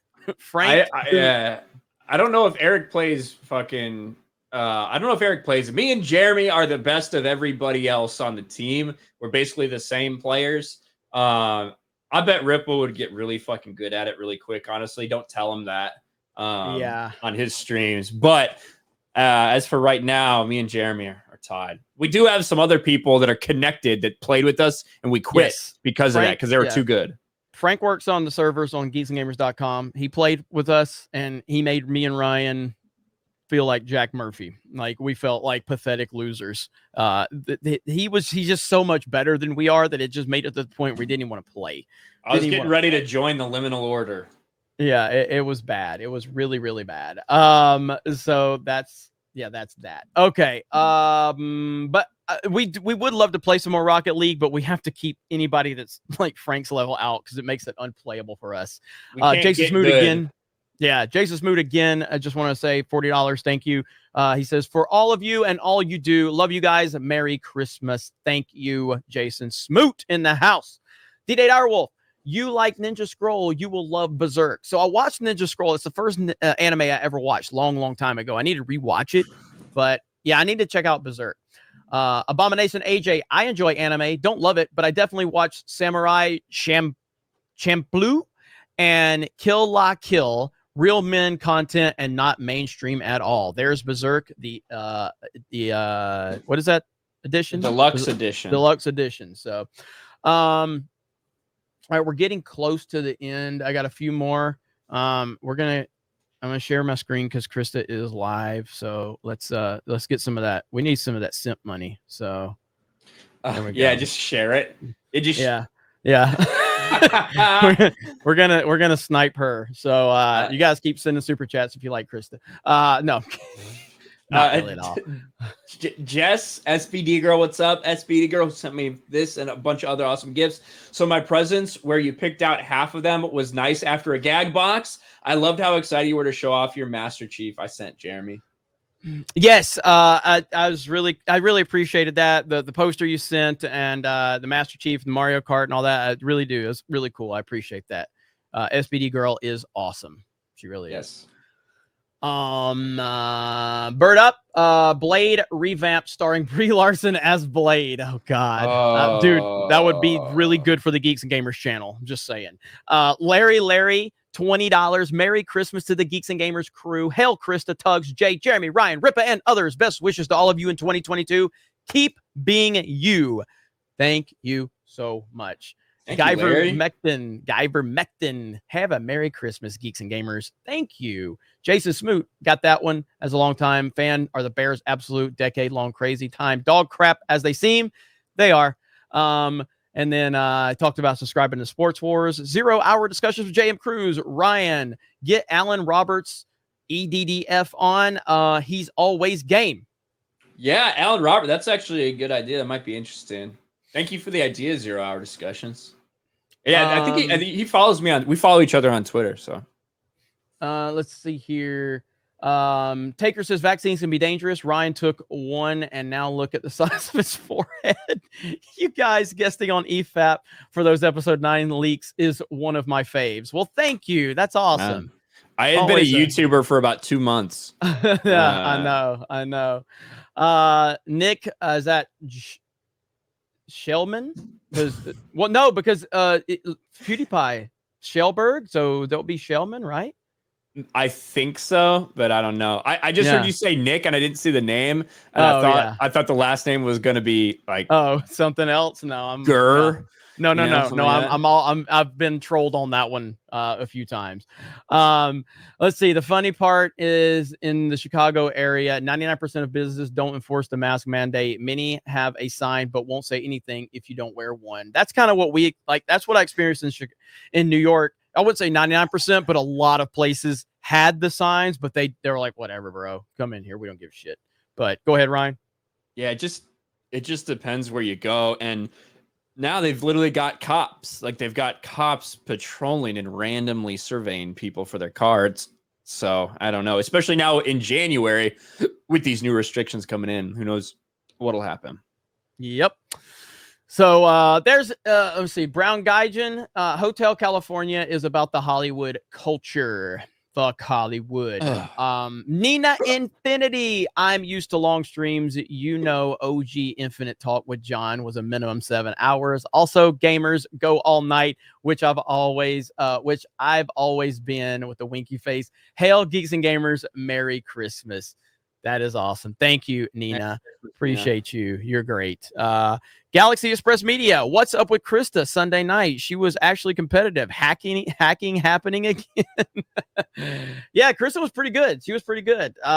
So, man, Ryan, have you checked the Streamlabs? Make sure any more came in. That's the only thing Krista. Well, she kept me updated on everything, but she's been gone for a bit. So I'll make sure we didn't miss anything. I can go and check that real quick. Okay. Enoch Maman says good night and Merry Christmas. Thank you, Enoch Maman. By the way, chat, I told Ryan I was probably going to do this. It's something I have not done in a long time. Do you guys want me to do a solo live stream here on Geeks and Gamers? I need to do one before the end of the month. So what do you guys think? Should I go do a solo live stream on Geeks and Gamers? Yes or no? Just tell me if you want me to, and I'll strongly consider it if you make me feel like I should do it. That's an interesting comment right there, Bionic Sasquatch. That's an interesting comment. No other clarification provided. Nina was great on the BBC. So there we go.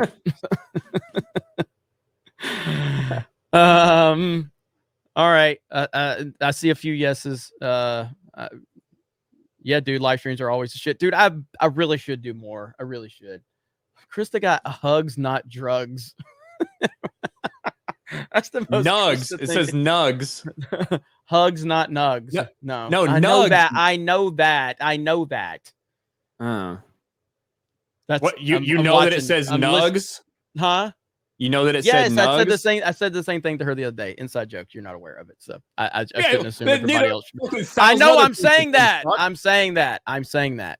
Hey, there we go. Bionic belly button. Help me get to 100K before Ryan gets to 100K. But he has made twice as many videos as me, so it's not like I can keep up with that. So I'm doing the work. I'm putting the work in. Let me see. All right. So this? What? Look at this fucking random picture that just popped up. Yeah, I got a ponytail. I look like Anakin, actually. You do. You do look like Anakin. That's pretty. It's pretty cool, actually. Ryan has really found himself in Florida. The fuck? I don't know where the fuck that came from, but yeah, I look kind of cool. I might grow it out now. That's pretty good. That is pretty good. All right, so we're gonna call it a night. You guys go say hello to Krista Nova over on Twitch. She's opening PO Box gifts right now. Ryan, what do you got going on, man? I don't fucking know. Same thing every fucking day. Talking about these fucking idiots and making stuff for my channels. I want to start making stuff on Patreon Outpost a little more often because I kind of slacked off on that channel for about a week. So I'll get back on there. Sports Wars, everything. God, I can't believe it's almost Christmas. I know, man. It's time flies when you're just making videos every freaking day. So that's all we do. Good night, Nina Infinity. Appreciate you. Good night, Bionic Belly Button. Now go mow down some younglings. Master Skywalker. And Eric K, thank you for modding always. Eric K is badass. He's an awesome mod. We have great mods. Don't go subscribe to Ryan. And in all seriousness, really happy for Ryan. I'm happy for everybody that, you know, this part of this team and does this thing. And Ryan, you guys have no idea how important of a piece this puzzle Ryan has been. He's awesome, and he's changed Geeks and Gamers for the better. So I am genuinely happy to see him succeed on his personal channel. Galaxy Express Media, do it, Ryan. After I got out of the Navy, I grew my hair out and grew a beard. So there you go. We need an Anakin-style ponytail. I got the head start on the beard. That was the one good thing to come from mask mandates. Is I fucking grew a massive beard when I was still active duty, what I definitely should not have been doing. So there you go. All right, guys, thank you so much. Appreciate you. We'll see you again next week for Tuesday night's main event. This video will be re-uploaded to Geeks and Gamers Live immediately. I will have that on the channel in the next within the next hour, so go check that out. I apologize for not getting those uploads sooner. I will be getting all of our live streams uploaded really soon over there from now on, so please make sure you subscribe to there. Let's see. Link Chris's YouTube channel or her Twitch channel one more time. You guys go support her. Congratulations to Minority Home for 1,000 Twitch followers. She's been killing it. You know, X-Ray Girl's been doing a great job on Twitch. Tugs has. Jay, you know, Ryan's been streaming a little bit more. We all got our Twitch channels over there. So, you know, really happy to see so many succeed over there. We'll see you guys next Tuesday night. We'll also see you tomorrow night on Twitch, on the Geeks and Gamers Twitch for Halo Infinite. We'll have the full crew over there. It's going to be a lot of fun. Other than that, you guys have a good night. Check us out on Odyssey. I don't know if the Odyssey stream stays up because I unlist it. It stays. Are you sure? Mm-hmm. Okay. All right. Pretty so sure. Thank you guys. Memology 201. Merry Christmas, Geeks and Gamers. And yes, Jeremy do solo streams. That's not Memology though, is it? He's got so many fucking channels. I don't know. I watch his DSP Tries It Memology 101 channel every fucking day. Every fucking day. He's still got me on his fucking banner on his main YouTube channel. Oh, that's awesome.